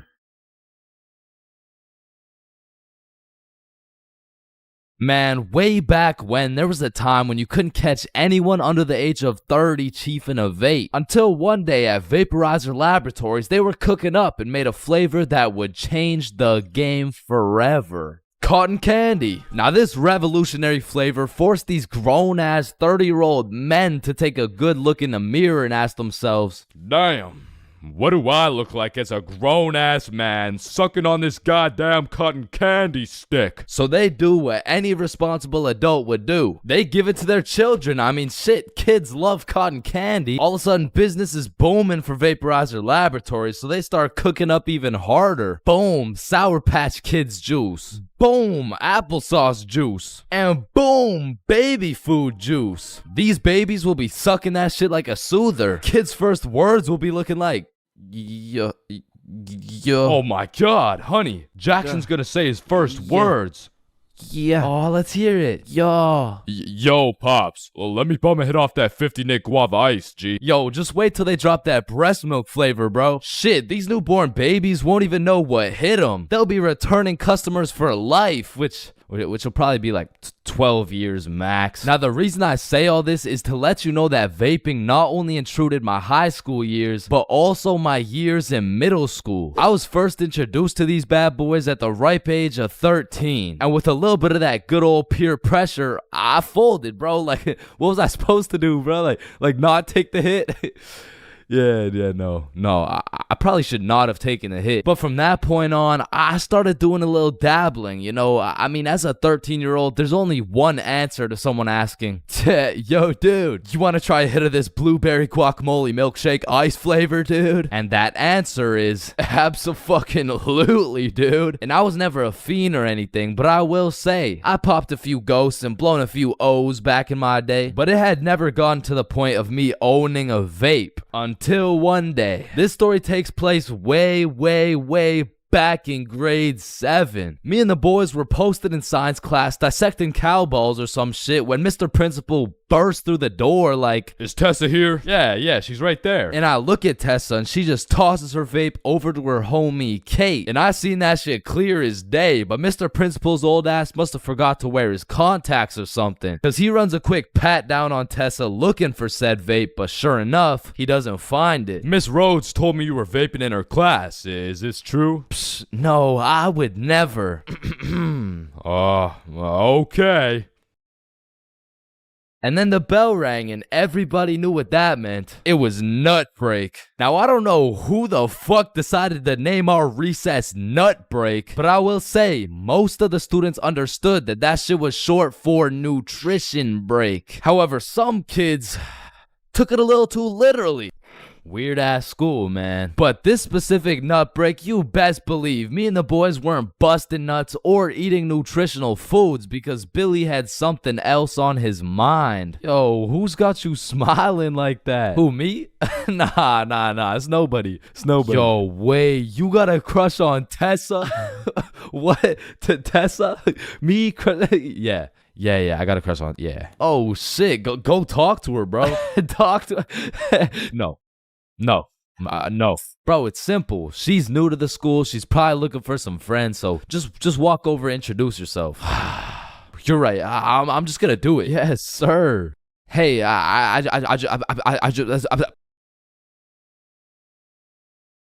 I just sell that shit? Yup. You did. Then the bell rings and we all go to PE class. Now in my middle school, your class was your class. You just have the same students and the same underqualified teacher teaching everything. Like, Lord knows Mr. Donaldson shouldn't be teaching PE, but shit. Here we are. And so while we're playing dodgeball, I'm trying to coach Billy on how to confess his love for Tessa, but I'm gonna keep it a buck. I was speaking straight out of my ass, bro. I don't know the first thing about confessing love. Listen, bro, I'm the expert when it comes to confessing love. All you gotta do is walk up with confidence, introduce yourself, and then ask her to be your girlfriend, bro. Okay, simple. Let's practice. Hey, Vanessa. My name's Billy, and do you want to be my girlfriend? Damn. And after the proper training, by the time lunch came around, Billy was prepared to do what had to be done. Alright, listen, bro. Whatever happens out there, me and Bob got your back. And remember, the worst she can say is no, bro. Alright, I'm ready. You got this. Hey, Vanessa. I'm Billy. I seen you in science class today, and you were looking very pretty. And do you want to be my girlfriend? Fuck no. She laughed, bro. She laughed in Billy's face. And he walks back to us with tears in his eyes. She laughed at me, bro. Well, at least you know what they say. What? If you can make her laugh and giggle, you can make the cheeks clap and Not jiggle. right now, bro. You're right. Too soon. Needless to say, that brother Billy went home that night, listened to Juice WRLD, and cried himself to sleep. Shit, the next day, Billy didn't even say a word, but I could hear Lucid Dreams on full blast in those earbuds. Man, it's a tough sight to see. Next thing I know, Mr. Principal bursts in the class talking about, all right, Tessa, in my office right now. Now, I don't know why she was in trouble, but whatever she was accused of, she's guilty, bro. And she's also guilty on 1/3 degree count of breaking my man's heart. And as I'm busy praying on Tessa's downfall, I get a little tap on my shoulder like, psst, take this. Mr. Principal's looking for it and he's not gonna check you. Whose is it? It's Tessa's.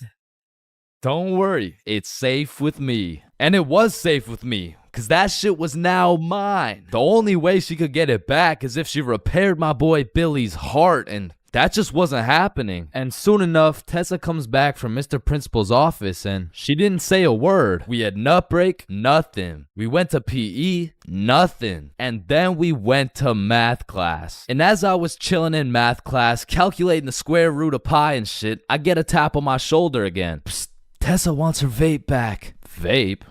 What vape? The one I handed you this morning? You know, it was purple. Oh, that vape. Oh, yeah, no, I threw that shit in the bushes. So she reports back to the person who gave her the vape, and she reports back to the person who gave her the vape, etc., until Tessa finds out. And she looks pissed. So she whispers to her friend, who whispers to her friend, etc.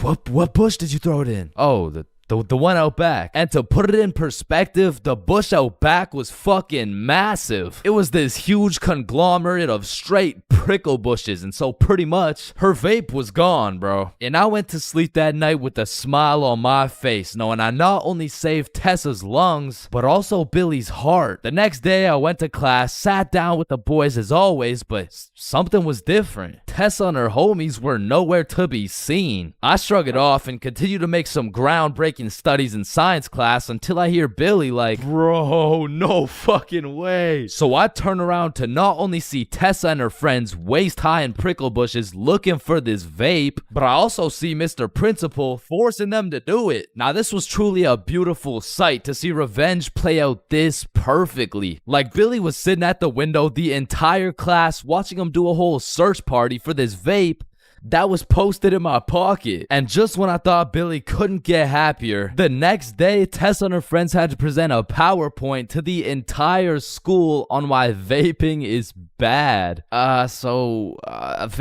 is bad because like when the vape enters your lungs, Well, it's not good for your lungs.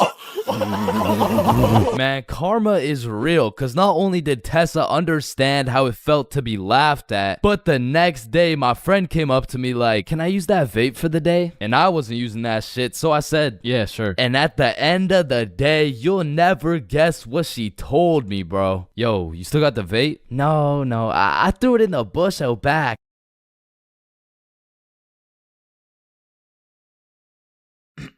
Alright, class, today we're going outside for a run. But it's literally 0 degrees. Oh, Chains, don't be a bitch. It's not even that cold. See? I told you guys it's not even that cold. Yeah, for you. Cause you're out here dressed like the Michelin Man. High school PE is something different. And every PE class has 5 different types of people. Like the group of kids who just stand in the corner and occasionally get sniped in the head with a dodgeball, or the kids who participate and make sure everyone is included, or the legend who's chilling on Instagram. he follows at ChainsFR. There's also the dude who just never shows up, and of course we got the sweats. These motherfuckers treat PE like they're in the military. These motherfuckers treat PE like they're training for the Olympics. These motherfuckers treat PE like they're gonna get scouted to the league. Which is honestly just funny as hell because, let's be honest, 85.7% of the class doesn't even want to be there. So you'll have some innocent soul zoning out during a basketball game, and all of a sudden they'll be getting posterized like they're playing against Ja Morant. Yeah, bitch! I mean, these kids will come out of PE drenched in sweat, breathing heavy, and with a smile on their face, knowing they dropped 104 points on some kids who have never touched a basketball in their life. And listen, don't hate me, but I do understand the appeal of sweating your balls off in PE, because I too once participated in the sweaty activities. Ow. I know, but there's just something so exhilarating about hearing the snapping of an unsuspecting freshman's ankles. But as I matured, I realized there was only one thing better than shitting on random students, and that was shitting on sweats. I became the anti-sweat. I would act like an innocent soul waiting to get posterized, but when the sweat would come in trying to end my career with a windmill dunk, I stuffed that boy like a Thanksgiving turkey. Pause. And don't get me started on the fitness gram pacer. Whoever created this legal form of torture will catch these hands. Oh, Chains, no, I heard he sadly passed away a little while ago. You could be having a good day and you'd pull up to PE like, hey bro, you know what we're doing today? I'm not sure, but I think we're playing soccer. No, it can't be. Alright class, today we will be doing the beep test. Fuck.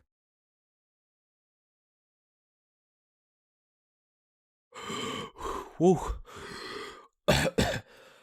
Damn, what was I at? Chains, well, we haven't even started. That was just our warm-up. But one thing that did bring me a little bit of joy was looking at everyone during the push-up section. Like, there was always some dude doing the neck push-ups, some dude who thinks he's Mike Tyson, the guy who takes breaks when the teacher isn't watching, and there was always at least one dude who was out here looking like he was hitting it raw. James, I don't think that's how you do it. Oh, yeah, you're right. Yeah, bitch. Bro, when I was in middle school, every time I would walk by the high school, the freshmen deadass looked like adults to me, bro. The sophomores looked like tax-paying citizens. I saw juniors as grown men with a wife and kids, and seniors, bro. I couldn't tell the difference between a senior and a senior citizen, bro. And that's because in grade 7, I saw me and all my homies as fully developed, mature, and respectable humans, and that was simply cat. Because now when I look back at a picture of us in grade 7, I see a bunch of little babies, bro. Yada, yada, yada. What does this have to do with stealing a guy's vape? We stole a vape from a senior in high school, and we were in grade 7, bro. And when I say we, I mean Billy.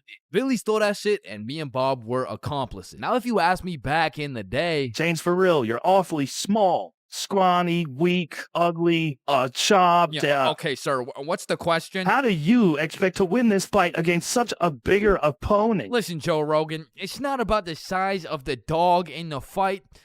It's about the size of the fight in the dog. Thank you very much. Thank you. And then I saw Jake Paul versus Anthony Joshua, bruh. Okay, guys, so I'm not doing this fight. I quit. I'm retiring. Because I don't care how many years of karate, taekwondo, pad thai, jujitsu, or teriyaki a kid takes. I can beat their ass easily. But I won't, because that's morally wrong and I have honor. Hey, everyone. I heard Chains talks to minors.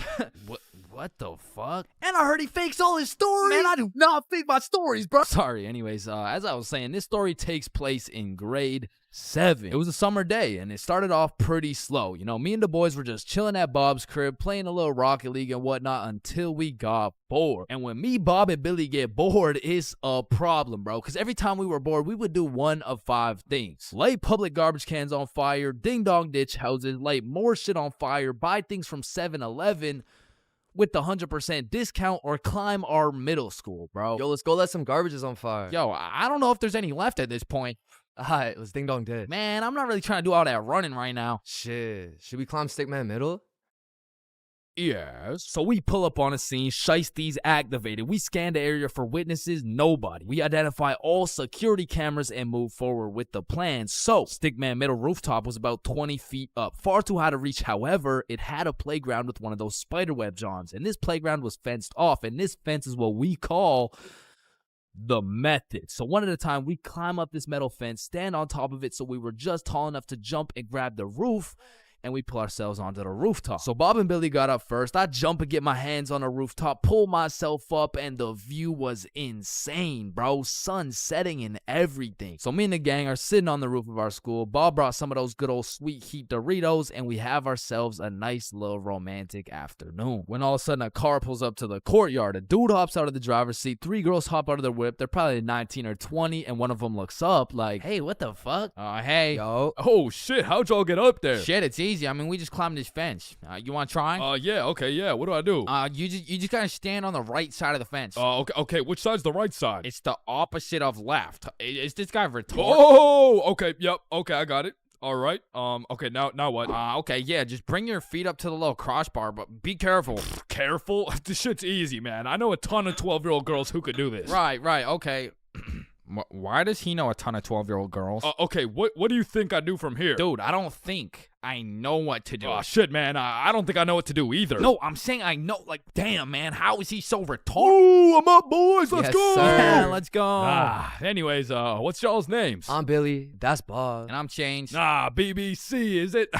Yeah, my name's Cooper. It's nice to meet y'all. Yeah, nice to meet you, man. You want some Doritos? So he just abandons the girls down at the courtyard, and we go back to our spot, sit down, and Cooper's vaping and shit. Billy's bumming a few hits. And I'm not gonna lie, he was a nice guy. I mean, you could tell he had a good heart, but god damn did that motherfucker like yapping, bro. I think me, Bob, and Billy got off a total of 3 sentences, bro. And so I was telling her, if you mess with the bull, you get the horns. Damn, that's crazy. Bruh, for real? Dead ass? I mean, bro yapped the day away. The sun went down. It was getting cold, so Billy was like, yo, y'all trying to head back? Yeah, bro, it's getting cold. Yeah, yo, great conversation though, boys. Right. So we all climb down the roof, make it to the courtyard, and say our farewells. Peace out, Cooper. See you, bro. Yeah, y'all have a good one, man. We head back towards Bob's crib, and to get there, we gotta walk up this small path with a super steep uphill, and as soon as we get to the top of the hill, Billy stops. And he looks back. Yo, what's up? I should have taxed his vape, bro. What? Yeah, like I should have finessed his vape. That shit was nice. Bro, like you're not doing that. Let's go back to Bob's crib. Say I won't do it right now. Bro, you won't. Bob, you know I would do that shit. Keep it a buck. Alright, watch this then. So Billy, completely alone, walks back down the hill to the courtyard and starts talking to the dude through the driver's window. Yo, Cooper, you think I can have one more hit for the road, bro? Damn, man, you really came all the way back? You're a fiend, huh?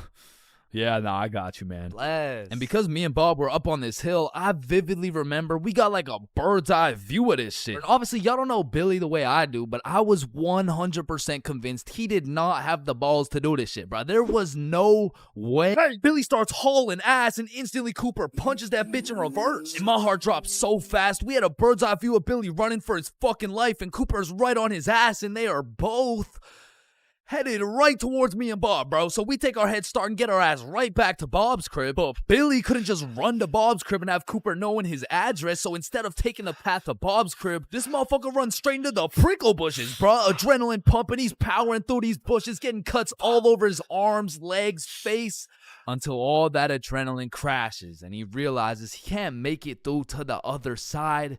He was stuck. Oh, no. You fucking idiot! Come back down here and give me my fucking vape! So Billy walks back out of the bushes, walks over to Cooper, hands over the vape. The girls in the back are all laughing and pointing and shit. Billy's aura's decreasing by the second, and just as Billy cuts his loss and starts walking away... Hey, yo, come back. What? Bro, the coil's missing from the vape. You owe me $70. I know what school you go to, man. You got a week to pay me back. Or else. Billy not only lost all the aura he'd been saving up for 13 years on this earth, but now he's $70 in debt with 1 week to figure it out. So every day after that, Billy begs his mom for $10 for lunch money, $10 for pizza, $10 for school supplies until a week had passed. And Billy had his 70 bones saved up. So as agreed upon, me, Bob, and Billy are posted up in the parking lot 1 week after the incident, and just as expected, Cooper pulls up. And this time he's got like 4 shorties in the car. Like, genuinely, how the fuck? So Billy hands over his life savings. Cooper pockets that shit, and with the most shit-eating grin I've ever witnessed, he mutters, "Hey, look, it looks like we got some pizza money for tonight, am I right?" Yes, look at this dumbass. Billy got scammed, bro. He got his shit rinsed. $70 could have bought this dude like 3 whole vapes, but I mean, truthfully, that's karma. And the moral of the story is, don't steal from people, but more importantly, just don't vape, bro. Yo, Billy just posted his first YouTube video ever. Go check that shit out. Yes, sir. And I just posted a video of me and Chains talking about this story, the raw, uncut, unedited version. So click this link right here if y'all want to tap in. Click that shit. Stole that shit. That's what I do, nigga. Fuck, nigga, I stole that shit. There's a lot of awkward things in life, like the handshake fist bump dilemma, or waving back to someone who is waving to the dude behind you, or the you too situation. Enjoy your meal, sir. Thanks, you too. Actually, wait, no. But on this long list of things that will keep you up at night, I feel like school dances lands itself in the top 3, bro. Cause it's like, is it a party or is it a school event? Are we hitting a Dougie or are we just standing awkwardly in the corner? There's just too many questions, bro. Like another question, who the fuck hired this guy to be the DJ? Like, I don't know how much they pay this dude, but it can't be anything over $50. I remember at my first middle school dance, I seen the DJ walk in with all his gear and shit, and I thought, damn, look at those big ass speakers. This dude knows what he's doing for sure. Hey, Stickman Middle, are we ready to turn up? Yeah, let's go. 1, 2, 1, 2, 3, let's go. So I walk over there to give bro some song requests that he so desperately needs, and as I walk up to this dude's expensive ass setup, I look down at his laptop and this motherfucker's on Spotify and he's moving around the volume slider like he's doing some shit. Like, bro, I could have done this shit for free. Nah, trust me, bro. I know what I'm doing, dude. Want a break from the ads? Now, to be honest, it was really the middle school dances that had me fucked up. Like, you took a bunch of self-conscious, prepubescent little kids and threw on some music and told them to dance with each other. Like, shit, of course they're gonna start hitting those Fortnite emotes, bro. That's all they know how to do. Like, these grade 6s are fresh out of elementary school. There's no way you'll catch one of these youngins asking a girl to dance. Like, they're still scared of catching cooties, bro. Or what about the grade 7s? These kids were straight menaces. Like, I remember at my grade 7 dance, there was a duo. We'll call them Greg and Roderick. Greg and Roderick would run up on some unsuspecting students, and Greg would slide behind him on his hands and knees, and Roderick would casually strike up a conversation. And just when the poor guy was expecting it least, Roderick would shove his ass, causing the unsuspecting victim to trip and eat shit. And they went around to damn near everyone pulling this shit, until one time they messed with the wrong dude. Hey bro, it's just a prank. Now, grade 8s. These boys are damn near in high school. They don't dance. It'll ruin their street cred, bruh. Instead, they prefer mosh pits, rap, EDM, fucking smooth jazz. It doesn't matter what song. These grade 8s will be relentlessly jumping up and down for no apparent reason. And soon, these grade 8s will turn into freshmen. All that street cred they once had gone. If you push one of these freshmen into the middle of a dance circle, he'll stress so hard he'll start malfunctioning and hit those fucking Fortnite dances again. Now, grade 10s. Most of these grade 10s are a little self-conscious, but if you throw one of them into the dance circles, let's go, Michael. Let's see it, Let's go. Guys, what? I don't know how to dance. Let's go, Michael. Well, I guess I can bust out a few dance moves. All of a sudden, dude's got moves like Jagger. Come to find out, bro's been practicing for this moment in his room for months. So once these grade 10s soon become sophomores, those YouTube tutorials start paying off for real. And if they're lucky, they might even catch some cooties, bro. And these seniors just simply don't give a fuck. Bro, watch this. I'm about to hit the worm. What? You know how to hit the worm? No. Damn. And I'm not done flaming this fucking DJ. Like, this dude be leaving my balls more blue than Squidward. Pause. These bitches lost. Oh, hell nah. Is that lo-fi? And then out of nowhere, really quick, the DJ will throw on some heat and it'll have everybody turning up. But just as fast as Pop Smoke got that shit jumping, Ed Sheeran shut that bitch right back down. Like, mixing drill with The Shape of You has to be some sort of felony, bro. Like tell me this dude deserves to roam the streets freely after pulling some shit like that. In fact, funny story, I had seen the DJ after the dance in the parking lot one time, and we walked up and we jumped the fuck out of him. Alright, but not all DJs were out here committing war crimes on my ears. Like, you know, the DJ was onto some shit when he got the students and the teachers turning up. Like, you play the right song and these teachers will forget they're on chaperoning duty. Shit, even the principal will start wilding out. Once you got the right song playing, motherfuckers will get hype over anything. Like, remember how hype it was when someone would land a flip in the middle of a mosh pit? Shit, remember how hype it was when someone didn't land a flip in the middle of a mosh pit? These motherfuckers were excited as ever, like they didn't just witness a dude snap his neck. Poor guy's probably getting trampled down there. Rest in peace. Sacrificed his life for a few Snapchat memories. But you know that one song, that when the DJ throws that hoe on, everybody knows what to do. Motherfuckers will run in from the bathroom, teachers will hop in, the Redditors will hop off the bleachers, and the school dance will be looking like something straight out of High School Musical, bro. Speaking of High School Musical, back in the day, I knew a dude named Troy. I fucked with Troy, but let's just say, he had a little bit of a lean gut. He was built like T Grizzly.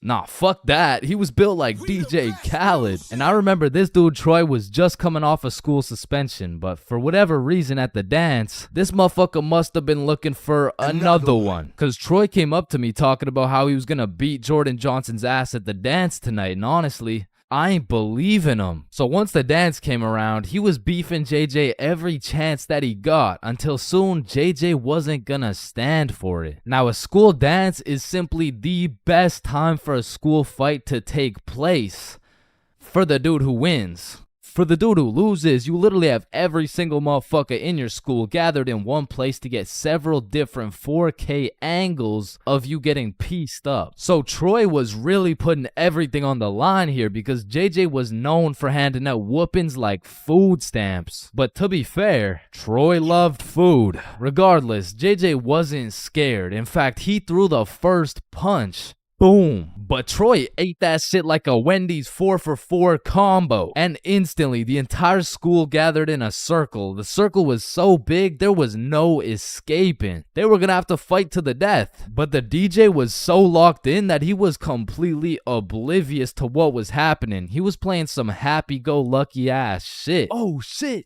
Ooh. Damn. Yo, get his ass. Let's go. Beat his ass, Troy. JJ. Yo, I'm Jordan Johnson. Now, the moral of that story is don't get into a fight at the school dance. Unless you know you're gonna win. Now, on another note, asking someone to dance is a very important topic when it comes to school dances. Now, girls, I'm sorry, I can't help you with this one. I've never asked a dude to dance before. But boys, shit, I can't help you either. I'm like 0 for 15 with this shit. But I do know someone who can. I'm talking about the homie Bob. So Bob, how do you ask a girl to dance? Watch and learn. Is this motherfucker moonwalking right now? Oh shit. Oh, what the fuck?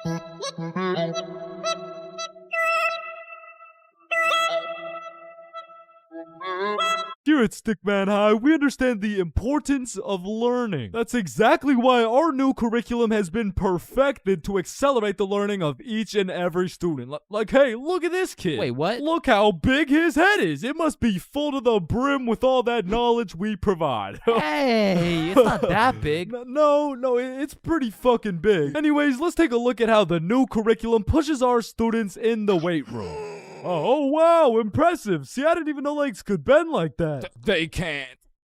All right, stop recording. Stop the recording. Stop the recording. Stop the recording. All right, Stickman High, welcome to the new curriculum, and let's study those textbooks. All right, class, are we ready to learn about this new curriculum or what? Or, we could just do a Kahoot? Yes, sir! That's what I've been waiting for. That's what it's all about. Man, I fucking love Kahoots, and I don't study for shit. Bro, I feel like Kahoots are the exact equivalent of the good old here comes the airplane trick. Like, yo, you want a Brussels sprout? Aw, hell nah, bro, those are disgusting. Oh, shit. Alright, but here comes the airplane. Hey, Chains, you need to study for this history test. Hell nah, bro, that shit's boring as hell. Okay, yeah, but... What? The Declaration of Independence was signed on the Georgia. Because personally, I didn't give a single fuck about what we were learning in school. But I swear they infused the Kahoot music with Adderall or like crack or some shit. Because a game of Kahoot used to have me all the way locked in. And I would be grinding my way up those leaderboards. Like I'd make it to 3rd place and then 2nd place and then 1st. And then the teacher would throw in some bullshit like, now what position was Abraham Lincoln conceived in? So I go for the safe answer, and all of a sudden I dropped 14 places, and I'm getting passed by goddamn Dildo and Duncan McCawkiner. And the teacher's over here yapping about, yeah, guys, you should know this one. It's chapter 13 in your textbooks. Like, bro, why the actual fuck should we know this one? But in these Kahoots, people were coming up with the most outrageous names of all time, bro. I remember anytime a teacher would pull up a Kahoot, the first names would start off normal as hell. Jessica, Eric, maybe a little Bartholomew. But as soon as one dude drops a name that's ever so slightly comical, every single name after that ends up being more and more out of pocket than the last. It's like a competition to see who's gonna push that shit the furthest. Like Richard Long quickly turns into Ben Dover, which nicely parlays into Hugh Janus, which passes it over to I Swallow Cum, who alley-oops it for Wilma Dickfit, which eventually somehow always ends up with the teacher just catching mad strays. Like somewhere along the line, that shit goes from Dixie Normus to Miss Jackson's built like Mike Wazowski. Alright, who said I'm built like Mike? I remember I had this teacher who used to love Kahoots. Shit, she loved her Kahoots so much, we'll call her Miss Cahooters. Nope. Nah, we're not actually doing that. We're not calling her that. I think we'll just go with Miss Kahoot. You know what I'm saying? I think Miss Kahoot works just fine. And every Friday or so, we would walk into Miss Kahoot's class, and she would have a Kahoot pulled up smiling from ear to ear. Which I'm not gonna lie, was really sad to see. Not because she was smiling, but because I knew in 20 minutes tops, that smile would turn into straight anger, bro. Hey class, happy Friday. We're gonna do another Kahoot because I know it's a class favorite. Just please, everyone be appropriate. DJ Bustanut, are you serious? In my 22 years of teaching, I have never. And I felt bad for Miss Kahoot, you know, like I really did, but it was low-key her fault for running it back so many times. Cause DJ Bustanut just couldn't stop catching these dubs, bruh. He was a dog. But nah, I really do feel Miss Kahoot, cause sometimes even Kahoot pisses me off, bruh. Cause picture this, I'm here grinding out these answers, giving it my all, even cheating a little off that one smart motherfucker with the big ass laptop, but I still get a few answers wrong, you know. No nobody's perfect. But imagine my pain as I read my screen and find out I'm 76 points behind fucking Sebastian, bro. And I look up at Sebastian and this motherfucker doesn't even know what he's playing. He's just happy to be here and shit. But there's only one feeling worse than being 76 points behind Sebastian, and that feeling always came from the easiest questions. It would be like, oh, what? This is a little too easy? How do you say hi in English? And you're trying to speedrun this shit, so you click the first thing that kind of makes a little bit of sense and the answers come up, and you're the only motherfucker to get that shit wrong. No, dumbass, that was a Konnichiwa. And everyone's looking around for who got it wrong. Like, yo, whose dumbass got that shit wrong, bruh? Top facts, bruh, type shit. Dumbass, type shit. The fucking dumbass. Chains? Were you the dumbass who got that shit wrong, bro? Me? Dumbass? Nah, shut up. Shut the fuck up. Nah. It was probably it was probably Sebastian, bro. Just look at that motherfucker. And I feel like there's only 7 types of people in class when you're playing a Kahoot. And the first is Dover. Bend over. We all know him and we all love him. He's got a smart name, but not a smart brain. He might get the first answer right, but then he falls off the face of the leaderboards, never to be seen again. But on the leaderboards, we got Genius George, because George actually studied the material like a well-prepared and studious nerd, bruh. Because George was the type of dude to be like, calculate for the common denominator. Oh man, this one is too easy. Like, bro, if you don't shut the fuck up, I'm about to commonly dominate that ass.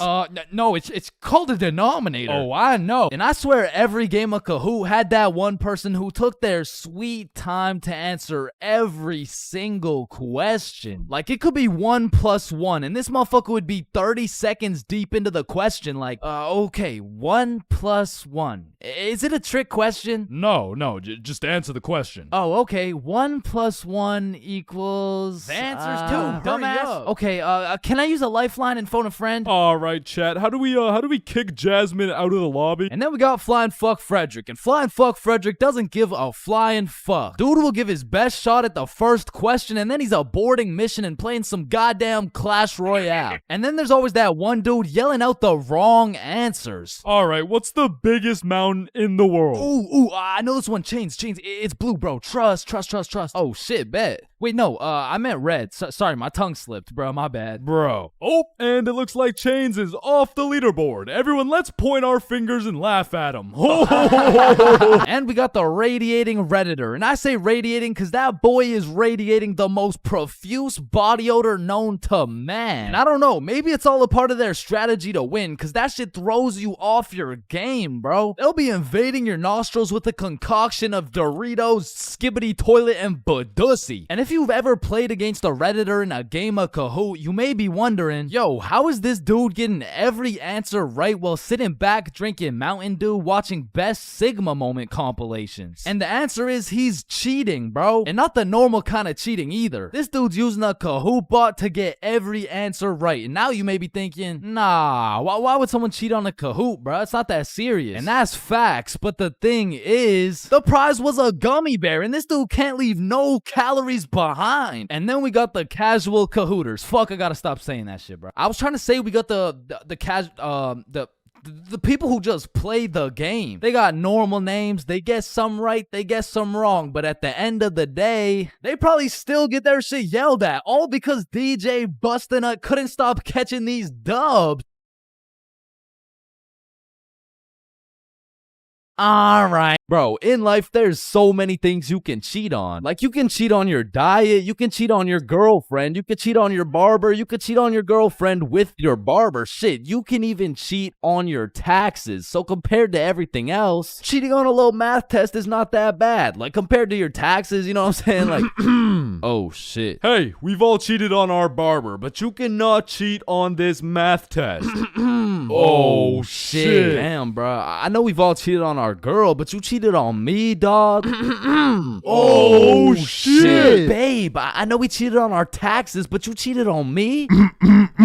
Oh shit. listen, in our entire lifespan, we've all cheated on something. Whether it's a game of Uno, your girlfriend, or your other girlfriend, it's usually not worth it, because congratulations, bro, you won the game of Uno, but now you have to look yourself in the mirror knowing you're a cheater and a liar that has 3 Uno cards up his ass. But when it comes to school tests, cheating is 100% worth it, bro. And I'm not condoning cheating at all, but let's just think about this logically. Like why are we at school in the first place? We're at school to learn things and skills that we can use in real life. Now, are we really using trigonometry in real life? Well, effectively, this depends on what career. Hell nah, bro. It was a rhetorical question. We are not using trigonometry. But you know what we will use?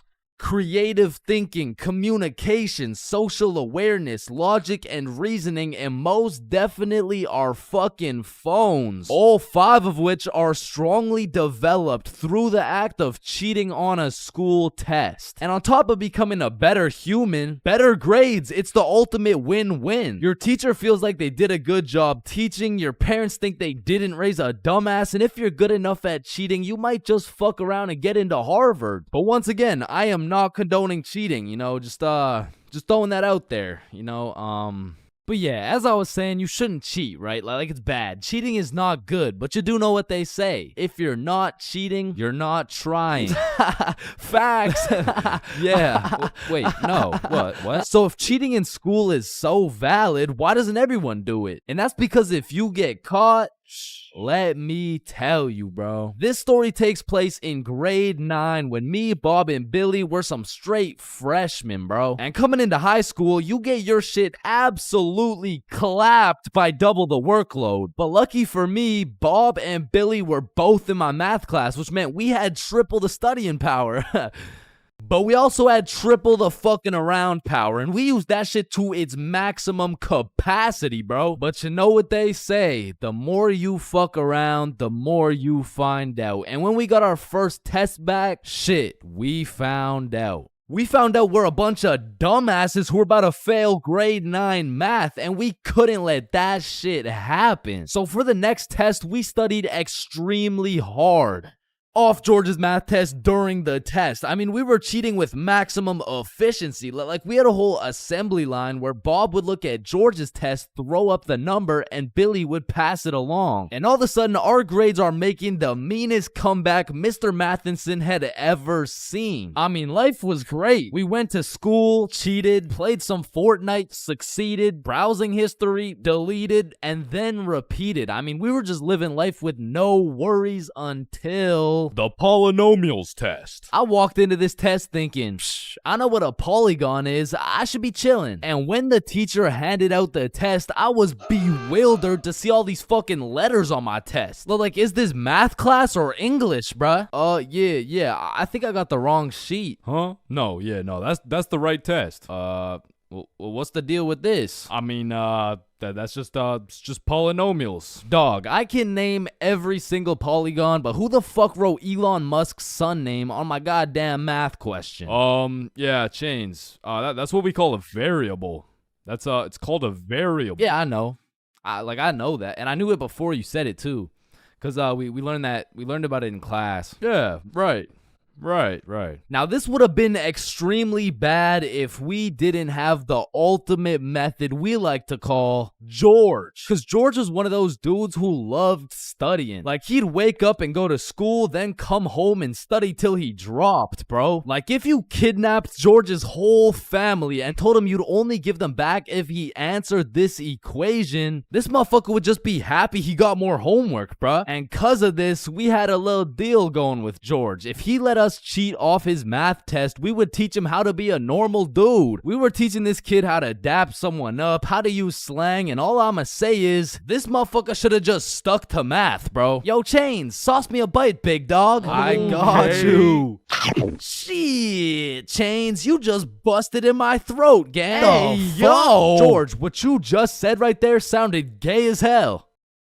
type shit. No. So as I was saying, I'm looking at this math test with more letters than numbers, and it would have been raps for me if it wasn't for the George method. So I'm looking at Billy, Billy's looking at Bob, and Bob's looking at George's test, and we're absolutely flying through this polynomials test. And about halfway through, I look up to get the next answer, and I get jump scared by Mr. Matheson mean mugging my shit. And you can see it in his eyes. He knew exactly what was going down, and he took me, Billy, and Bob's tests and took us to the hallway. What do you guys think you're doing? Polygamy. I'm pretty sure it's like Why did I see you three throwing up your fingers during our test? Well, you see, Mr. Matheson, we're gang affiliated. No, bro, what the fuck? All right, you three, cut this shit. I caught you cheating. All three of you are getting zeros on this test, and I don't want to see it happen again, or I'm contacting your parents. All right, it won't happen again. You're right. We're not in a gang, by the way. Yeah, I know, buddy. Well, shit. Yo, what happened to you, Jits? Are you chilling? Bro, Mr. Matheson caught us lacking real bad. Yeah, he gave us all zeros on the test. Holy shit, it sounds like Mr. Matheson just absolutely railed you guys. No cap. Now. And all three of us proceeded to absolutely shit the bed on all of our next tests. And it was at the point where our grades were on life support and our math final was coming up. So if we didn't get our shit together for this final, our parents were about to put us on life support with that leather belt. So we put our cheating ways in the past and locked in, bro. We were focused in class, and after we went to Bob's crib and kept studying there. And then it clicked. We all finally understood polynomials. And so the next day we walked into class confidently, knowing we were equipped with hours of studying. We lock in, sit down, and then the teacher gives us our test. And as soon as we lay our eyes on that very first question of the test, we were fucked. Now, don't get me wrong, we could do polynomials all day long, but we forgot this was a final. Meaning we forgot to study numeracy, exponent laws, rational numbers, linear relations, inequalities, geometry, probability, and statistics, and in other words, we didn't know shit. And before I can even make eye contact with the boys to tell them I'm fucked, these motherfuckers already hopping back on the George method. And listen, bro, as you can tell, I'm no mathematician, and I did not study probability or statistics, but from what I'm seeing at this very moment, I have two options. I can do the test legitimately and have a 99% chance of failing grade 9 math and getting my shit whooped while simultaneously having my entire family realize they raised a dumbass who won't go anywhere in life and is destined to draw stickman for all of eternity, or I could cheat.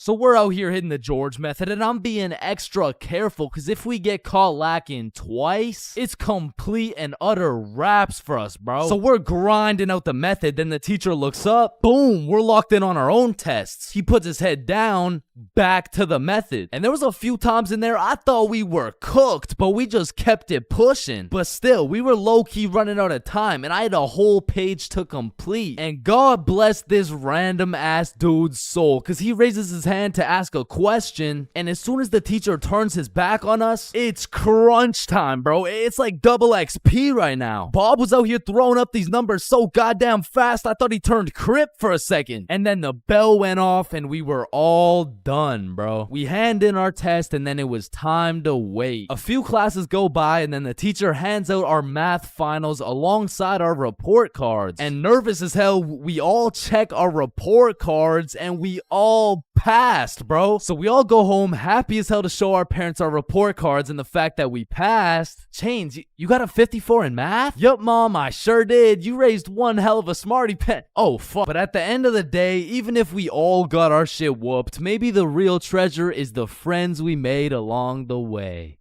Yo, homies, I'm bricked up right now. Oh, no.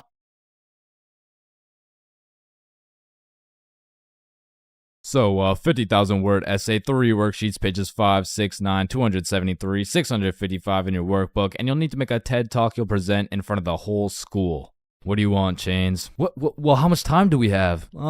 Everything needs to be handed in at 12 p.m. on Thursday or you'll get a 0. Wait, Mr. Cumminson, that's in 2 minutes. Actually, it's 1 minute now. Any other questions?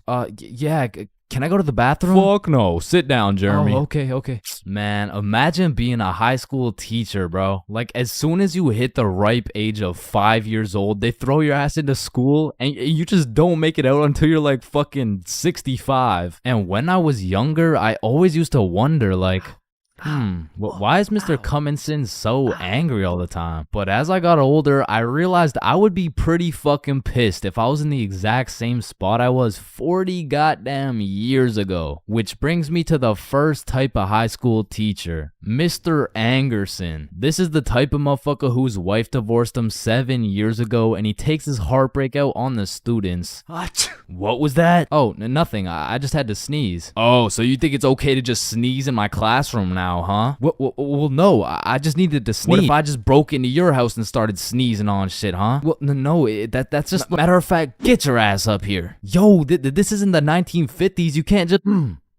Linda, come back, please. Now, I don't know how Mr. Angerson continues to keep his job, but it feels like this dude's mission is to ruin the day of every student that walks into his class. Like, he'll be putting in extra effort into his tests to make them as confusing as possible. The type of motherfucker to make a multiple choice test with the first 4 letters all as A. Bro will have me changing the correct answers into the ABCD strategy. Next up, we got Mrs. Talkinson. Some teachers really just don't give a fuck about teaching, bro. I mean, Miss Talkinson over here, she really just wants someone to talk to for real. And that's when Franklin D. Roosevelt became president.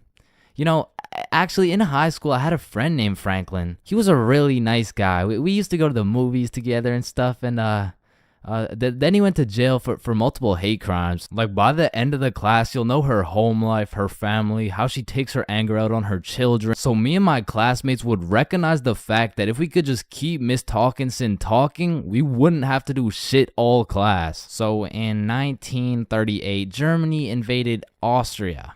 Yes, Chains. Miss Talkinson, have you ever been to Germany? Oh my goodness, you would not believe what we did in Germany. And for my personal favorite teacher, we got Miss Cakinson. You know, the teacher that is caked up for absolutely no reason. Like, she's got that dump truck for what? I mean, I'll be failing all my classes, rocking with a 1.5 GPA. But I walk into her class, fuck, all of a sudden I turn into a...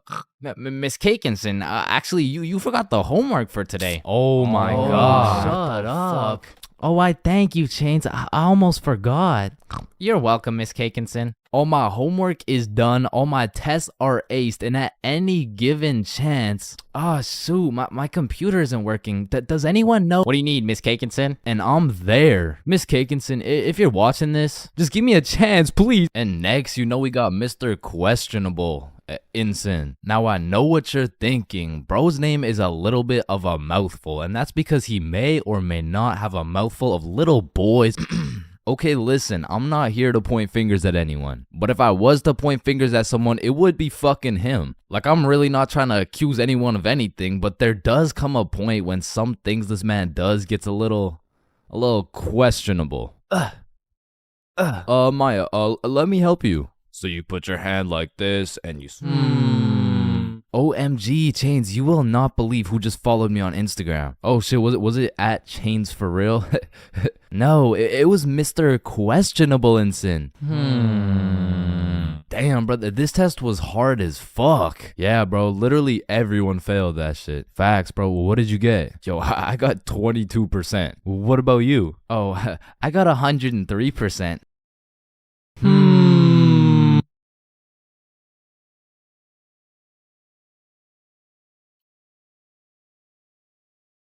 Yo, I just got robbed by a gay homeless dude in Japan. Who's with me? You know, like anyone. Anyone. Yo, is this not relatable? Bro, ain't no fucking way. Nah, bro. What the fuck does that even happen? Not again, bro. Now, I'm not gonna lie. Japan is one of the safest countries in the entire world, and apparently there's only 3,065 homeless motherfuckers in the entire country. So in order to get robbed by a homeless dude in Japan, you either need to be unlucky as fuck or just a complete dumbass. But way back when this story took place, I was a certified dickhead, bruh. At the time, I had the critical thinking skills of a newly born chimpanzee mixed with the spatial awareness of a fucking Joe Biden on top of the decision-making skills of Joe Biden's son. So with that being said, this story takes place way back a few weeks ago when me, Bob, and Billy hopped on a flight to Tokyo. And as soon as we arrived in the city, we started absorbing all that food, bro. Sushi, ramen, fucking cow testicles, you name it, we ate it. And after an entire week of decimating every last crumb of food in Tokyo, we thought, well, that was fun. I guess it's time to go home. Yeah, I guess so. And as we're ready to pack it up, we overhear a few people talking. Oh, hey, konnichiwa. we come from the United States of America. How do we go to Osaka? Yeah, man, Osaka has some of the best food in Japan. Just take this train right here and you're there. Wow, you're English. Very good. I'm from Washington, dipshit. Oh, I see. Washington dipshit. Is that Chinese or? Holy shit, did you hear that? Yeah, no, that guy's fucking clueless. No, I'm talking about Osaka. Apparently the food's even better over there. Oh shit, yeah, but don't you think we had enough food already? I mean, shit, we are in Japan. Fuck it, bro, let's go. So we hopped on the train and got off in Osaka. And like the certified fat asses me and the boys are, we were looking around for some food. And the moment we seen all-you-can-eat Wagyu beef for just 30 bones, we all knew what had to happen. We walked in that bitch and wasted no time. We were running through that meat like Tiana Trump in her prime. Cause sometimes we were burning the meat, sometimes we were taking it raw. But at the end of the day, the meat filled us up and made us happy. So we thanked the owner, left the shop, and headed back to our hotel. And man, I was full as hell. For like an hour, and then I was like, yo, who's trying to get some more food? The fuck? Bro, we just ate a whole goddamn cow. Yeah, we did. Like, we probably just canceled out the life work of 5 vegans in one sitting. Type shit. And it's already like 8 p.m., bro. It's dark as hell. Well, I'm gonna go out anyways. You know why? Why? Cause we in Japan. Man, get your fat ass out this goddamn hotel. So I got my fat ass out the goddamn hotel and started walking around. And all I took with me was my phone, the key to the hotel, about $100 worth of yen, and a smile on my face, knowing I had never in my life been robbed by a gay homeless dude in Japan. But little did I know, all that was about to change on this wild ass Friday night. Now, if there's one thing I learned about Japan, it's that everyone there is very kind, extremely polite, and a raging alcoholic. I'm talking they clock out of work at 6 p.m. and they clock into the bar at 6:02, and they don't leave until... they don't leave until it's time to go back to work, bruh. Cause the Japanese people work hard, but their liver works harder. But regardless, I'm casually walking through the city when I hear someone yell from across the street. Yo. So naturally, I'm like, yo. And they're like, come here. And I'm like, shit, okay. So I walk across the street and see 3 individuals posted outside this little bar shop thing like, yo, I'm Yuto. This is Emi. This is twin sister Shigo. Hey, it's my first day working here. Come inside, come inside. Shit, I don't know. I'm just trying to get some food somewhere tonight in Osaka. I don't know if it's like... You want Osaka fucking night food? Yeah, I mean, I guess I want Osaka fucking night food. Reads a sign. Osaka fucking night food. Oh, okay, yeah, fair enough. Shit, I mean... what? Come get shots. I pay. Shit, we in Japan. So they take me inside and everyone there is just happy as fuck. They got Rihanna playing on the speakers, dudes bringing out shots, and the chef was turning up so hard, dude started twerking, and damn, that boy was cooking. Bro, what? Shit, I mean, like, he was cooking with the food, like... Man, fuck. But the vibes were just so good and inviting that I felt like I just got welcomed into this Japanese family. And so we all cheers and take the shots. And now I'm drinking. And I'm drinking with only one goal in mind. And that's to keep up with my newly found Japanese family. And so to prepare my stomach, I get me some Osaka fucking night food. And it was scrumptious. But as I'm slurping up this kebab, I see Emmy come back with 3 more shots. And she's like, you want one? Shit. We in Japan. So we take the shots and I'm talking to Emmy, and one way or another we start talking about our alcohol tolerance. Yeah, I'm not gonna lie, it takes a lot for me to get drunk. Not as much as me. Whoa, is that a bet? Yeah, it is. Bitch. So we're drinking everything in sight. Vodka, soju, sake, tequila. It's a competition. Now, I made the bet in the first place because I'm twice her size. But one thing I forgot to account for was the fact her entire lineage had been training generations for this very moment. So she's taking these shots to the face like, Well, shit, like Tiana Trump in her prime, and I'm going shot for shot with her. And after taking about 8 shots, I was feeling it, bruh. Yo, let's go play darts. I mean, I never really played darts in my life, but shit. We in Japan. So we pull up to a darts bar, just me, Emmy, and Yuto. And I had never played darts a day in my life. But you ever just try some shit and you're just inherently good at it? Yeah, right? Yeah, that shit was not me, bro. I was dog shit. I was out there looking like I was drunk as hell. I was drunk as hell. Because in order to play, each person had to buy a soju. So now I'm about 12 shots deep, throwing darts, trying to hit a circle the size of a pea, while this little Japanese girl's pushing me and shit. Because to her, this was a game. To me, this was survival. Because every time you lose, you gotta take a shot. And if I keep taking shots like this, these shots about to start taking me, bruh. And sure as hell, I lost the first game. I took my shot and Emmy's like, how drunk are you right now? And I can't let her know I'm losing this bet. So I'm in that bitch like, drunk? Nah. Shit, where I'm from, we brush our teeth with a bottle of Jack. Okay, then loser takes 2 shots. Yeah, let's do it. So one thing leads to another. Now I'm 16 shots deep, and Emmy's like, I'm gonna go to the washroom. I'll be right back. And then Yuto's like, Yo, Chains, we must talk. Oh shit, yeah, what's up? Now Yuto had a strong accent and very limited English, so it really went some like, Emmy, bomburu. Huh? Emmy, have bomburu. Yo, Yuto, no, I don't speak Japanese, dog. No, Emmy, use bomburu. Swipe left, swipe right. Bumble. Oh shit, Emmy uses Bumble. Okay. Yes, and she texts the Bumble guy. Come here. Oh hell nah, bruh. I'ma have to abort mission. Me too. You too? Hi, Emmy to you, daddy. Fuck Emmy. Oh shit, facts, let's do it. So we sneak away to the elevator and we're spamming the up button trying to leave, and this shit is just not coming, bruh. So we both peek around the corner to see if she's coming, and she notices us. Oh shit, guys, we're leaving? Yeah, we are leaving. Fuck. So we all get in the elevator and Yuto whispers in my ear like, when the elevator open, we run. And I'm drunk as shit, but I was the fastest kid in my elementary school, so as soon as the doors open, we hauled ass, bro. And I just kept running till Yuto was like, stop, we go to bar. And I'm just having a great time existing at this point, so I walk into this bar all drunk like, where the hoes at? Oh shit. Oh shit. Where the bros at?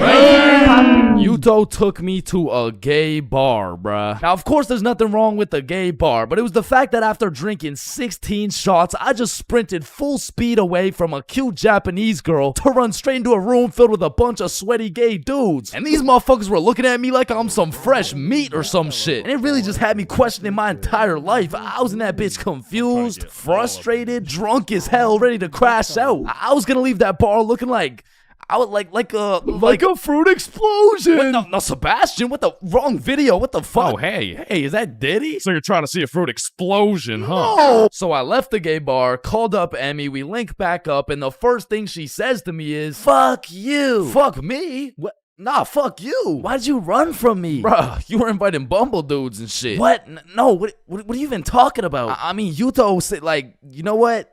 Don't even worry about it. Okay. Well, let's go to the club. And I'm like, shit, we in Japan. So we're at the club doing club shit, and after an hour or so, she's like, let's take some shots. And I'm like, shit, we in Japan. I am blackout drunk, bruh. I don't even know how many shots deep I am at this point, but all I know is I'm so drunk, I gained the ability to fucking teleport. So I'm in the club, and as soon as I blink, I'm in a bar. Then I'm in a club, back to a bar, to a new club, McDonald's, bar, karaoke club, bar, Love Hotel. Love Hotel? Man, what? What the what? Man, what the fuck? You said you wanted to sleep. Damn. Yeah, nah, I probably said some shit like that. I don't fucking know. So we walk into our room, and the very first thing I notice, the hub on the TV, vibration devices on the bed, protection everywhere. Shorty just lured me to the Japanese freak chamber, bruh. I blink, and we teleport to the bed. But we were just talking like, yo, Yuto said you were inviting dudes from Bumble. Oh my god, okay, Yuto's a liar. Listen, I gotta tell you something, but you can't tell anyone. Yeah, nah, I won't tell a soul, you know. I will not post this on YouTube, clip it up, post it on TikTok, Facebook, LinkedIn, Instagram, Reels, or anything like that, you know, like, Yeah, that'd be weird. Okay. Okay. So Yuto's homeless. Wait, what? Yeah, like he just goes to the gay bar and then goes back to a dude's house and sleeps there. Damn. Oh man, I didn't even know. And then he steals their money. Wait, he what? Yeah, he just steals their money. Wait, but it's just the gay dudes, right? Yeah, it's mostly just the gay dudes. I check my pockets. The money's gone. Fuck. You said it's only the gay dudes. Yeah, nah, he just steals from the gay dudes. Fuck, I want to go home, bro. So I leave the Love Hotel, and at this point, the sun is coming up, and I'm still drunk as hell, walking like a zombie. I pull out my phone to go use Google Maps, and that shit dies, bro. So now it's just me and my last few brain cells trying to make it to my hotel before I pass out. And I'm stepping over Japanese motherfuckers blackout drunk sleeping on the sidewalks, thinking I can't end up like them, but honestly, I have no clue where I am, no clue where the hotel is, and no clue what time it is. And after what felt like hours of aimlessly walking around, I blinked and I fell asleep, bruh. And when I woke up, I was in my bed. I genuinely don't know how, who, what, when, or why, but shit, I wasn't complaining. But by the time I got out of bed, it was 6 p.m. and I didn't remember shit. I had to go through my camera roll and piece everything together like The Hangover. But at least that Friday night, I learned a very valuable lesson. Don't try to outdrink the Japanese motherfuckers, bro. You'll lose every time. I'm not gonna lie, I think everybody wants to be cool. Like, being cool is just like it's just cool, bro. Like, there's nothing like it. And I know some of y'all are thinking, Chains, with all due respect, bro, how do you know what it's like to be cool? And my answer to that is just look at me, bro.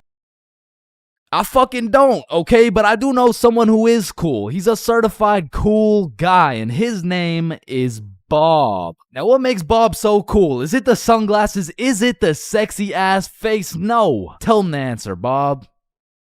He doesn't talk. The answer is Bob doesn't talk. And a crucial role in being cool is the element of mystery. Now, it's interesting because if we take a look at Jake over here, Jake doesn't talk either. And,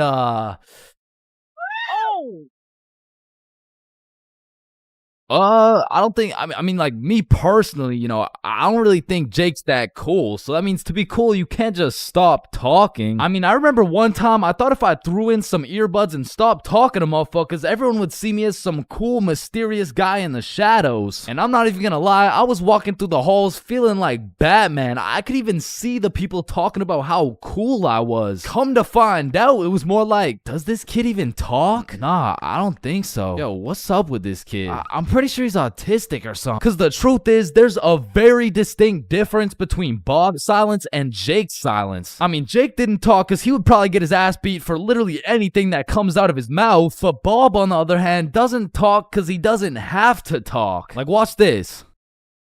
Oh my god, Bob. Love you, Bob. Now, just for science reasons, let's just see what happens when I do the same thing, you know? Why not? What's the worst that could happen? Hello? Can I help you? Oh my god, help. There's this creepy guy. At least she didn't. Get on the ground. Hands behind your back, buddy. Now, it's important to note that being cool is subjective. Like, for example, some people think I'm cool, you know? Like, in this big-ass world, surely there's someone out there. No, there isn't. Nobody thinks you're cool. Shut up, loser. Okay, well, what I was trying to say is you're gonna find someone cool who I don't find cool, and I'm gonna find someone cool who you don't find cool, and that just leaves us with the question, what is cool? So to answer this question, I need you to think of the coolest dude on the earth, and I'm about to guess, okay? You got it? Yeah, alright. I'm not the fucking Akinator. I'm not about to guess who you're thinking of, but I can guess with 100% accuracy who you're not thinking of, and that's Mark Zuckerberg, okay? How did I know that? Because if you think of Mark Zuckerberg as the coolest guy in the world, you're fucked, alright? Like, there's no helping you. Like, click off the video. It's wraps for you, bro. But how could Mark Zuckerberg possibly help us get cooler? I mean, look at the guy. He's practically oozing uncoolness as we speak. But that's important because if being cool is subjective, we need something objective to look at, and objectively, Zuckerberg gets no bitches. Like, let's just look at the numbers here. I mean, this guy's the CEO of Meta, but he's also the CEO of being a uncool lizard nerd guy. And if there's one thing I've learned in my studies of coolness, it's the art of minding your own goddamn business, okay? Like, let's compare George to Bob, who, let's just say, both aced the math test. Hey, Chains, what'd you get on the test? Fuck, I got like a 65%. Oh, that's really good for you. That's good for you, yeah. I actually got 100% plus the bonus question. Oh, wow, nice, bro. Billy, what'd you get on the math test? Math test? The dog. I could have swore that shit was chemistry. Nope, it was math, and I got 103%. Bob, what'd you get? God, 110. There was only one bonus question. That's impossible. Oh, kissy face. Bob, did you pipe the teacher? And that's probably why Zuck over here is so uncool. He's minding a million people's businesses, probably looking through their cameras and shit like, yeah, fuck you, Mark. And the most important trait for being cool is having confidence. You just can't be cool while shivering your timbers, bro. And I know some of you are thinking, oh, well, I guess it's over for me then. And no, it's not over for you, bro, because confidence is the most fake it till you make it shit ever. Like, you're not gonna say the perfect thing every time. Lord knows I don't. I'm pretty sure I say the wrong thing every time, but if you say that shit with your chest, people let it slide, bro. And I said, no, I wouldn't suck your dick for $20. Oh, well, that makes one of us.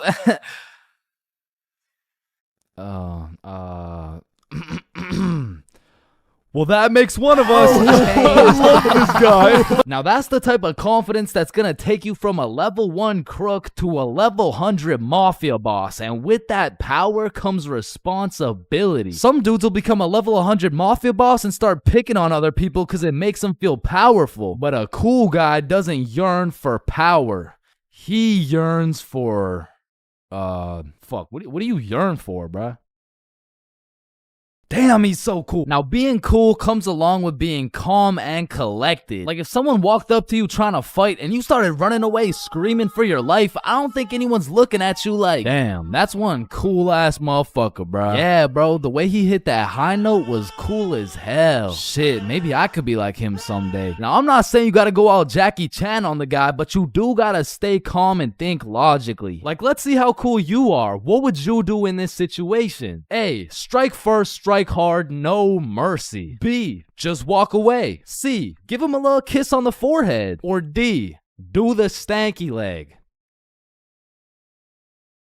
And the correct answer is any of the above, bro, because it's not about what you do, it's about how cool you do it. Except maybe the stanky leg one. I don't think anybody can look cool doing the stanky leg. But doing any of the other options, you could look cool as hell. Like, A, strike first, strike hard. Boom, one punch knockout. That's cold. But if you throw first, miss, eat shit, not cool. B, walking away. You're cool as hell. Unfazed. Unless you get jumped from behind and get your ass beat. Not cool. C, give him a little kiss on the forehead. Assert your dominance. You pretty much just made him your son. But if you miss, well, now you're just kissing a dude, so, yeah. Now, even though being cool is all about how you do things, there's a few things that nobody can look cool doing, like riding a scooter, chasing a bus, taking pictures with an iPad, chasing paper in the wind, using VR, washing a cucumber, waving. You look nerdy as fuck, eating a cupcake, tripping, getting out of a restaurant booth, pickleball, and literally anything to do with Starbucks. Hi, can I get a caramel ribbon crunch frappuccino with 2 extra pumps of vanilla and the You're soy? not cool, bro. What? Now let's take it back to the element of mystery for a second, because this is the step that will either have people seeing you as a cool ass dude, or they'll just assume you're shy or possibly on the spectrum, bro. Listen, you gotta talk, bro, or else people have nothing to go off of and they'll start filling in the blanks themselves. Whoa, wait, so I gotta talk to be cool? Yo, Chains, what do I say? Whatever the fuck you want, bro. Wait, really? Yeah, bro, the truth is the key to being cool is being yourself. And I know that shit sounds corny, and it is, but do you think the coolest dudes on earth give a single fuck about what you think? Hell nah. They're way too busy being cool, bruh. You gotta be like a peach, man. Some people hate peaches, some people love peaches. But at the end of the day, the peach is gonna be a peach. So here, take these sunglasses, and if you haven't heard it today, you're a cool ass dude, bro.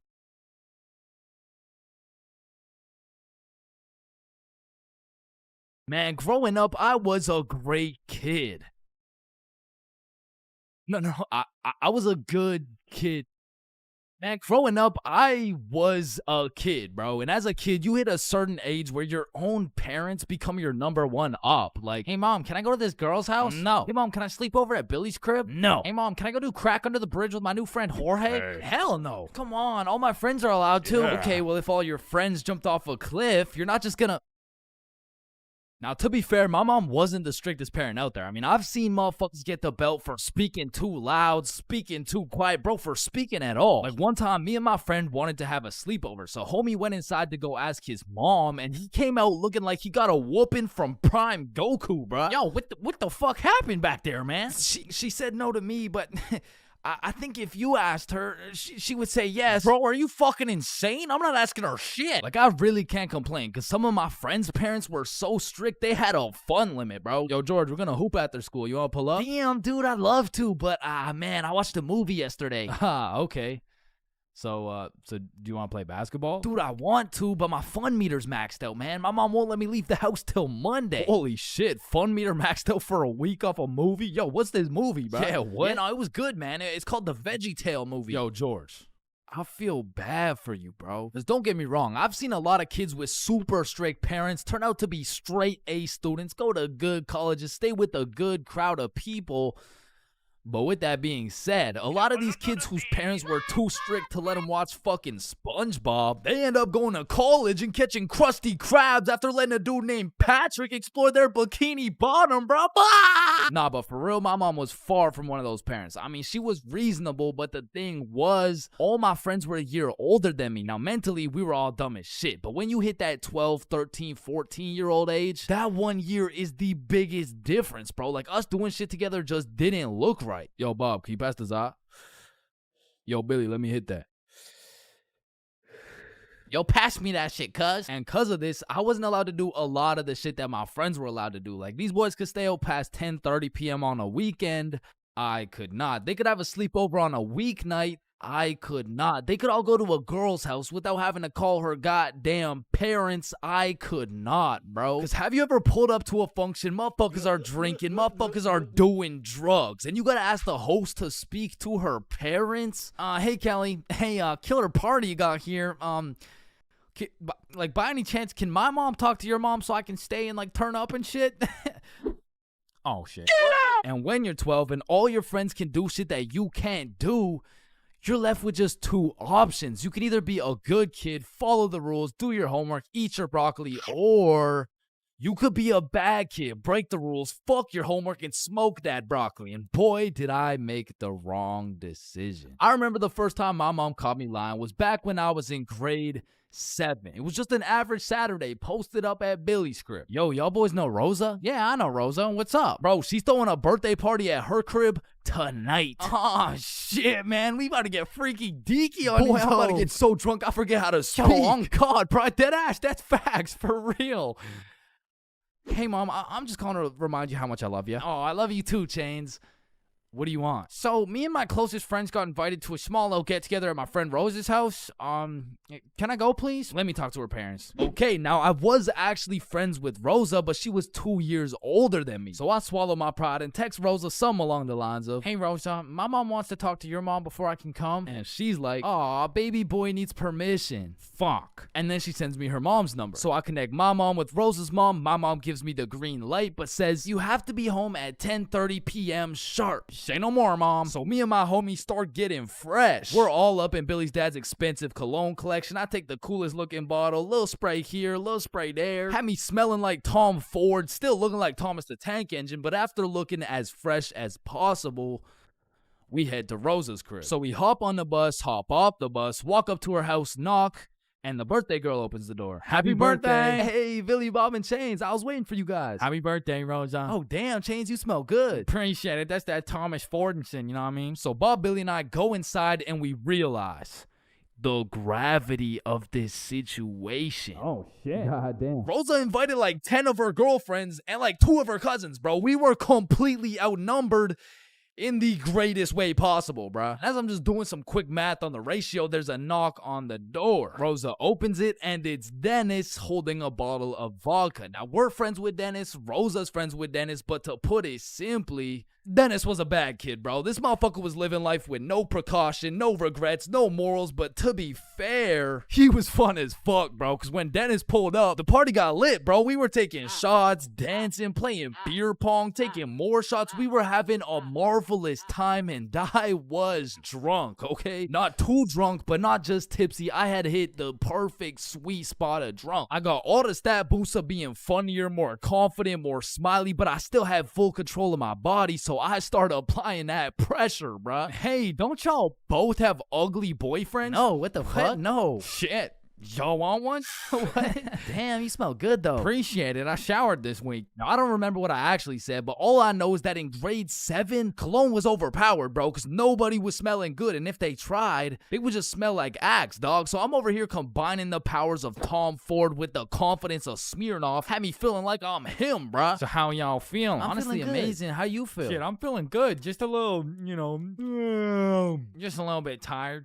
I vividly remember sitting on that couch with these two girls, never wanting this moment to end, bruh. But when I look up, I see one girl crying, one girl looking for something, Dennis helping her look, and Billy and Bob are all ready to dip. So I hop off the couch for a second like, yo, what's going on? Yo, so Dennis just finessed like 3 of these girls' vapes, and we're not trying to get blamed, so we're about to dip. Bro, for real? Yeah, you coming? Bro, but like, bro, I'm not ready to leave yet. Yeah, nah, it's cool. Don't worry about it. Just text us when you leave, bro. Ah, shit, all right, peace, bro. Peace out, dog. So Bob and Billy dip. I see Dennis's ass sneak out through the back door, and at this point, I have no clue how long I've been here, bro. But the party had died down to essentially just the girls who are gonna sleep over and me, bro. So I go to check what time it is on my phone. And it's 10:15, bro. My curfew's 10:30, and I'm a 30-minute bus ride from home. But if we're keeping it a buck right now, I don't even want to go home, bro. I made it to the girls' sleepover, and I didn't even have to ride the group dildo or nothing. This is a once-in-a-lifetime opportunity. So I text my mom, and I lied, bruh. Bob, Billy, and I are almost at Billy's house. Can I sleep over at his house, please? Then I threw my phone away, hopped back on the couch, and went right back to my happy place. So I'm posted up with these two, laughing, cracking jokes when Rosa walks up like, yo, Chains, where'd your friends go? They abandoned me, Rosa. They left me here stranded with no way home. Shit, I mean, you could just stay here if you want. Say less! So... Appreciate it. And eventually, all the girls gave up on trying to find their vapes. They all gathered around to play Truth or Dare, and I prayed for times like this, bro. I was deep in enemy lines, and I didn't want it any other way until one of the girls sees my phone on the ground and is like, hey, Chains, I think someone's calling you. So she tosses me my phone. I check it.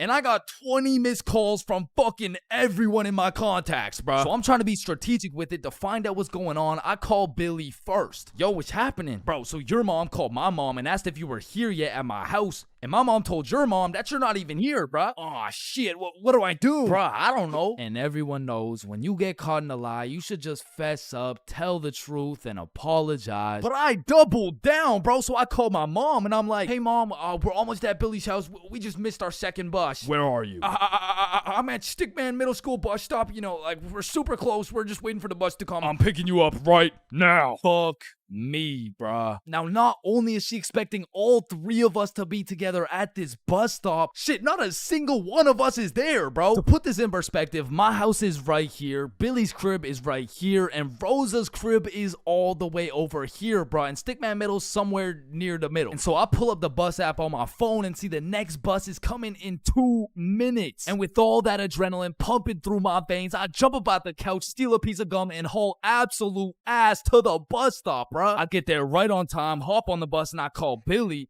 Yo, dog, I think I'm cooked. I told her I'm at Stickman Middle with you guys. Dude, why the fuck would you do that? Shit, bro, I don't know. I'm busting there right now. Bro, if she sees you there without us, you're cooked beyond belief. I know, bro. Yo, we're on our way. So Bob and Billy hop on scooters and start hill bombing their way down to the bus stop to save my ass. And this shit was a race to get to the bus stop before my mom does, because if she catches me there alone, I'm cooked. If she catches Bob and Billy there before me, I'm cooked. If she gets there before anyone, I'm fucking done, bruh. I'm on the bus just praying, and when I finally get to the bus stop at Stickman Middle, I get out and take a deep breath because my mom's not here. But I'm shitting my pants because neither is Bob or Billy. And so I'm calling them, no answer. And I look down the road, I see some headlights. And this was not a busy street, bruh. And as the car is getting closer and closer, I can feel the anger radiating from the whip. I can almost hear the belt making contact with my cheeks. And the car pulls up, and it's just some random dude driving by.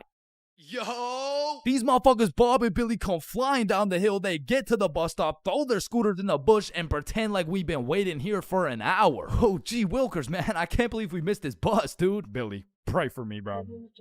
Get in the car. I get in my mom's car. I'm stone fucking sober. My heart is pounding. Why did you lie to me? Well, I honestly wanted to spend more time at my friend's house because we were just having fun. I'm not mad. I'm just disappointed, Chains. That shit hurt way more than any punishment ever would have, bro. So even though Bob and Billy clutched up for me, I still got grounded, bro. But I did learn a valuable lesson. Just tell the truth, bro. It makes everything easier.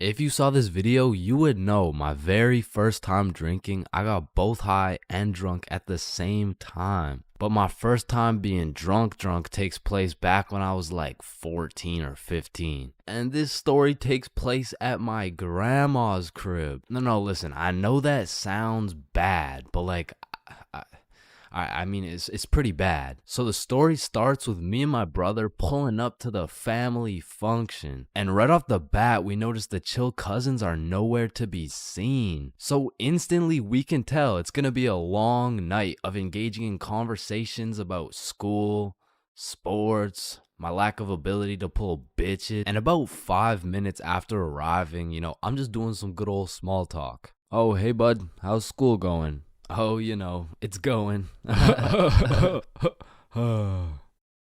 how's sports going? Yeah, the sports are good. Nice.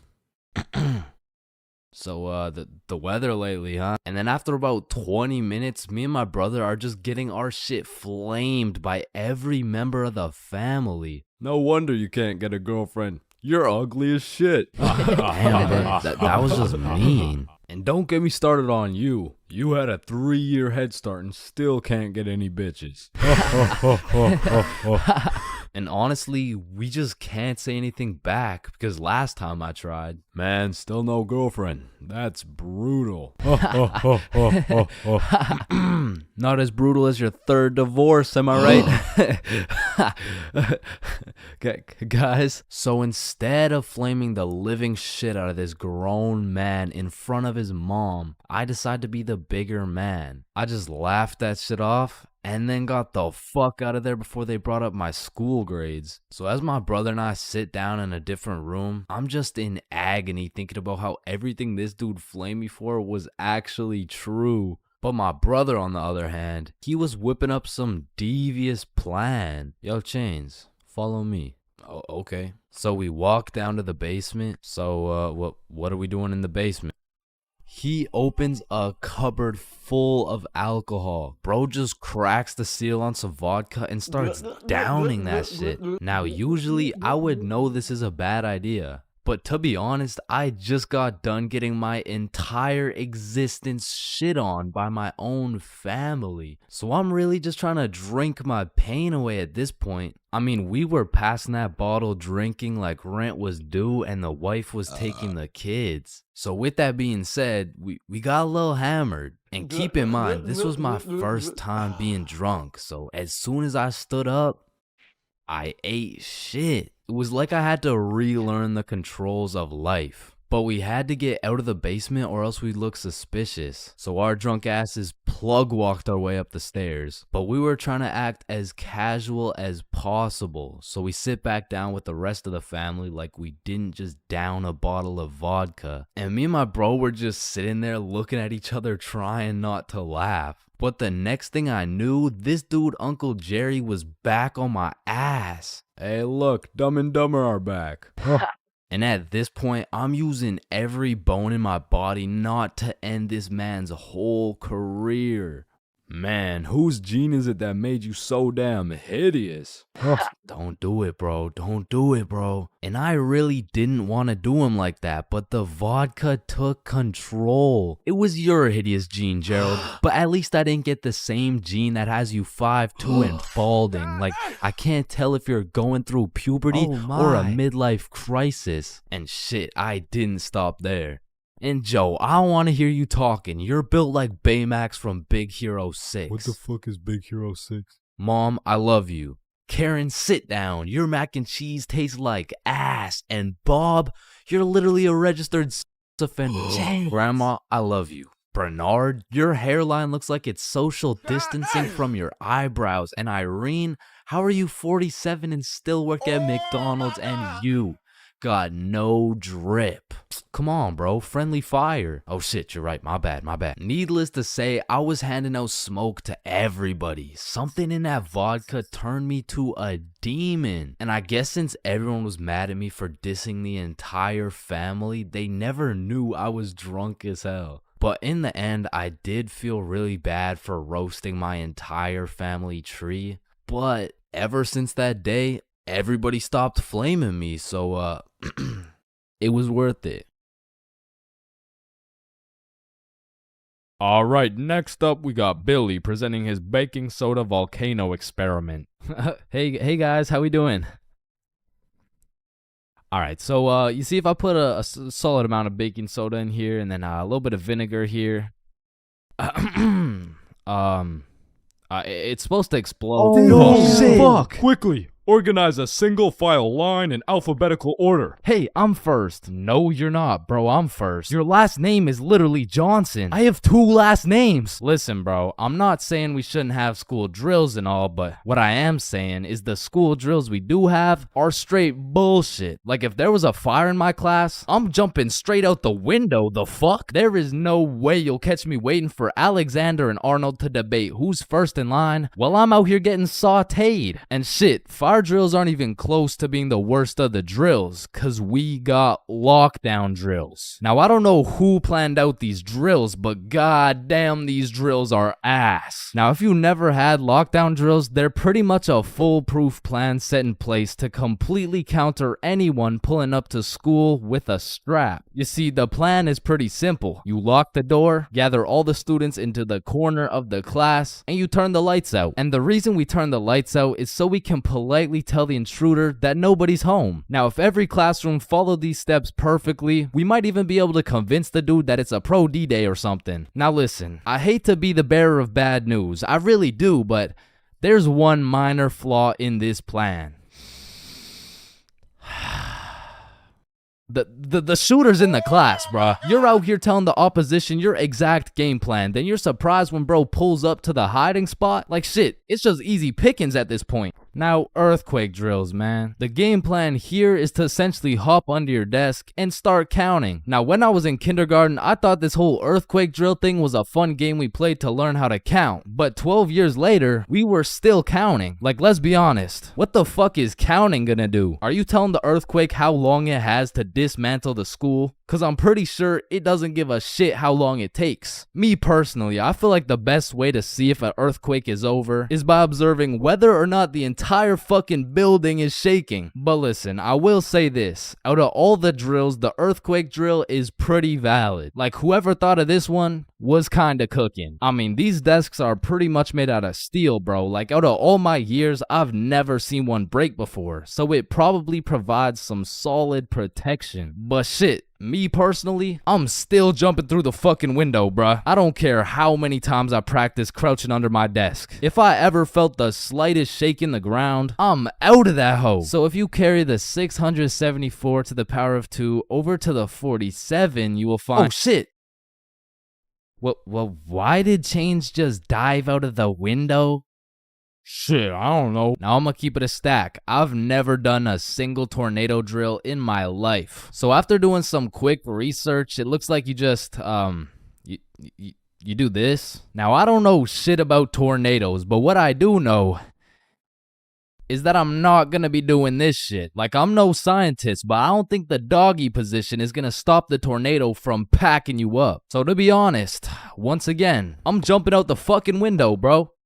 Like, that's just my default reaction. And if that tornado ends up putting me on a t-shirt, then so be it. At least the last position I was in before I died was not the face down, cheeks up pose. But bro, imagine being the kid who poorly timed his piss and now the fire alarm's going off midstream. And you don't even get to know if it's a drill or not. Then there's the whole do you wash your hands dilemma, right? Cause you don't want to get trapped in the fire and fucking die, but on the other hand, you don't want to just not wash your hands. Because if it's a drill, then you're just left with dirty ass hands. And while you're trying to decide whether to wash your hands or not, the class is outside taking attendance like Rosalina. Here. Jared. Here. Chains.